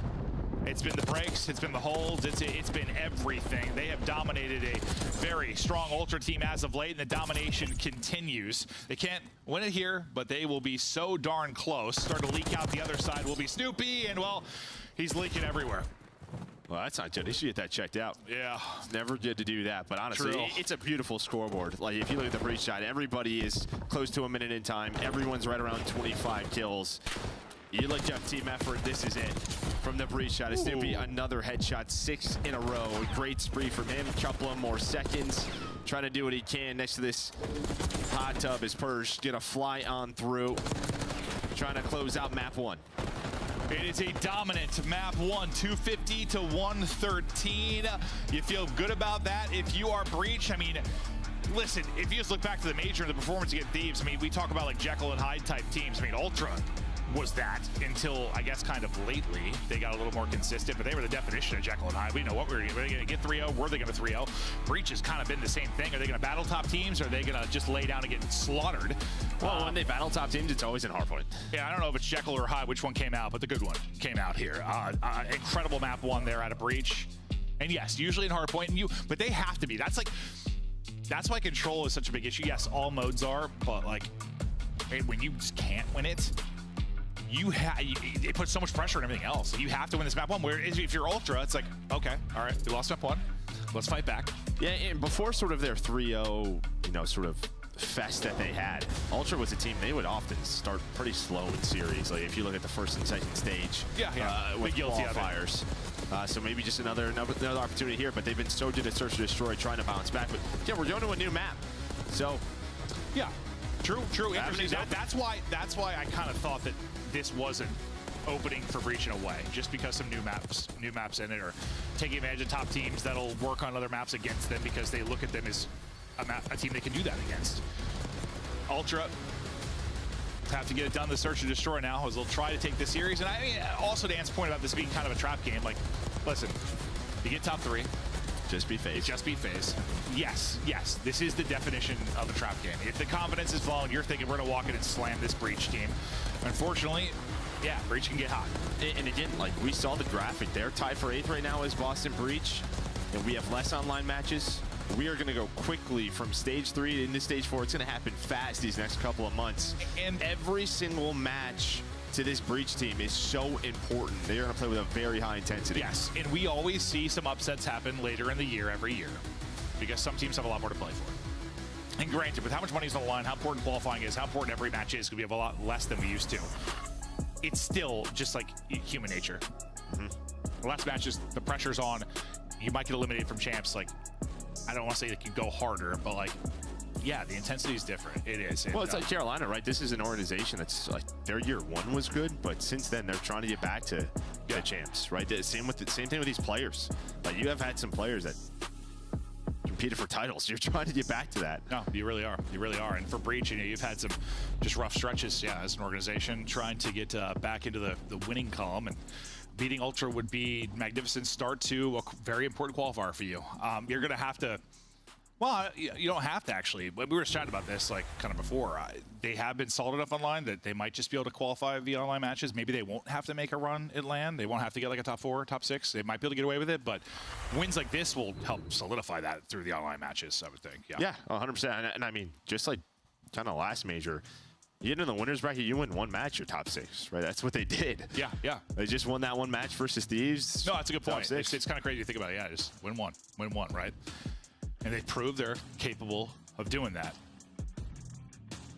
But yeah, every match so important for them. Now you get the leg up, and yeah, back to like the control thing with how that's not Purge. Oh, that's a Cloud9 share. Just free promo for Cloud9 quickly. But back to the control thing, yeah, like when you're just as bad as they have been, it's like there's pressure to win 1 and 2.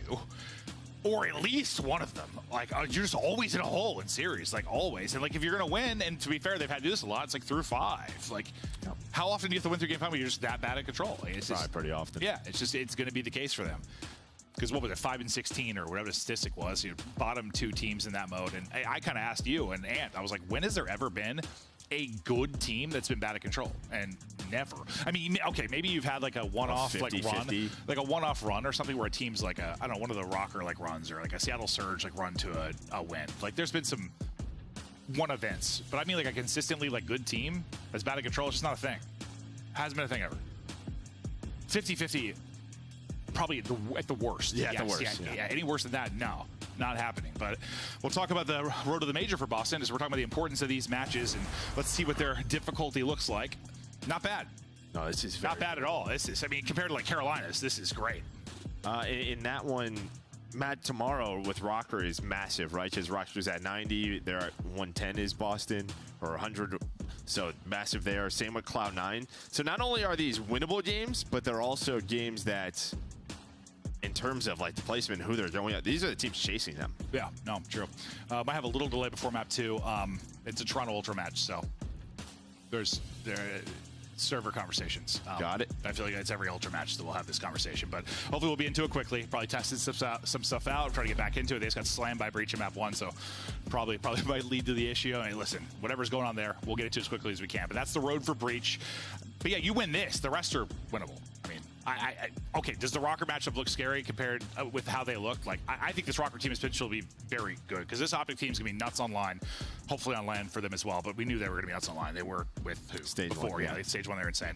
But the fact they pushed them to the brink, that might be a very tough matchup. Cloud9 just kind of got stomped, but still probably tough matchup. Kind of tough, but like the other two, I mean, they're all winnable. Honestly, yeah, and again, it's just teams that are chasing him, so you have to win them. Yeah, no, exactly. And that'll give you a little cushion, a little less pressure when you do get to land. Yeah, because it really is about battling over kind of the 7 and 8 spots when you talk about the run for champs. And we're chatting about it now. Yeah, it's interesting because usually I feel like we don't start this conversation too much until like a lot of times like stage 4, but with having like less matches for Major 3 and Major 4, it becomes more of a conversation. And just because the gap, right? Like there's just that big drop off where you have 70 points right between like 6 and 7 or yeah, 6 and 7. 6 and 7. That it becomes a little bit 5 more, and 6. 5 and 6. 5 and 6. It becomes a little bit more interesting. I was trying to picture in my head, but I just looked at it. Yeah, I'll say 6. So yeah. We're gonna look at the season. Yeah, there we go. Let's bring it up as we're chatting through it. So yeah, Miami get that 5 win and today. 6. Yeah, there's the gap. So yeah, 110, and yeah, so Boston they have this match, but again they play Cloud9 who's chasing them, Rocker who's chasing them. Then they have the bottom 2. Yeah, I mean, if we're assuming that Optic Texas are, I mean, let's take land results out of the equation. If they're going to be nuts online and win most, which it seems that way, let's say they're going to be in. Then you're battling for 2 spots between the 4 teams. Yeah, I mean, we can take the other 2 out of it, I think, safely at this point. So yeah, it's just a battle, and like what's crazy is just it's an insane battle too, because 1, you've got changes on 2 of the teams, and just they're all like kind of the same. Like not the same. They're all going through like they're having different trends. I mean, the one thing saving Miami is the top 3, right? Major 1, because outside of that, you're true. You're not having a great year, but you did good enough at land. Yeah, not same from like a result standpoint, like how we got to this point exactly, but same from like I don't know what the hell I'm going to get every match. And that's why they're probably in this position. But if you had to guess right now, though, looking at it, what 2 do you take? Just based on we haven't seen a whole lot, but. Honestly, I'm a little nervous right now for C9. Because like, I feel like that last stage was really good for them, and they were a really good 2-3-5 team, but that was not a great showing versus Optic. Well, it's tough because you just watch Optic play Rocker and you just watch Optic play Cloud9. It's like I'm a little makes you feel pretty good about Rocker's chances, but like I liked what C9 showed last stage, so I feel like they should be okay. That's true. All right, well, hey. I actually just don't know. The Maven and Merkin podcast is done for now.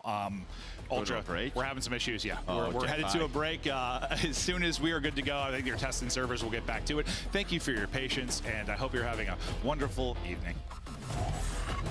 Upgrade your game with the Scuff, the official controller of the Call of Duty League. The Esports World Cup is an official partner of the Call of Duty League.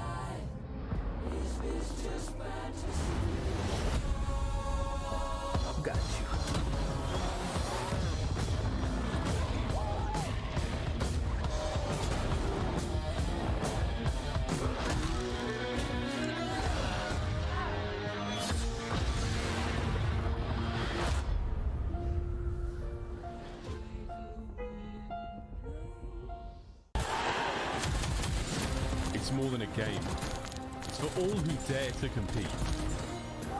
It's more than a team.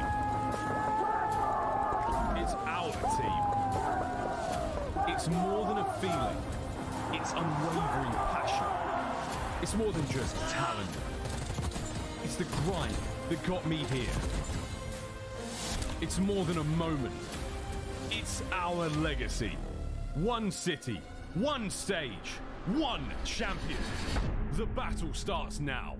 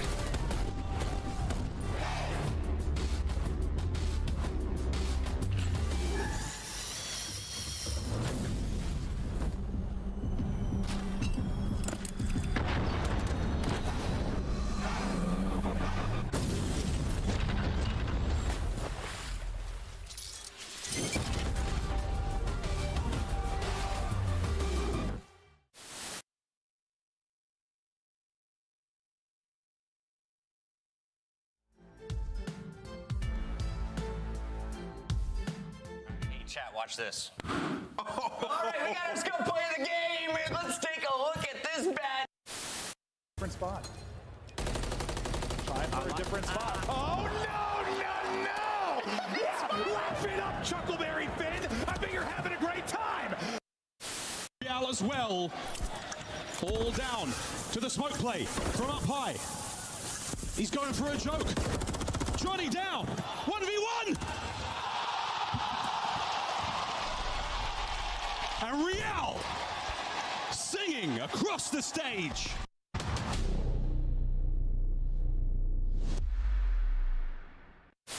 Time, man. Like when you have the Slayers, when you have the talent there, it's all about putting it together. You heard some words, Scrap and Draza now getting the opportunity to go toe-to-toe. Who gets the final chance to head to Twitter? We're about to find out. What do you think of my shirt today? It is a choice. It's a choice. Listen, guys, I put this shirt on. I felt pretty sexy, to be honest. Yeah, I looked in the mirror and thought, God damn. And then I got into the green room and everyone said, your shirt's too tight. You look like an idiot. And I was like, it's just a little too small, but it works.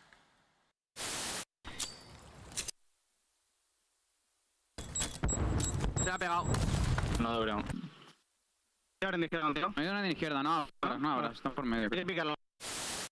Do you think you could beat Kenny in a dance-off?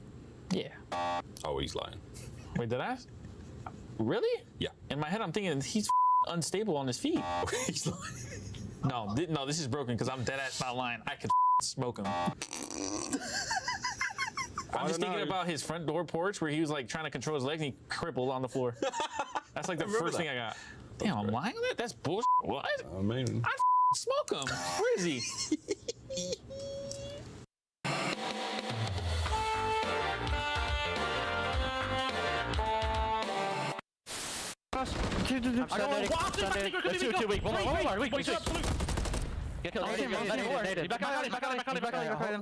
There's two. We can refill your secret in a second. She's one more back door. I know your secret. Secret. Back door. Holy Eric. Last one. Nice, Eric. Good story, man. You can't kill me. What's your... I have a streak. Ghosty doing his best to do it.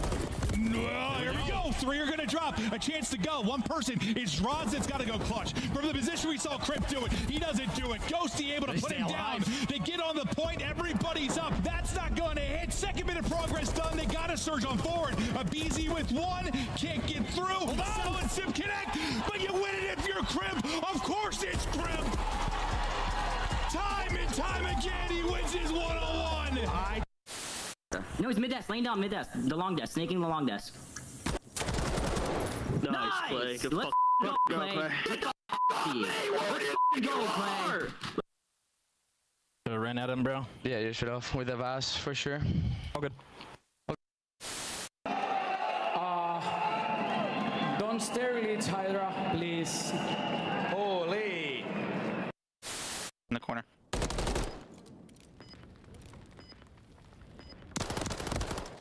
Nice, bro. I would have killed him. I just ammo. This is ugly, bro. What are they doing on the map?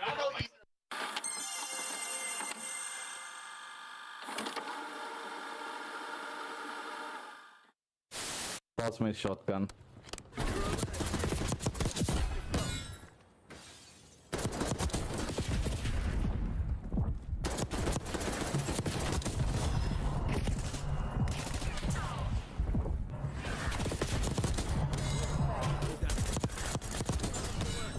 Take that asshole down. What a good play. What a good play.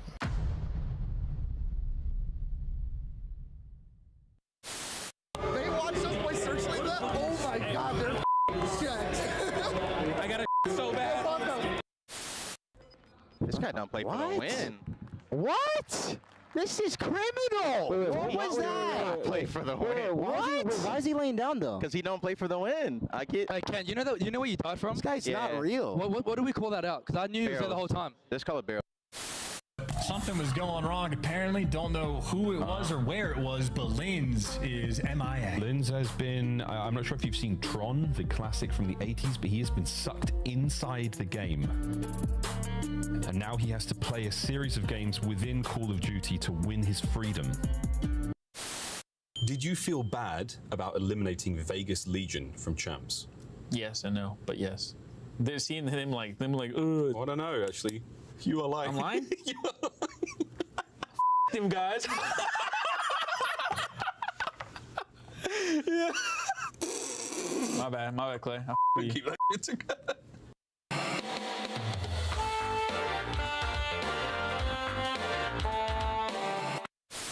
Skies dies, and then in a 3v4, effectively, New York Subminer slid on through.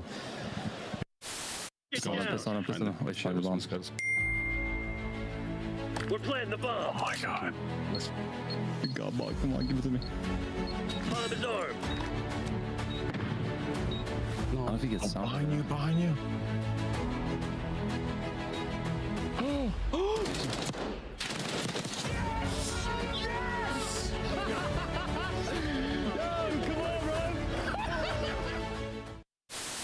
That will be the game. Just get into P2. Get the final second. 250 to 110. Are you kidding? And you got the Bulldog already out his chair. You know when he's in that mode, he usually gets it done with the SMG, but his AR was simply uncontested. What do you think of my shirt today?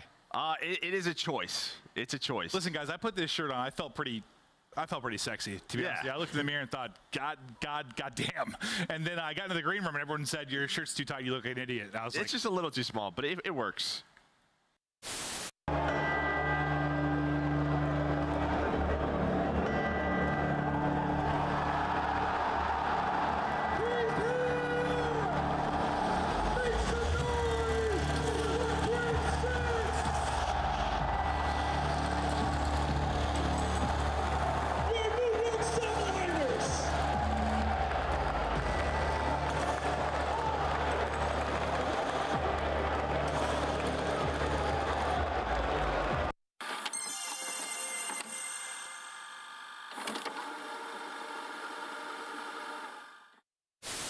Oh no, I'm dead.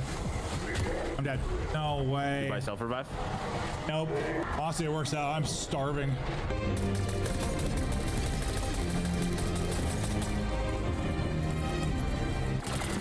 Bristol calls these my old man ship.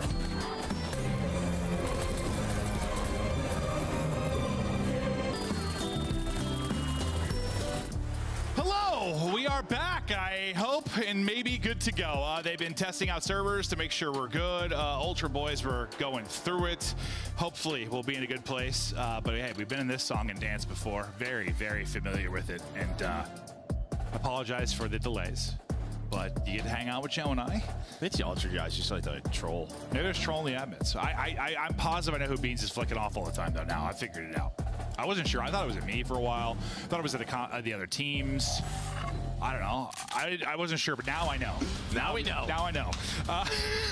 Snoopy, take a look at his S&D so far in stage 2. Oh, so far back in stage 2. Yeah. Sorry, wording all over the place there. He tricked you. Yeah, no, I did. He was terrific.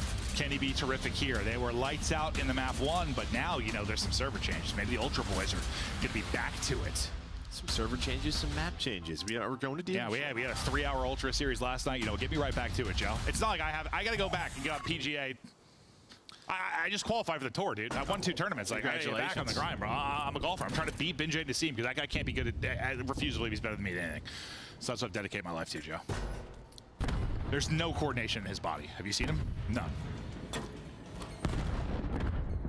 Tell you, he does have some coordination, though. Purge. Oh, never mind. Purge no longer can be coordinated because Purge is dead.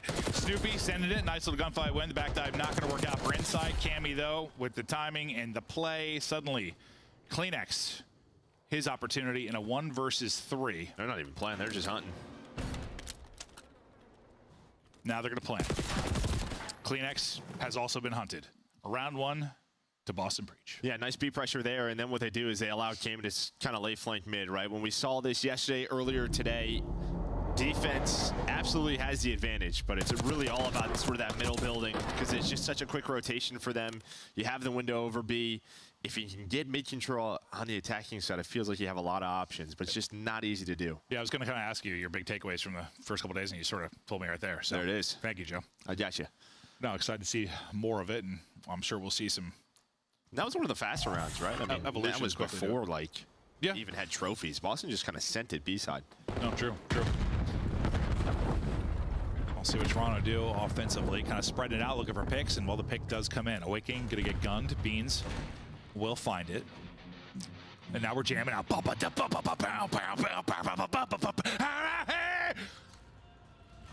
to it. Great timing.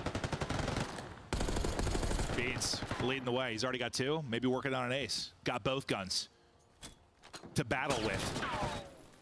He just wants to hunt. He's like, give me a gunfight. This guy just wants gunfights always. Give me a gunfight now. Well, he backs away from that one because he gets tagged up. 1 player left of the Purge. Pre-fire hitting. Kleenex gets both. Beans hits some damage in. It's a Kleenex and Beans show there in round 2. Yeah, he wanted the gunfight, but his teammate died, so he's like, I'm not going to over-challenge this. Backs away. Yeah, some early first bloods for the attacking teams have turned into wins over towards the B site. What do you think of my guitar solo? I don't know if I'd put you in an a cappella group. Okay, that works. But I sang in the church choir when I was a little boy. That's good. Yeah, just for a little, not for long, I don't think. But okay. I think my parents made me. I hated it. Yeah. Can understand. Yeah. Still hate it. 1-1 now. Breach. Ultra. So far, so good offensively. Purge, the first blood. They're finding openers on offense, but Purge does get traded out this time. You just tell Breach to put some time in, right? Just so decisive on their attacks when they have trophies. Yeah, we haven't seen a team like that, like really at all, right? Mostly spreading it out, like kind of playing slow. Yeah, they're hitting it, but well, they get hit back. Is Insight and Kleenex. Kleenex now on 4 straight. You got 2 in the last round. You got 2 already to go here. Awakening now, best of luck. Oh, doesn't need luck when you got Gunny like that. Nice win, but he's got to do it a couple more times. Definitely far more winnable now. Gets eyes on one. They spot him. I think they saw him, yeah. Bolt in a reposition. Okay, let's give him 3 one-on-ones. Why not? He's trying to get Hunter down and trade it out. He's tucked away in the corner. Good thing he chases him down. I thought they were going to let him get back to full and then shall, but you're able to trade it. Ultra, don't give up the 1 versus 3. Because I don't think why is it every time I swear to God that Awakening is last alive, like he literally is gone. He doesn't miss a bullet, I swear. It just feels like they stopped shooting. Yeah. I feel like we've casted so many almost 1v3s or 1v4s for him. I can think of like 3 different ones on Protocol off the top of my head. Like where he's like a bullet from winning these situations.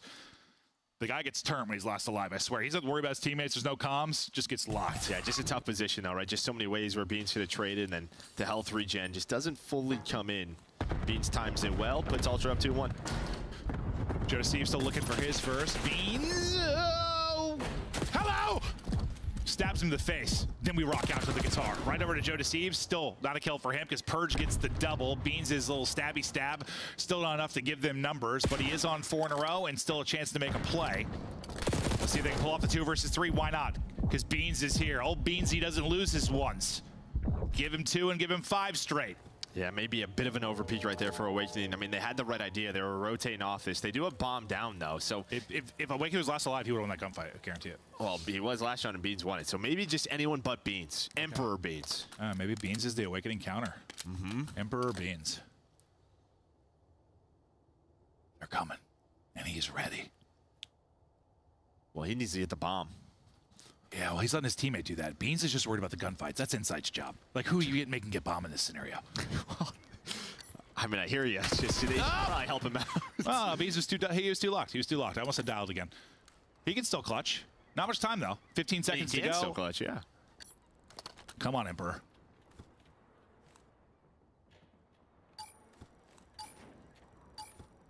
And nothing he can do now.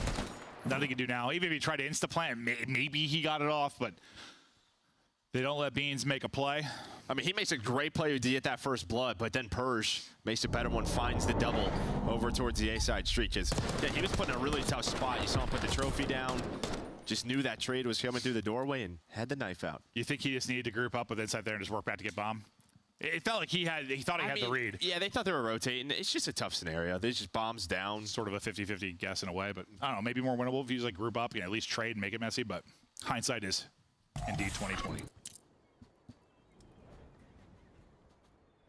See if Joe Deceives can activate now. And we were talking about streaks, man. Kleenex went on 4, Beans went on 4, now it's Purge's turn to get turned. As they're trying to take a 2-0 edge in this series. See if the nade will hit. Doesn't connect deep. It's a lot of cars. A lot of cars. Oh, what? 24 HP. I don't know what Awakening's POV looks like. This guy's in a Michael Bay film. Shouldering, toying, and then beaming. Insight with the foresight in position to shut them down. Purge, though, he's the one streaking. He's going to have to streak like a lot because now he's last alive. Can he pull off this 1 versus, would it be 1 versus 4 or do you get the kill before or after? It doesn't matter. We can count it as 1. Yeah, doesn't matter. We can count it as 1. I mean, just trying to get that plant down, but yeah, just so tough. Just trying to sneak it on through. Insight gets the angle. He's able to find both. Somehow Awakening stayed alive on top of a car that exploded. Yeah, he's strong. He's strong. That's what happens when you drink your milk. Yep. Hit him to 24, but he stayed alive. Yeah, I thought he was dead for sure, but it looks like so crazy from his POV too. I didn't know what was happening. Stuff just blowing up. If that was like a fire extinguisher, he'd have been dead though. That's your point. Or what is it? What does it show in Proto? A car, right? Or whatever, the PC? Yeah, the PC car. We got actual cars. Not killing them. No, sir. Advantage back to Ultra, though. Playing deep for the push through will be Insight. The other 3 grouped up around the trophy and the plant. I'll get that door closed. I'm gonna open it. I'll open that door. I'll close that door. Open it. Close. Oh, doors. What a magnificent addition. Mechanical. Or they're on hinges sometimes. I mean, I can talk for days about doors. Ultra's trying to shut the door, but now they're all dead. Snoopy and Awakening still up for the defuse. They'll tie it back at 3-3. That was funny to watch that back and forth. Just shoot it close it with my fingers. Yeah, both teams just trying to switch it up. I mean, a lot of early B success, but then just trying to go A, trying to get this bomb down, maybe play a little 4-on-4 retake. Just has not worked for either side. No, it has not. No separation between these two squads, but we'll see who can get it done as we get deeper into this. I mean, you'd love a victory here. Obviously, if you're breaching, you're heading into your worst mode in control. Take a 2-0 edge. I mean, guarantee you're going to 5, which has been kind of your winning way at times. Cammy could reposition for now. A little bit of aggression from Ultra up through middle. It's me, Joe Deceives. It's just trying to find openings. Nothing has worked out for him so far in this one. Yeah, they were cheating over towards B. They're just going to be happy to play a retake, but yeah, they didn't want early aggression to be open for Boston, and now a car near the car. We got to be real careful here. It's cars on cars. I got real nervous. On vents on doors. Snoopy, well, a little too exposed there, or is he? Another one. The help comes in. Things are still blowing up. The other door's open. Now another car's on the map. But it's all Ultra finding the kill. So Awakening, last alive, hold up. This guy does not miss now. Oh, we've upgraded. Super Saiyan, Gigawake. Last alive, 1v3. He doesn't have much time to go. But this is when Demon Awake comes out. He gets in to party with the rock music. Oh, I thought he was going to zap him. But Don't let him do it, dude. Don't let him do it, dude. Shoot everybody. Jump in. Good job is making sure he can't get a pick and make things interesting. He had to go with a little time, but yeah, no, he tried to let us fly in that one. He's like, I got 2 players a little weak. I'm going. That was chaos. That was like a Transformers prequel. Yeah. Before they can transform. Yeah, first they picked RC cars. Holy hell. Cars. I know, well, God, you've watched that movie how many times with your son now? About 5,000. Cars? Yeah, about 5,000. Yeah. I think I've watched it 5,000 just by coming to your house and hanging out with you. Like, yeah, we're on a Moana now. Moana now. That's a banger. I can sing the whole soundtrack. Oh! Well, that's a tough one. Oh, they had the butts done yesterday, and now this. Yeah, they tried to go a little bigger. Yep, friendly fit. Friendly fire. Oh, Breach with the numbers. Beans, though, just holding the door. And what kind of timing will he find? Oh, well, they've all pushed through. Gives the comms to his teammates, sets up the trap, and then they pounce. From advantage to 2v2. Cammy, though, bringing it back. Beans getting away. Fastball past his head, trying to dive. Still up. 45 seconds to go. Beans' his opportunity to clutch. We're just watching Beans and awakening clutch chances, basically. Yeah, we really are. They double Chow. Or do they? He gets out. I thought he was going to hit the slide, and Chow just tries to finesse and get shut down. Cammy. Make sure Ultra don't steal one. Yeah, I mean, there was only 1 bullet into him, right? So he was like 77 HP. That's why I thought he was challenged. Yeah, he was just waiting for the slide, but Cammy stays patient, sees him back away. Beans just trying to throw a bit of a shoulder, but ends up getting caught. Yeah, no, I don't know what. It's almost like he was caught between shouldering and chowing there. Like, it looked kind of awkward. Like, he just went way too far. That wasn't a shoulder. That was a whole body. He map, dude. He wasn't too sure. Yeah. He's if he just swings on that, it might catch him. He's got the sub, but doesn't go that way. We had like early offense wins, and then since then, nothing. No, yeah, you were talking about how it's been very defensive favorite. That was the opposite of that for a little bit there, but teams making adjustments. Cammy almost adjusted to the next round, but gets out of it. He's thinking about maybe a real early pressure, but nobody there. Purge will be the guy to kind of deal with any funky activity from Ultra, and we'll see this kind of standard push up towards A once again from Breach. This has not gone their way the last couple of rounds. Insight, you know, he's been able to get a couple of doubles or trying to change this push. Insight still just playing deep and able to make the play. Snoopy gets in and gets out, but Joe deceives like a little rat through the vent. You can wallbang that. Yeah, I thought he was going to get away with his life, but couldn't quite do it. Oh, we're bobbing, weaving, dodging bullets, and Beans has got another one. Holy moly! Snoopy's turn to try and clutch. Got the plan in, 1v2 against Beans and Insight. They've grouped up. Gonna both have an AR, so can Snoopy turn this into a fight? Close range where he can zap both. There's eyes. If he didn't see him, I'm sure his teammates called it. Yeah, I think that's what you saw. Yep. He obviously doesn't know we know how grouped up they are. I don't know about that shot for Beans. Now you put Inside a tough spot, and he's going to get fried. You wanted to get a sub fight, and you got exactly that, a little pillar to wiggle behind, and that is a clutch there from Snoopy. And that might just be a little miscommunication there, right? Like maybe Inside wants to play around the bomb, maybe start the defuse, whatever it is. Like he's thinking Snoopy's probably got to check sooner or later. He's going to run at us. And instead, yeah, Beans just runs maybe a couple of feet too far forward. It seemed like Beans was thinking we're challenging. We're challenged. Oh, all right. Ant's back in here, gloating. The map 2's not even over yet. We're literally going to start calling him Budget Patrick Price. Oh, but man, naughty stuff there from Snoopy. We'll see. If this goes all the way to around 11, though. Got to get an offensive round win if you're Ultra. They struggled on that front as of late, but they get a free plan in. 4-on-4 retake. Oh, boy. Yeah, cars on, get out of here! Oh, couldn't get away fast enough. Snoopy's car explodes a car, and people are dropped by cars. 3 versus 4, trying to hold though. Can they get it done? Able to get a couple. It's now something at 1 versus 1. It's gonna be all Kleenex, 42 HP, and a dream. Will drop. It's Purge that gets the final one, and Boston Breach is still Jekyll in control. They're up 2-0. I mean, some of these rounds, I don't know what happened. Oh, Joe, I just held cars 12 times. I have no idea what happened to that round. This map plays like I know we've seen some slower rounds, but then once stuff goes, I'm casting this like it's Bokosh, bro. This is insane. Cast it like it's Bokosh. Actually, I think it's just the way, you know, the pace these two played at. You know I'm turned. Rahel's in here. She's a powder me. I must be sweating. Woo! Locked in. Yep. Locked but not dialed. 2-0. Advantage the breach. It won't be a 3-0 though because they can't win control. So we'll at least go a little bit deeper in this series.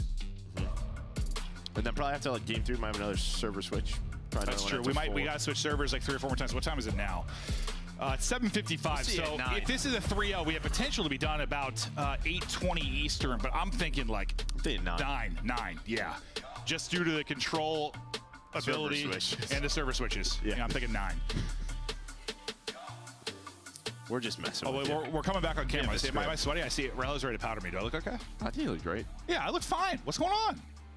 It's not even you. Maybe it's not you. Oh, maybe it's not me. That's true. Desk. It's Maven's World. We just live in it, everybody. Welcome back to the desk. It's halftime, and Allie, you got another wrong prediction. I suck at this, actually. I actually have been right there with you, picking all the wrong teams. Nameless, though, has been on fire this week. He called 2 upsets yesterday. Toronto upsetting Atlanta FaZe. He saw that coming. I mean, he's today right now. He sees Boston beating Toronto. I don't understand it, Oracle. He's got the intel. Fill us in. Yeah, I will explain it. So, I mean, these guys played on LAN, and that map won on the Skyline. If you remember, Purge blew both his teammates up with the streak, right? They were on track to win that game. Yep. The tides turned, Toronto win it. Obviously, Toronto go to 3-0. Everybody's like, oh, they just straight cooked Boston. And then you look at it in this situation where we have 2 maps getting removed on Skyline. 2 of Boston's worst search and destroy maps. We're adding an absolute bang out of a map in dealership, Snoopy's Playground, which obviously we saw him on this map, unbelievable, and Rewind, which they were great at throughout stage 1. So they're in a great situation to get a massive upset here. And so far through 2, I'm an effective ball knower. Yeah, but I do have to say when it comes to search and destroy, I mean, this is just a defensive battle. I mean, it was just defense trading until Snoopy clutches a 1v2. If you're Boston Breach, you're thanking the Young Gun for that map to win because you could have traded the defense. We could have gone to a round 11. He stops that from happening, but that Skyline was insane. Yeah. I am not spawning against Boston Breach on the Skyline anytime. Toronto Ultra, where did the Toronto Ultra from yesterday go? Or is Boston truly the best team in the game right now? Toronto. I don't know. I almost wonder if maybe Skyline hasn't been going great in scrims for Toronto Ultra. They're 8-1 on it. Or it's just been auto-vetoed for so long they don't get enough reps because they're 8-1 on it and they haven't played it in their last 5 was my point. So for Boston Breach to get that in this series is huge for this early lead because once we get to the later half, you kind of get into Toronto's wheelhouse. Well, I mean, they played Boston on it, right? And it was super close. So it's like in their last match that they had. So Boston just, it seems like lately they've been liking this map and they need to add it consistently to their map pool. And, you know, that was just gargantuan weight taken over. I mean, what a performance out of him. You know, multiple situations where they just break in early when Toronto are trying to like calm the game down. And, you know, they're just never able to get into that flow that they usually do on Skyline. Snoopy's 1v2, the highlight of the match so far for Boston. Yeah. Played it perfect, gets it down. Like, saves them from going 1-1. They look good so far. Boston, 1 map away, but it's Control coming up next. Allie, is there a chance of a 3-0? I think so, actually, just because Clint jinxed it earlier and saying that Boston Breach was just not going to win it at all. So, a little anticlimactic, but realistically, no. Realistically, we're looking at a map 4. Why is Vol good for Toronto? I mean, just a great control team. You got Joe Deceives to deal with. You got Kleenex to deal with. It's extremely tough. Yeah. On the side of Boston, like, this is it right here, the control. Like, this has been the bane of your existence all season long and the primary focus in this split. Like, you got to put these guys away. I agree. Forfeit on control, go straight into Vault. Hard point. Let's get into a game number 4. Let's not play around with VPNs. Before we get into this match here in about 15 minutes, let's take a look at the road to Major 3 for Boston Breach. You started up 2-0 over Toronto. You are 1 map away. If you do that, you're going 5-0. They are in a great spot. I mean, you look at this, like, what we just saw from Cloud9, they looked ass. And then you got Vegas to round it out, LAG, who are also kind of like bottom of the barrel, and then Minnesota, middle of the pack team. Like, if they win this, there is a world where Boston could go 5-0. It's got to start here, though. That's crazy. They could. Boston is a bubble team. They play a lot of other bubble teams. You look at C9, you look at Mini. Those are massive matches when you look at Champs qualification. American Maven. Game's We ready. talked about that. That's Is what it? we were talking about. He's That's right. true. Yeah, no, you are right. I blacked out. I wasn't listening. What did it say? Oh, we were just talking about how they're playing the bubble teams. Like Breach could go 5-0 this. Oh yeah, no, yeah. Who the hell knows? They have an opportunity to do that, absolutely. But I was just thinking in my head while I blacked out, like how actually, like if Ultra beat FaZe and then lost this, that'd be very Ultra-esque. Like that wouldn't surprise me at all. I was hoping this wouldn't be what we would see from Ultra, but like that wouldn't shock me because they'll turn on right now. They just they're frying people, or they're losing series. Don't think they should. Then they're winning series. Don't think they should. Like I don't know. It confuses me, Joe. Yeah, it felt like starting to trend in the right direction after the major 2 and 2. The FaZe win. Yeah. You think that's like a turning point and then the win. Let's see. I mean, I just. You've said it multiple times, the fact that they're solid at 2-3-5, that's why they'll never be like dead in series. They have the reverse sweep potential as good as any team in the league. 100%. They can do it here. Yeah, you saw Beans yesterday. Not the best control map versus FaZe, but much different lineup here. But I mean, look at map 1, just very slow respawn series from a lot of them.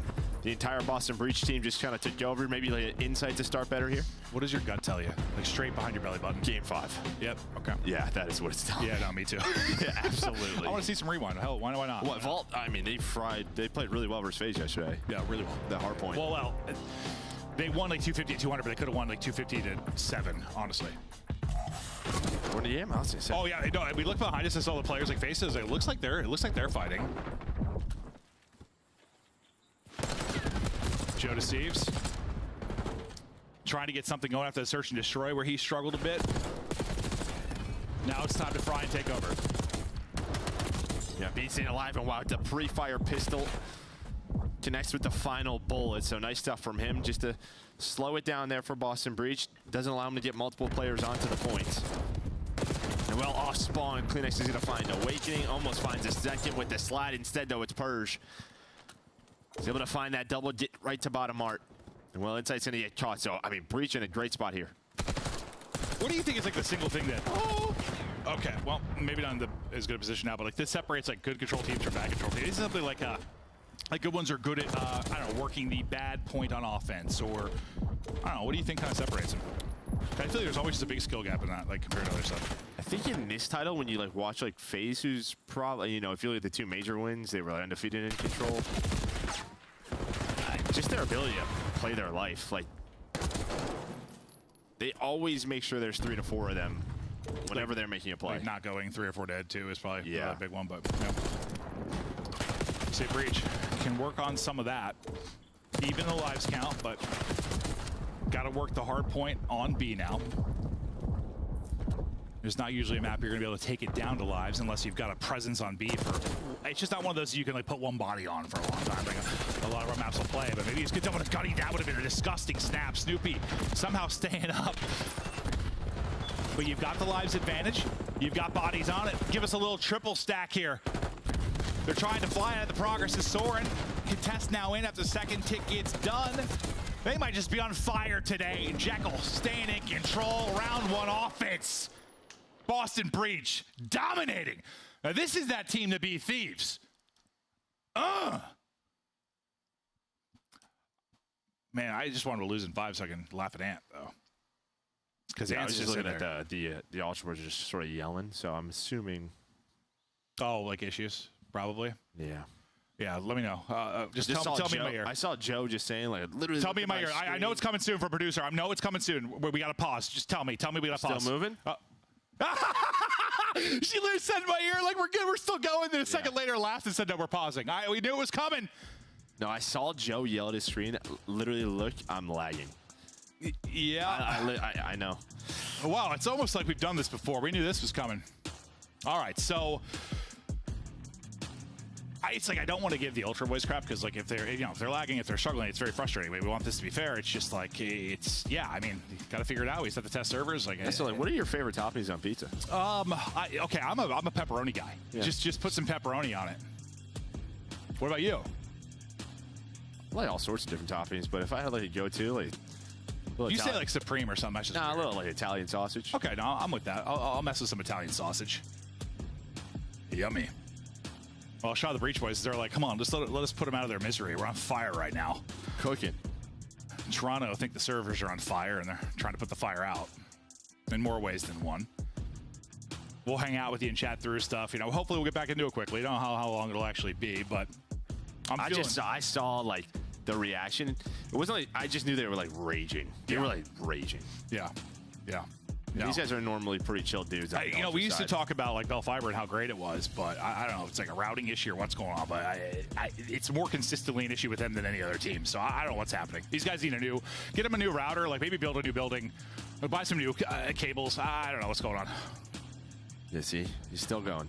And like, while Beans is an emotional, like outgoing guy, the other three kind of aren't. So when I saw like Joe and Inside just like literally yelling, like Inside's the reddest I've ever seen him. Oh Could yeah, be from his no, monitor. it's like I'm frustrated with the situation, but like not really like directly at the players. Like if they're lagging, like that is hell. Like no, listen, I just stream Warzone, and when I'm like lagging on Warzone, I'm miserable. Like I'm so frustrated. So I feel for them, but I also feel for myself.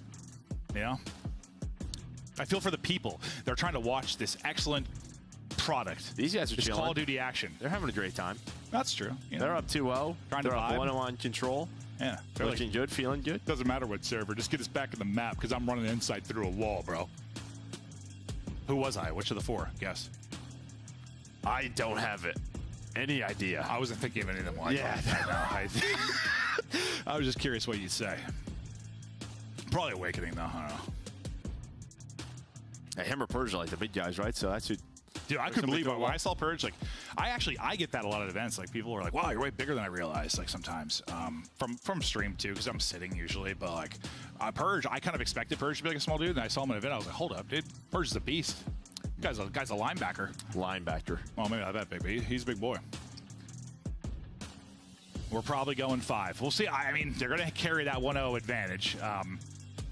I'm sure they're just chatting with the admins now, trying to figure out what's going on. I know, listen, it's frustrating at home. I know it's a process, right? It's like our producers are talking to admins, who are talking to players, who are talking to coaches, who are talking to managers, who are talking to CEOs, who are talking to the internet.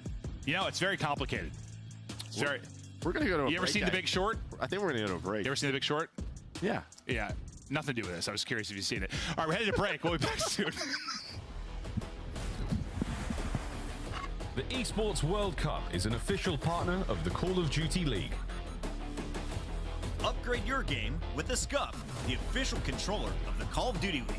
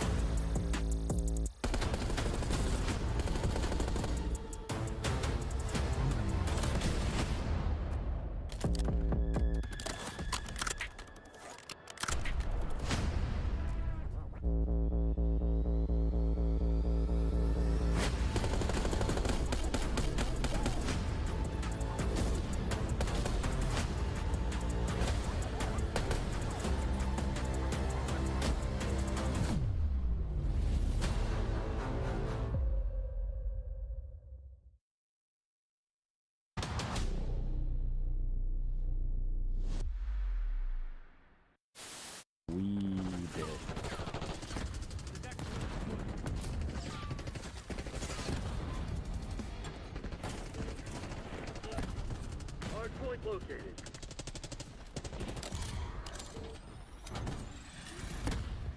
Did I just get killed by a fucking door?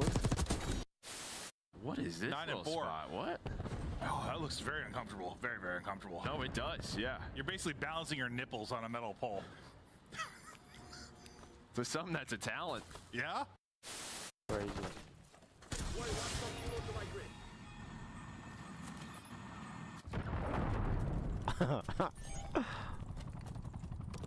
I suck with this.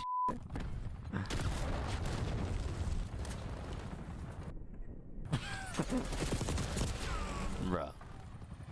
I'm not using that shit ever again, dude. Shut up.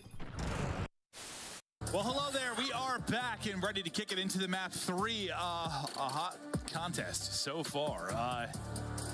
Yeah. It's hot in the building.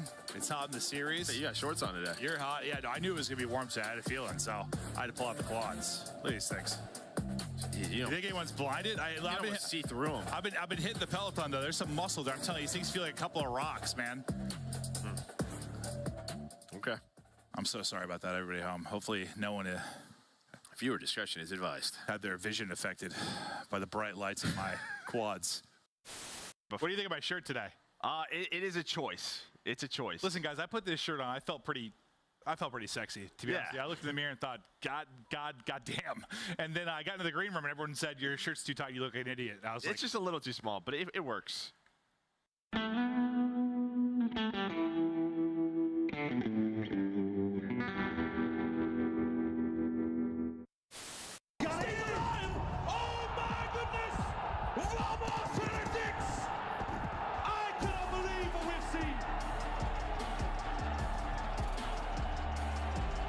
Simply unbelievable.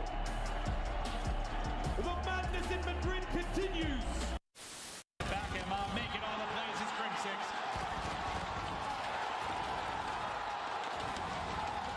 The curse has been broken. The dynasty has been cemented. They are the greatest roster in Call of Duty history. Optic Gaming are officially the Call of Duty World League champions.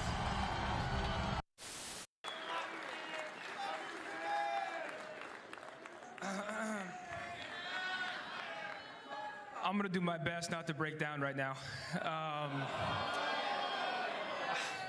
This game changed my life. I was an overweight 15-year-old kid who didn't feel like I had much purpose, and then this game, this community legitimately changed my life and gave me confidence and made me feel like someone. I have my family here today, so I can't think of a better way to say goodbye than on this stage in front of my family. They've made so many sacrifices for me. I mean, my dad was driving me to tournaments anywhere and everywhere. My mom, she flew to Chicago with me for my first ever tournament. And you just the staircase. We're gonna be getting pinched. I have no ammo. I don't push up. Yeah, you just push. Dead. Umbrellas. And just don't line up with me.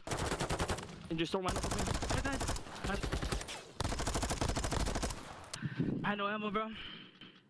Dude, that's so tough, bro. I had no ammo, bro. Oh my God, here we go. They got the stack. Second tick is done. FaZe trying to go. It's moving so quickly. Can they get in and contest? They're soaring through. It's just about done. The contest is in. Shotzzy kills everybody in front of him, but FaZe are able to get in. Getting a point, man. Here we go. Gotta hold with no respawns. They're holding for now. They win one. Nobody left. FaZe hold with no respawns remaining.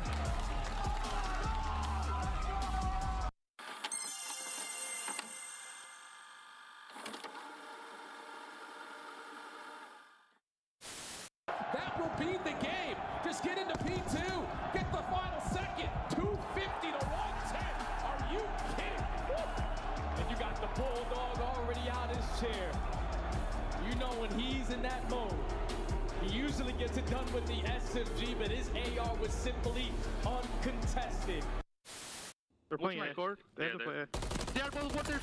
One shot. There's two water. They went red, Clay. Did they? Yeah, they went red. Both red, both inside red. They went front door. He's hopping. Watch his water. I had your word. Back door. They didn't see you yet. Nice! Let's go, Clay! Yes, sir. Here comes Scrap! We got Envoy! Do you think you could beat Kenny in a dance-off? Yeah. Oh, he's lying. Wait, did I? Really? Yeah. In my head, I'm thinking he's unstable on his feet. He's lying.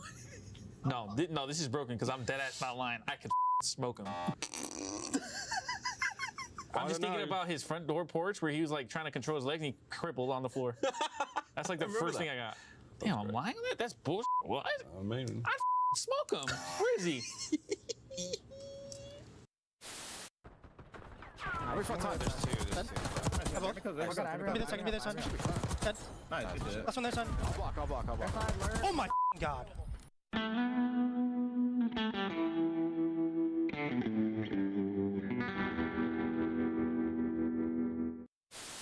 Man, Wixels is just gonna have to slide up with ARs.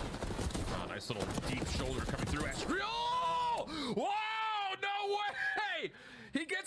through the drop, and then all.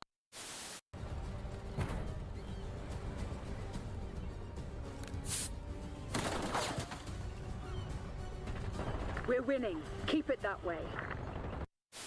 That dude was absolute. I wish you would have just switched to your pistol and shot him instead of trying to reload. Sometimes it's faster to switch than reload.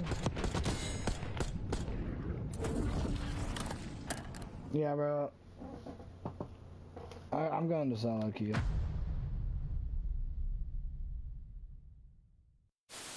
Bro, what?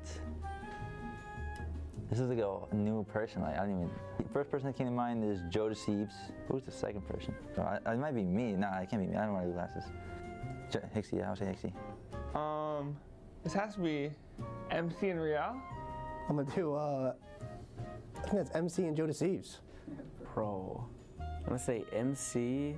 Yeah, I don't know who the second one is. I have no idea. I'm just gonna say MC for one of them. It's me? It's you and Joe Deceives. How? He wears glasses? That's Joe? Damn, bro. I'm getting one at least. I knew it was MC. I just didn't know who else was on there. Joe Deceives? Oh my god, dude. That's a good one.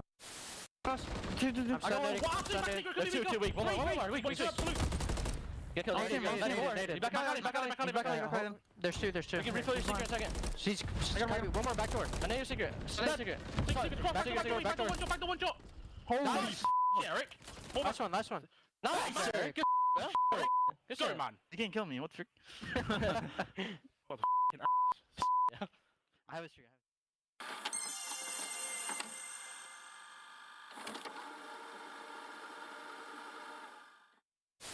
Well, Hex is claiming this is going to be the best champs ever. Well, for these two, it absolutely was. Just a moment ago in the venue, the green wall and the rest of the venue, of course, giving the congratulations to that lucky couple. Heck of a way to set a proposal up, I'll say. What a fantastic weekend, man. Like, it's all about the love, man. Congratulations to both of them. You know. Open time. Quinn is in. Real gets it.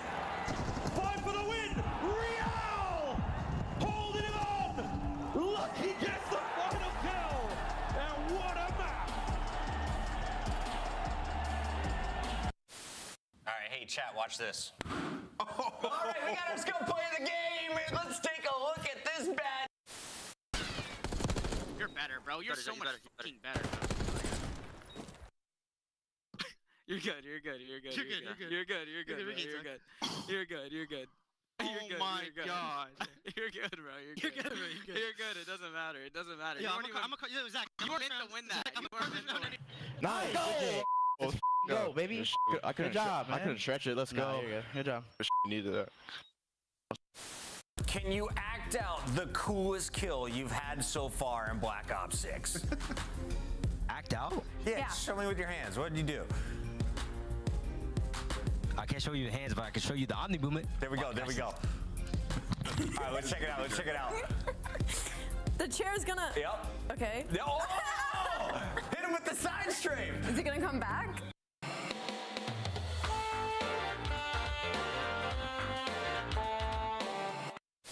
Whichever bomb site they choose to go to, 30 seconds on the clock, and well, if Easy's been seen, he will drop off the map. Record that you and Karma and crew at the top are feeling safe with 3 ranks. Karma, Crim, 6, and Clay all with 3.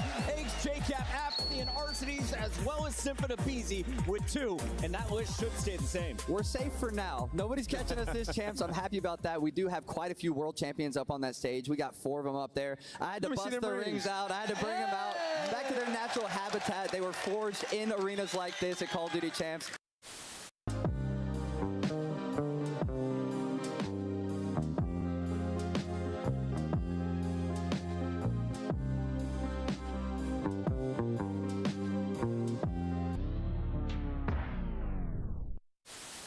I have the cross. Crossing Joe dead. Nice. 65. So you have 60 for the out, Joe. Joe. What are you doing, Joe? That's so dog. Oh, come here. And backward.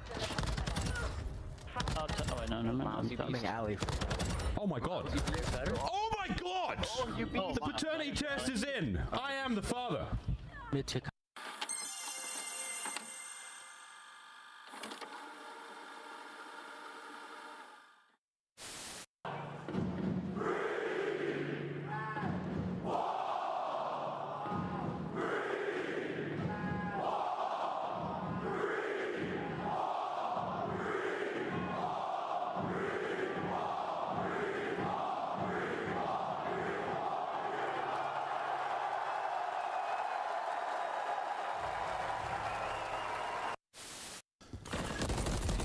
Can't win it on the point. Scrap and the boys get it done. Back on the f***ing desk, Clay. Back on the f***ing desk. You're f***ing dog kid. Simply not How did...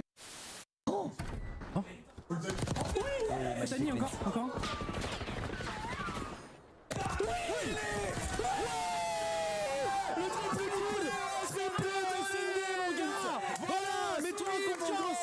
Mets-toi en confiance, mon grand. Allez.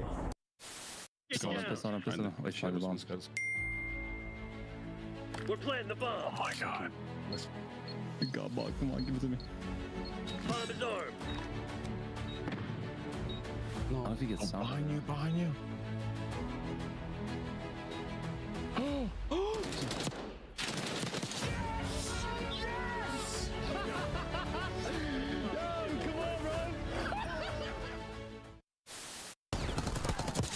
Hostiles have the hard for you.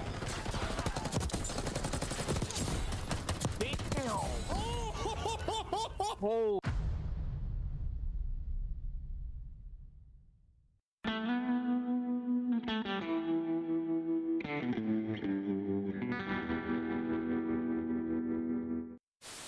To make the play, it's been all about him all tournament long. It can come down to a 1v1. Oh, he stopped!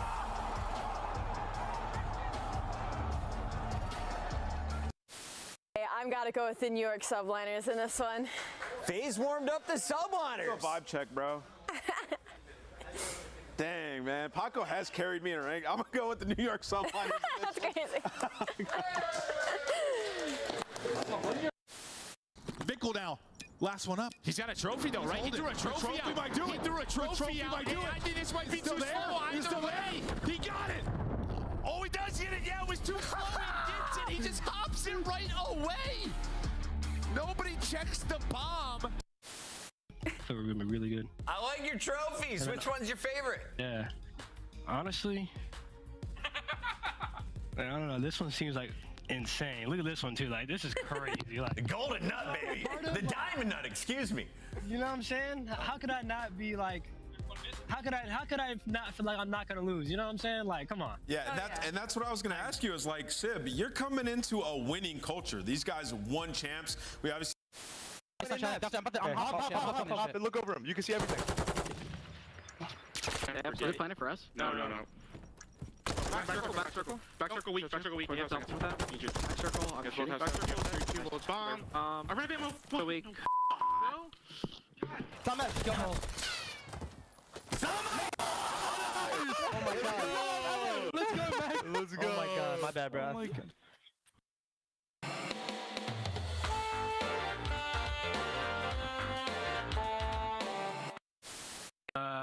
4v1, I think it was, the clutch, something like that. And we were just, you know, playing the round out, and I hear, oh, cat, you know, he's pushing up. I'm thinking, oh, he's dead, okay, so let's play it nice. And then I just hear a roar behind me, an absolute roar. And then he's like, watch it. And then the kill cam wasn't running, so I was doing the roll the tape. I want to see this. And luckily, it came up, and yeah, he's blown him away and left a bit of a little doo-doo in his pants, I think.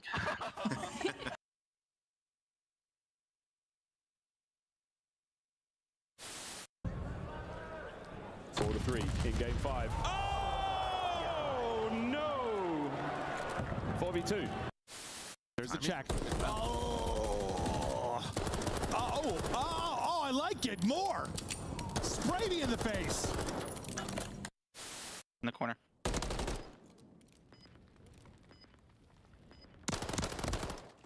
Nice, bro. I would have killed him. I just f***ed no ammo. This is ugly, bro. What are they doing on the map? They sound with a very quick listen in. Last one, missing Zach. P3, missing Zach. Two boxes. I got you. He told me. No, he didn't get to last guy. My bad, if I need you. You're good. Go, come meet. There's three on through. Short steps. Short.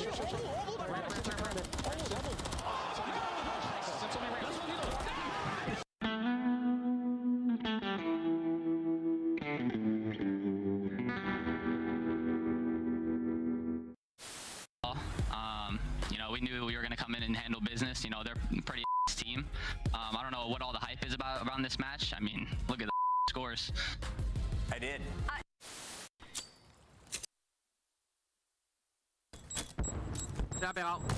No, we don't. Ahora en la izquierda, tío. Ayúdame en la izquierda, no. No, ahora, está por medio. Pícalo.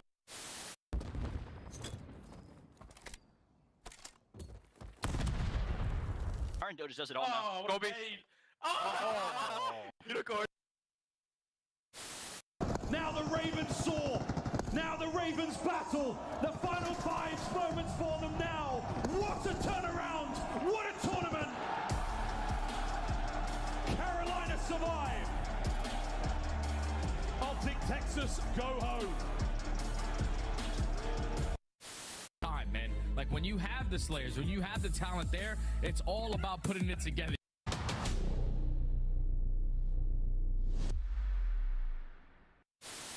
Behind enemy lines. He's getting loose early every round. Like, do a little dance, make a little love. Who's there tonight? FaZe fans, the hype squad in the front row, they make it to nearly every single event. That poor guy that hit the deck today outside the venue, is he here? Saw that. That was tough. Hey! What is that poor guy ate concrete for breakfast? Tough one. Don't run now. Right. Stay on Spires. Play 2 once. Play your life, dude. He's in. He's just running away. Just run. Go. Come on. Now. Come on now. Yo, this guy was so much. Go, man. Let's go, bro. Let's go, man. Now we get the dog phase again. Try. Damn. Me, man. Wow, bro. I'm not even trolling, dude. That one shot there. Literally that 4. One tractor for sure, okay? Bomb, one shot. Heard you. Bomb dead. Nice, good job. Bomb dead. Bomb, one shot. One bang. Nice. One square. Draws on bomb. Give me a sec. One shot dead. Nice. Last guy broken. Branding. I'm gonna hop. He's still broken. Broken weak on you guys. Nice. Is everyone happy? They're mindful.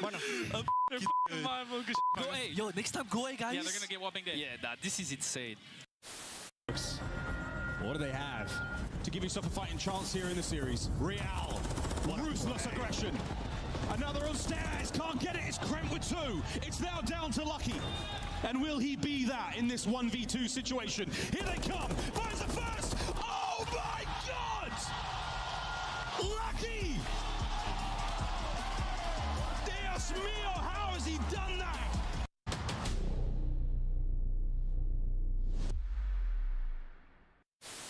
There's more than just the game on the line. It's like, you know, a lot more bragging rights. I think the very first map is the most important map. If you go down that first map to Optic, chances are you're not going to win the series. I think they have like over 90% win rate after they win the first map, so it just really comes down to that first map, I think. When you go up 2-0, it's really hard to come back, and we're really good at sealing the deal and just closing the... We've been practicing pretty hard and, you know, watching a lot of film and stuff like that, so I'm just fully confident we're going to walk away with the W.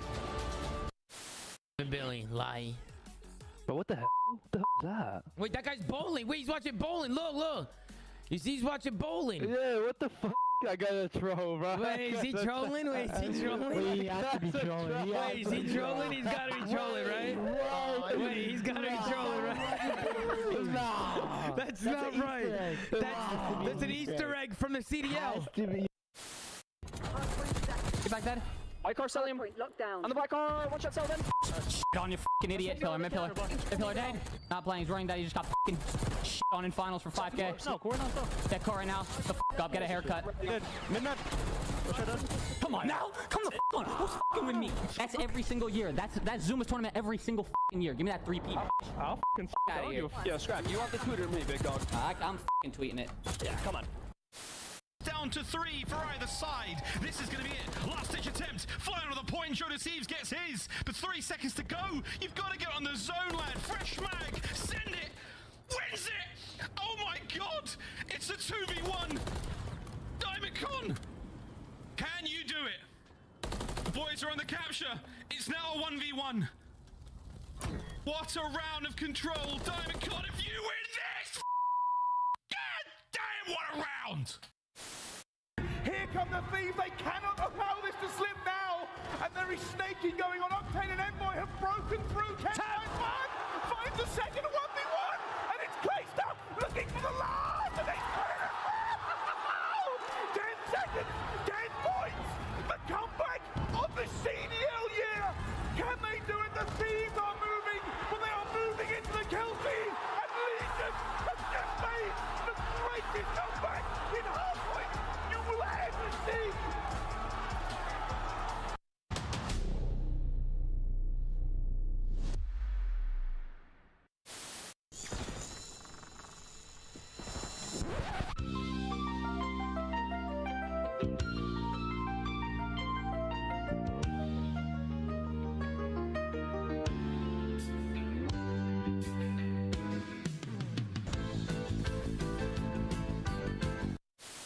And this weekend, we will find out which team will take the largest portion of that $1 million prize pool and etch their names into Call of Duty history forever. Ladies and gentlemen, live from Las Vegas, the World Series of Warzone Global Final.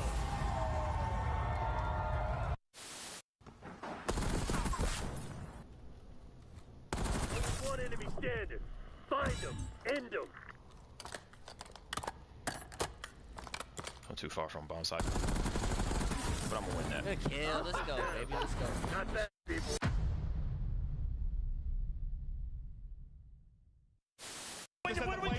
He's getting caught. 9 seconds to go. Just has to stay alive. Can he get back to it?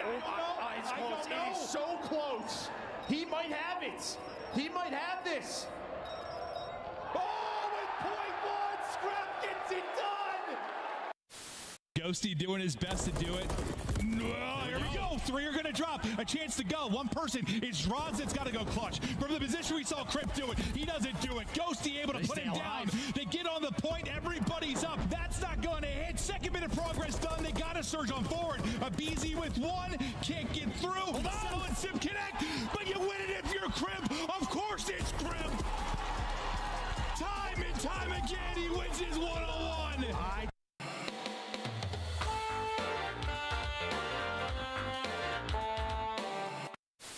Gonna forget about him and instead try to play for the quick retake up the middle. Inside, well, he sees a lot of it, but not able to find any kills. So now Kleenex, he's really far away with the Rival 9 at the moment. He's gonna wait for Envoy to be the first one to move from the flank. Smoke is out, Envoy to check. No one's on the bomb, and Envoy holds his position a little while longer. Oh my!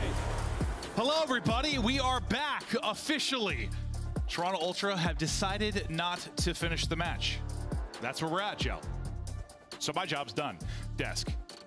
Thanks, Clint. No smokes, no snipers, no game 3. Cool beans. Let's go into what happened earlier in the day, though, because we had 3 previous matches, some of them respecting our time, like Optic Texas. They got it done with a 3-0 over Cloud9. But to start the day, Vegas almost got their match win. They broke their 28-map losing streak in Game 1 against Miami. Not only that, they beat Miami in a second hardpoint, but Miami gets a 2-3-5. Yeah, this was a banger of a matchup. To be honest, if you should go back and watch any, it would be this series. Vegas Falcons finally showing some life and a couple of hardpoint wins, but Miami Heretics closing that door, working on search and destroy as they head into what is their home major coming up soon.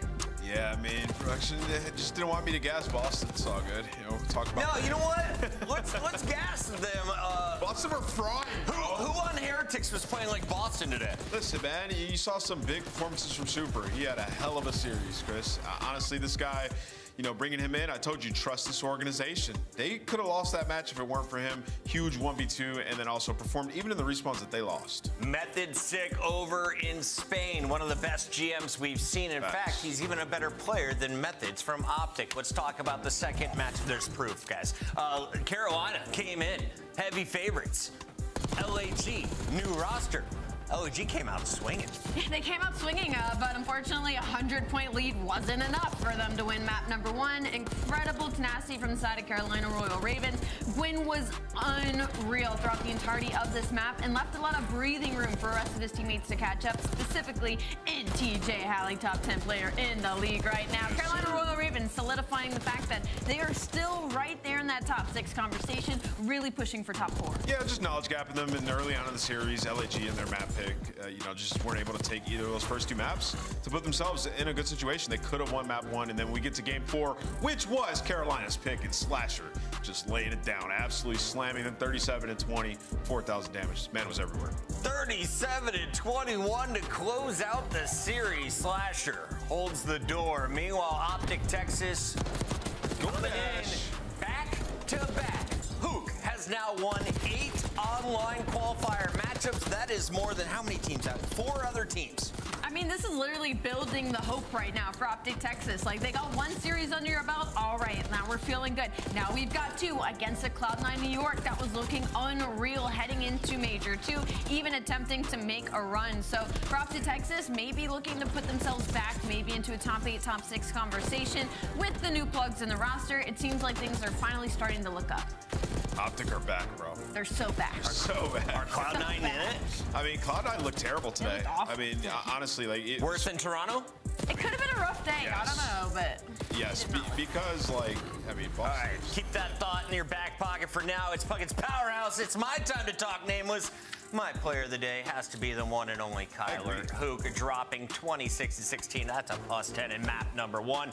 Map 2, a 1.8 in Search and Destroy, opening up the game for the rest of Optic. They open up week 1 of Major 3 qualifiers with back-to-back dubs. But tomorrow, we've got a bunch of teams who are sitting at 0-1 and some teams who could finish 2-0 like Carolina if they can take down FaZe. Ant said it great. We've got some bangers tomorrow. We had some bangers today too, but tomorrow's stacked. Yeah, all good matches. All good matches. Thank you all for tuning in. Thank you for your patience. Go thank Maven and Merc. They're the best podcasters on the planet. We'll see you tomorrow at 2:45 Eastern. Bye.